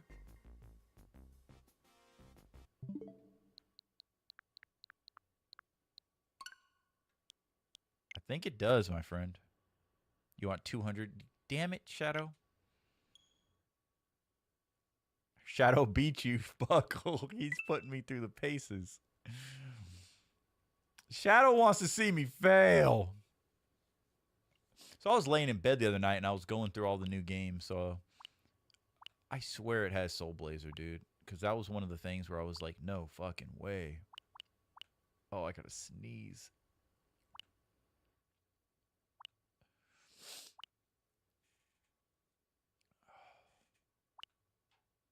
The fuck is this? Hey, punk. Are you tough enough? What the fuck is that? So many shit games, Nintendo. So many shit games. But you got a handful of fucking legendary games. Look at it. It's got Mario Kart, Super Mario World, Link to the Past. It's got Star Fox 1 and 2. Who the fuck are these females? Who the fuck are those girls? I gotta learn the story of Star Fox 2.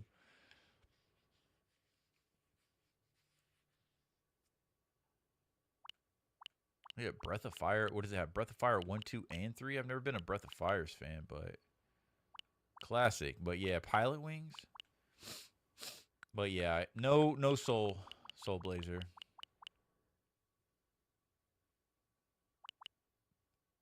But yeah, I do miss that game going over next door. Oops.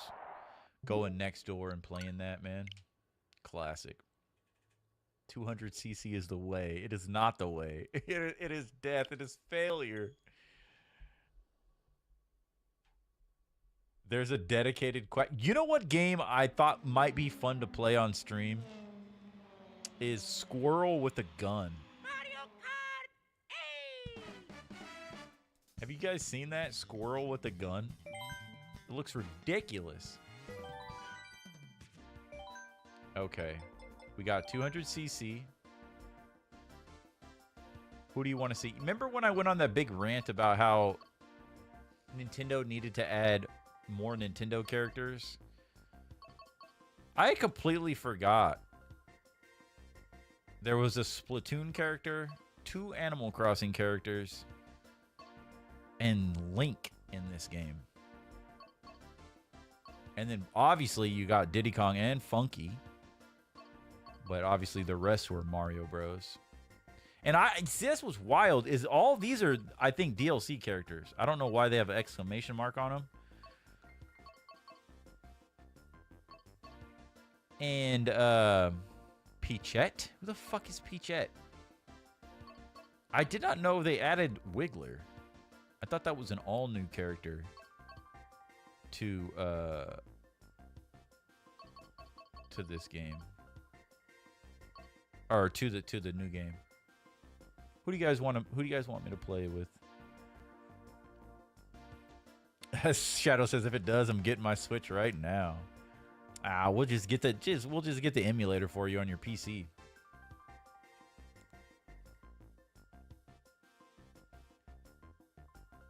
Yo, Shadow Wolf says, I'm sitting here playing Legends of Dragoon. What are you playing it on?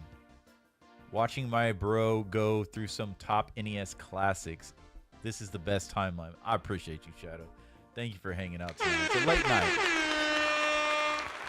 It's a late night, but I can only do these types of streams on Fridays and Saturdays. That's the only time I can go late like this. If I was unemployed, Lord willing that never happens again. But if I was unemployed, I'd be streaming till the sun came up every night. Every single night, I'd be streaming till the sun came up. Another Crab's Treasure has an Easter egg for Squirrel with a Gun. Yeah, that game that game had a lot of charm, a lot of life. Buckle 3000 says Waluigi. You got it. Now, I was playing with this car. This is the newest cart I've unlocked. I still haven't unlocked everything in this game. But this was the newest thing I had unlocked. I absolutely hated it. It was absolute horrendous when I was playing with it. It was horrendous.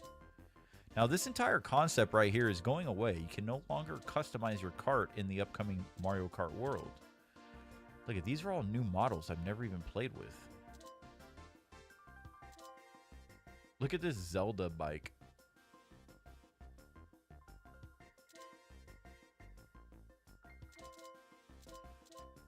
Look at this shit. That's fucking badass, dude. That is the ultimate Bowser mobile. Look how cool that looks. It's like the Shredder. It's like the Shredder.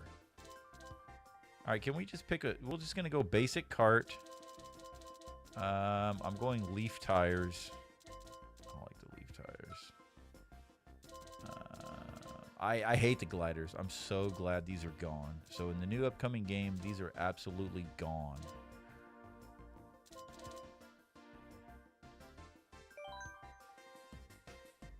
Okay. So the top... So all of... Like, this is a lot of levels, right? And then they added all of these. These are all the DLC levels. So these are all base game. And these are DLC. So notable levels.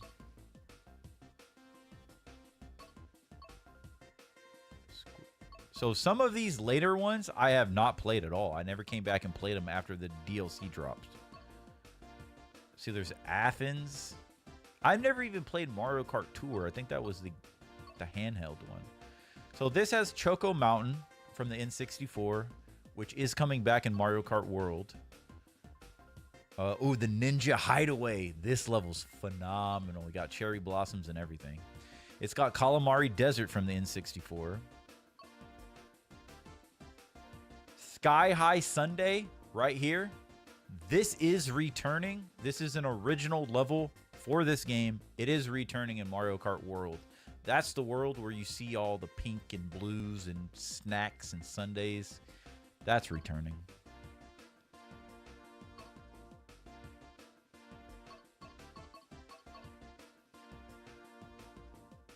The Yoshi's Island, that's not from the 64, I don't believe. Yeah, not a lot of 64 levels came with the DLC. I think only 2. Only 2. A lot of Mario Kart Tour. It was like, I gotta be the weakest entry to Mario Kart. It's the mobile version of Mario Kart. Never played it. But if you have a specific call-out star shape thump something, let me know. What are we playing? So you're saying PS5 port Legends of Dragoon. Great game. Phenomenal game. Amazing soundtrack. Still have not beaten it. The furthest I got, I have my copy of Legends of Dragoon. Besides my physical copy, I have on my PSP. My PSP. Phenomenal to play that game in the palm of your hand. You do not recognize this cart thing. All right. Tainted, are you out there?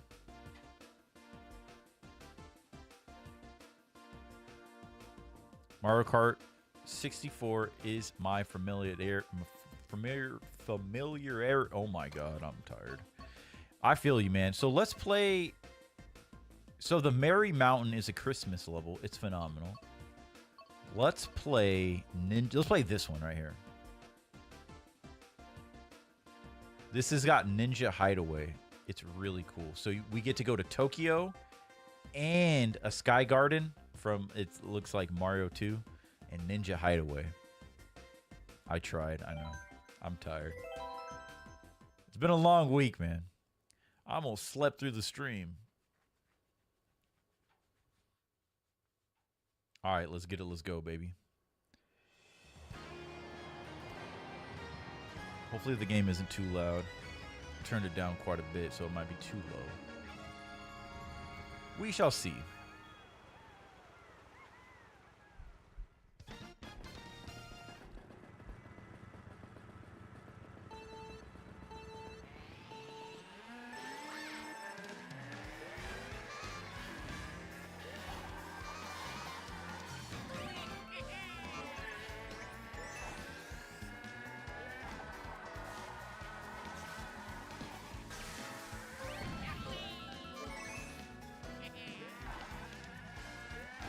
So one thing I had noticed was I was making a big fuss. Oh God, drifting is so heavy. It's so weird.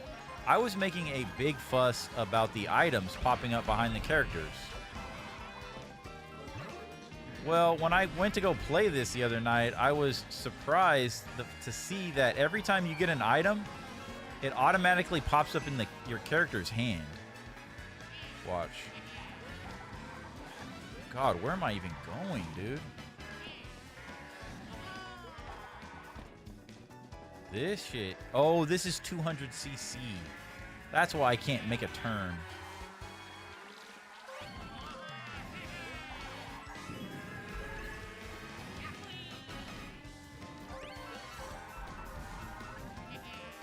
No!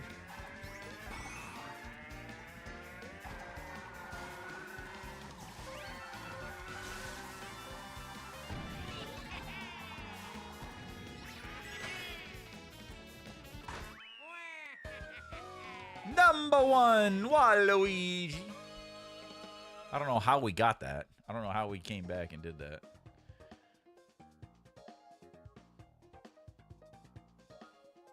Sounds balanced to me. Okay, cool. Appreciate it. Thank you for the feedback. So yeah, I was making a big fuss about as soon as you grab an item in the new Mario Kart world, we kind of went through and broke all the trailers down. We watched the direct in one of the live stream last Sunday. 6 hours, we went over all of it, man. And one thing I was really pretty much the only thing I criticized was the fact that when you get an item, the item automatically appears behind your cart. I didn't like that. Well, I was surprised when I came back to play this the other night, and as soon as you get an item, it pops up in your hand for other racers to see. And so I guess I was shut down a little bit, right? My criticism kind of fell flat on that because it was like, well, it's kind of already like that in this, but instead of it being small in your hand, it's large and behind you. So I guess it's not a big deal now because they pretty much already did it. I'm going to be flying off of the map on this one. I already know that.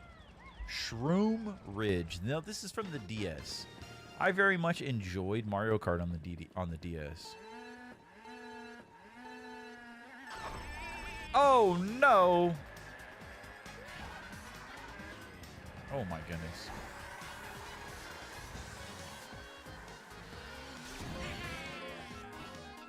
Oh my goodness.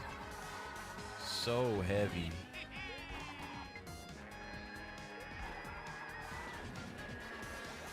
See how he had that banana in his hand? Get out of here. Get out of here. What?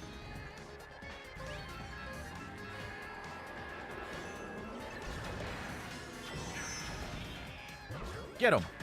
Bite his ass. Don't fall off. Oh my god, I am playing like a... Dude, the 200cc is so fast. This shit shouldn't even exist.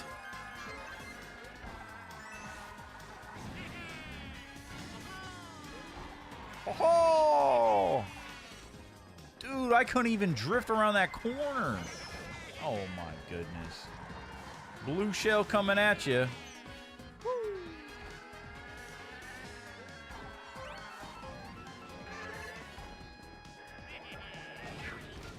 Bastard.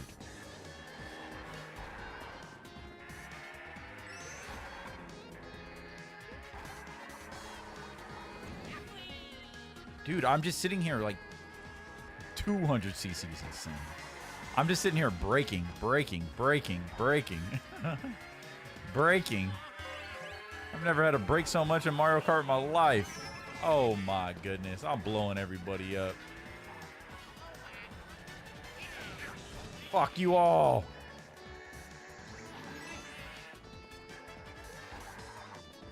Damn it.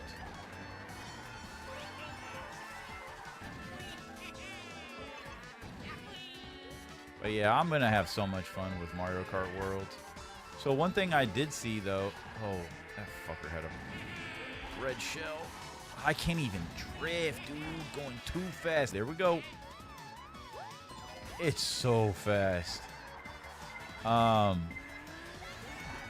One thing that I did find out was I was a little unhappy that the Grand Prix.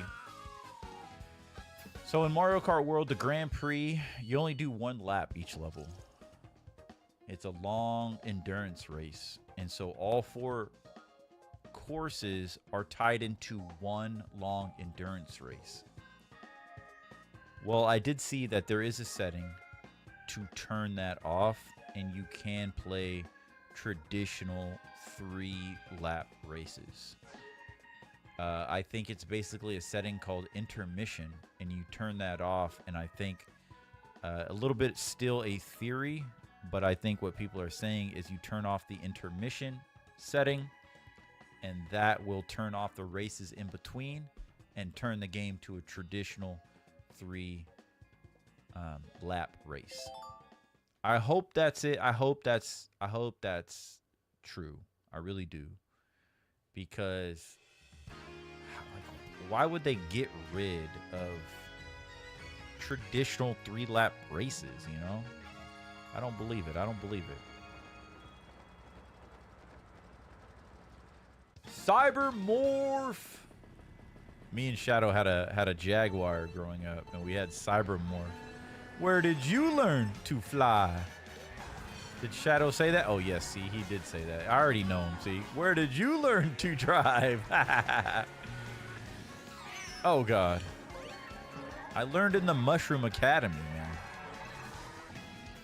Where else? Where else would I learn to drive? The Mushroom Academy. Holy moly. 200cc needs to get sent to the Shadow Realm.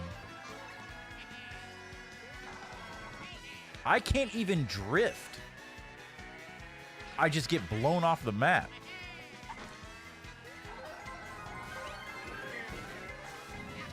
Get out of here, Star. Snipe you. Watch out, Toadette. You busy?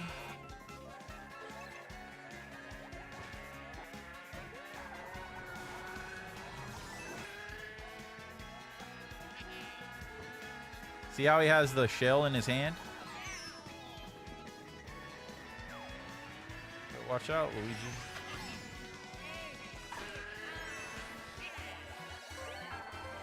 Well, that was a waste.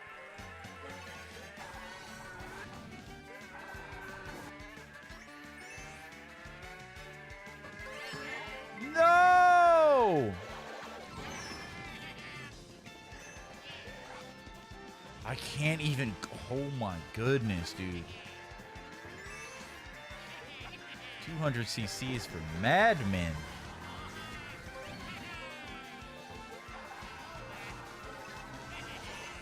Oh, highlight of the night. That green shell hit was clean. That green shell hit was fire. Yugi, no.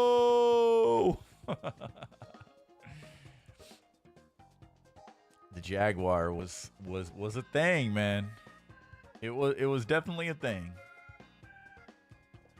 Forgot how fast 200 is. 200 is just this is just ridiculous.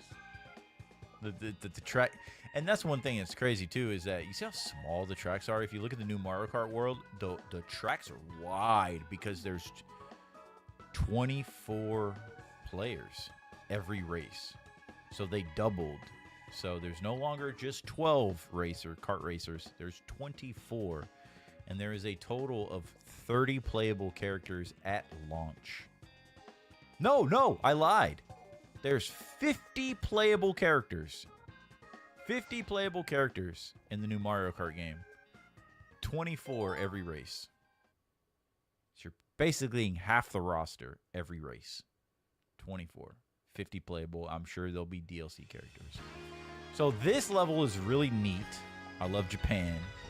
So this is the Ninja Hideaway. It's got a lot of cool visuals to it.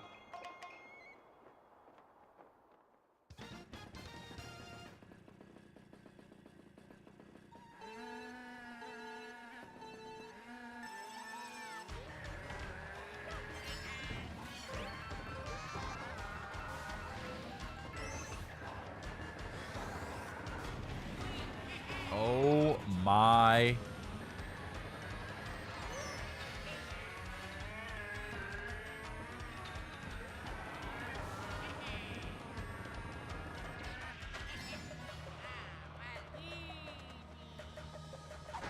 Waluigi! What? How am I supposed to turn? No way, dude.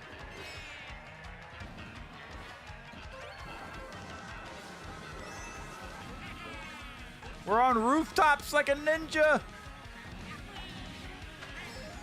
Yowie! Just this insane turn. Like, these turns are insane, bro. Look at this. The speed, you can't turn. You can't turn in time. Look at this. What are these Shy Guys? Did they have like katanas? What the fuck was that? Here we go.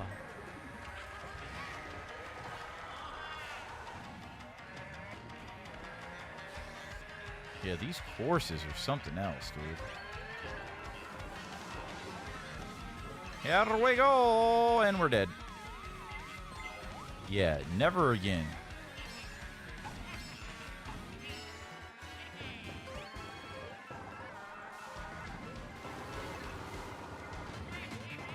You ain't getting us you ain't getting us today.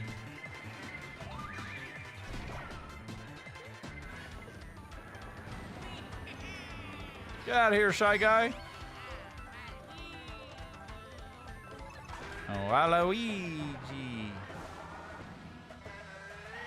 Oh, you're a bastard.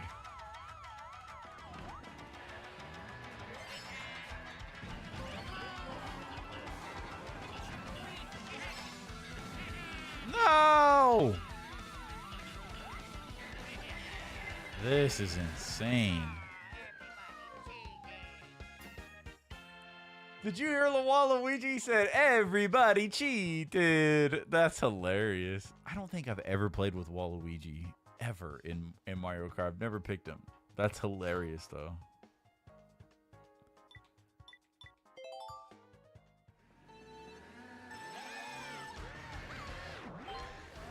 I'm going to slow-mo.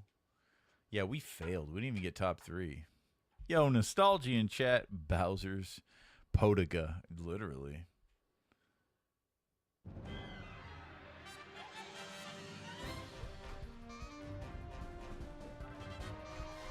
I like that they're keeping the Mario Kart TV thing.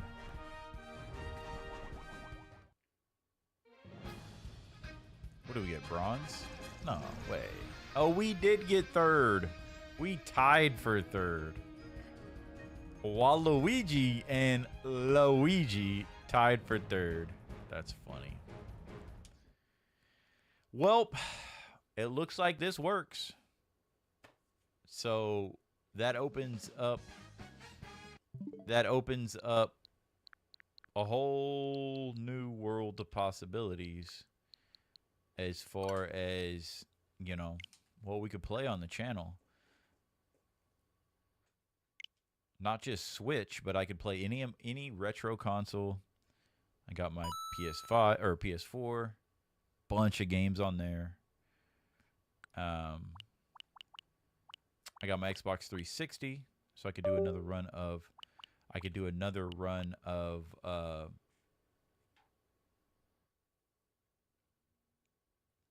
Dante's Inferno for sure.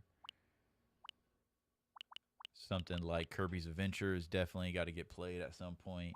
Kid Icarus has got to get played. One day I got to drag Shadow Wolf over here and we got to play ice hockey. That's a must. Like, me and Shadow Wolf had most of these games. The Double Dragon 2 artwork is phenomenal. Can't you look at artwork?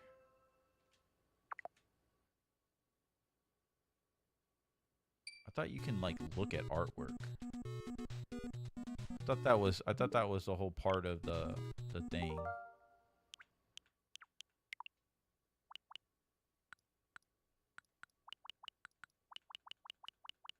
All right, to end the night,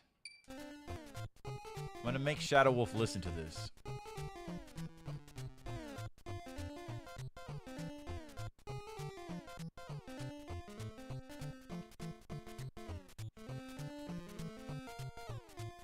That's for you, Shadow.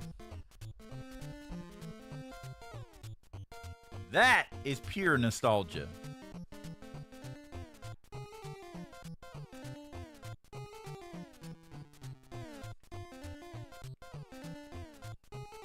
$19.89. Rare.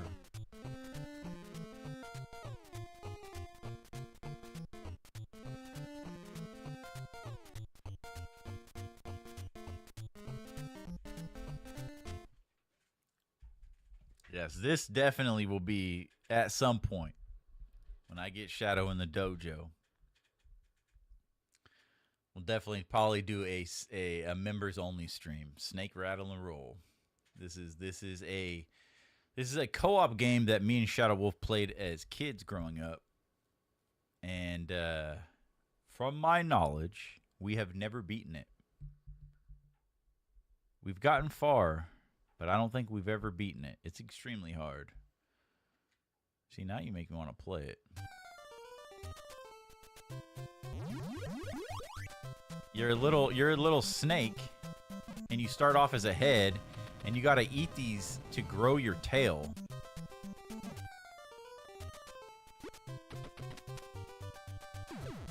Oh, you son of a bitch. I never knew what this was. Was that supposed to be a tire? Are you ready, Shadow? You ready, Shadow?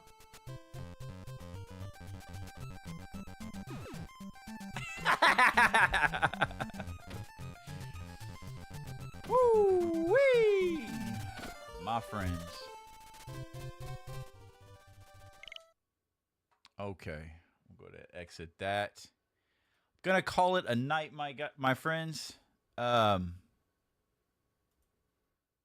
gonna get ready for tomorrow's stream. Are you just not gonna? Can I exit out of full screen? There you go. There you go.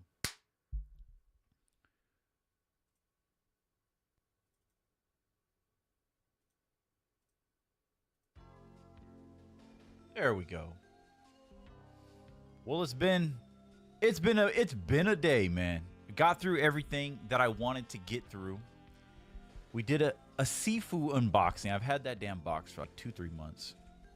We went through. I could have even went through like another 3 hours on the Superman trailer. I'm telling you, I was cutting it short as much as I could, but I got a lot of talk about Superman. Superman's going to be a big aspect here on the channel. Talking point for me. Acts of Blood was absolute dog shit. A meme of a game. But now that I played it, I can't wait to go back to Sifu because I'm going to mock the shit out of it. Sifu is a fucking a gentleman's game. A timeless game compared to that shit. I don't know what the hell that was about, man. Oh shit, I can't see the chat. But at least we we smoothed it over with a little Mario Kart, a little Nintendo nostalgia there at the end. Yo, WS Gaming, thank you. Holy shit, thank you guys for the W's, man. Thank you for hanging out with me tonight, my friends. Tomorrow's going to be a big day. I got to get my sleep, my beauty sleep. Tomorrow, we're putting in probably 10 hours. I don't know how long we've been live tonight. What, like 6 hours or something? 5 hours? Maybe even less, 4.5. But tomorrow's big. We're going to be rewinding back to 2008, embarking on a nostalgic adventure with Rise of the Argonauts. It is a Mass Effect type game based off of the classic Greek mythology story Jason and the Argonauts, originally released and I think only exclusively released for the Xbox 360. So tomorrow we're going to be doing that. I'm not going to premiere the stream because I have no idea when I'm going to wake up. But even if it's late, I'm staying up all night. So Be on the lookout for that. Get your nap in, my guy. 2008 high school. Is that you? Oh, shit. So WS Gaming is saying just under 5 hours. Wait a minute. Am I hallucinating? Buckle 3000. Now I may need to keep up with membership. Well, that's the point, man. Hopefully I can provide value with the membership. Now we need Donkey Kong 3. We're gonna be playing lots of Donkey Kong, lots of nostalgia on the channel. I think as of right now, a lot of the retro games are going to be going into the members only slot. But I don't want to exclusively keep retro games in members only. Thank you, WS Gaming. So you're saying the game is just under 5 hours? I swore I looked it up and I thought it was 12 hours. Either way, if we can do that stream in one... There's no way that game's under 5 hours. Lost Judgment.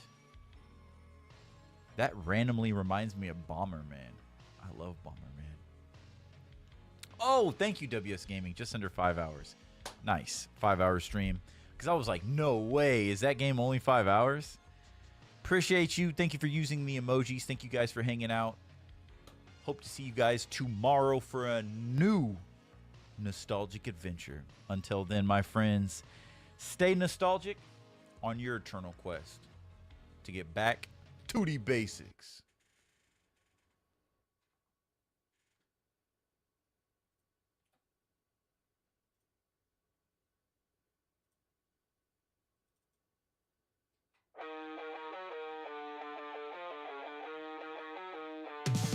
Skating through into summer on cracked concrete. Walkman blasting, life was on repeat. Tamagotchi in my pocket kept it alive. Through neon nights, we learned to survive. Flannel shirts and ripped up jeans, saved by the bell and MTV dreams.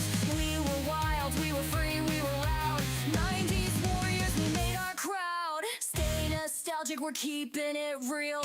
Game Boy in hand, tell me how does it feel? Born to the sound of a grunge guitar. We're the 90s kids, yeah, we know who we are. Stay nostalgic, let's turn it up loud. Raising our fists in a retro crowd. Life's a mixtape, play it till it's done. We're the 90s warrior, forever young.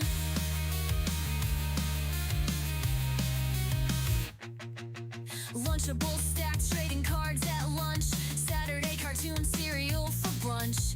Dial up tones and AOL chat. Be kind, rewind, remember that? Goosebumps, books and stickers galore. Blockbuster nights, we beg for more. Hogs in the backpack, mood rings to share. The 90s was a vibe, nothing can compare. Stay nostalgic, we're keeping it real. Game Boy in hand, tell me how does it feel? Born to the sound of a grunge guitar. We're the 90s kids, yeah, we know who we are. Stay nostalgic, let's turn it up loud.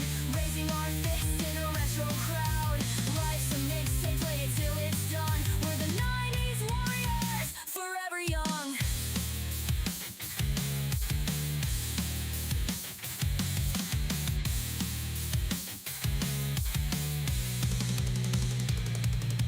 Here's to the tape decks and midnight calls. To posters of Nirvana on bedroom walls. To Pizza Hut parties and bubble tape dreams. We're living our best life in faded jeans.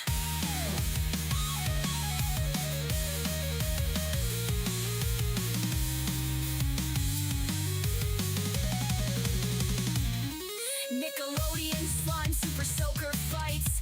TRL countdown on Friday nights. Slap bracelet snap hit me with the past. The 90s forever, this feeling will last. Stay nostalgic, we're keeping it real. CD scratched up, but we're steering the wheel. Born to the sound of a grunge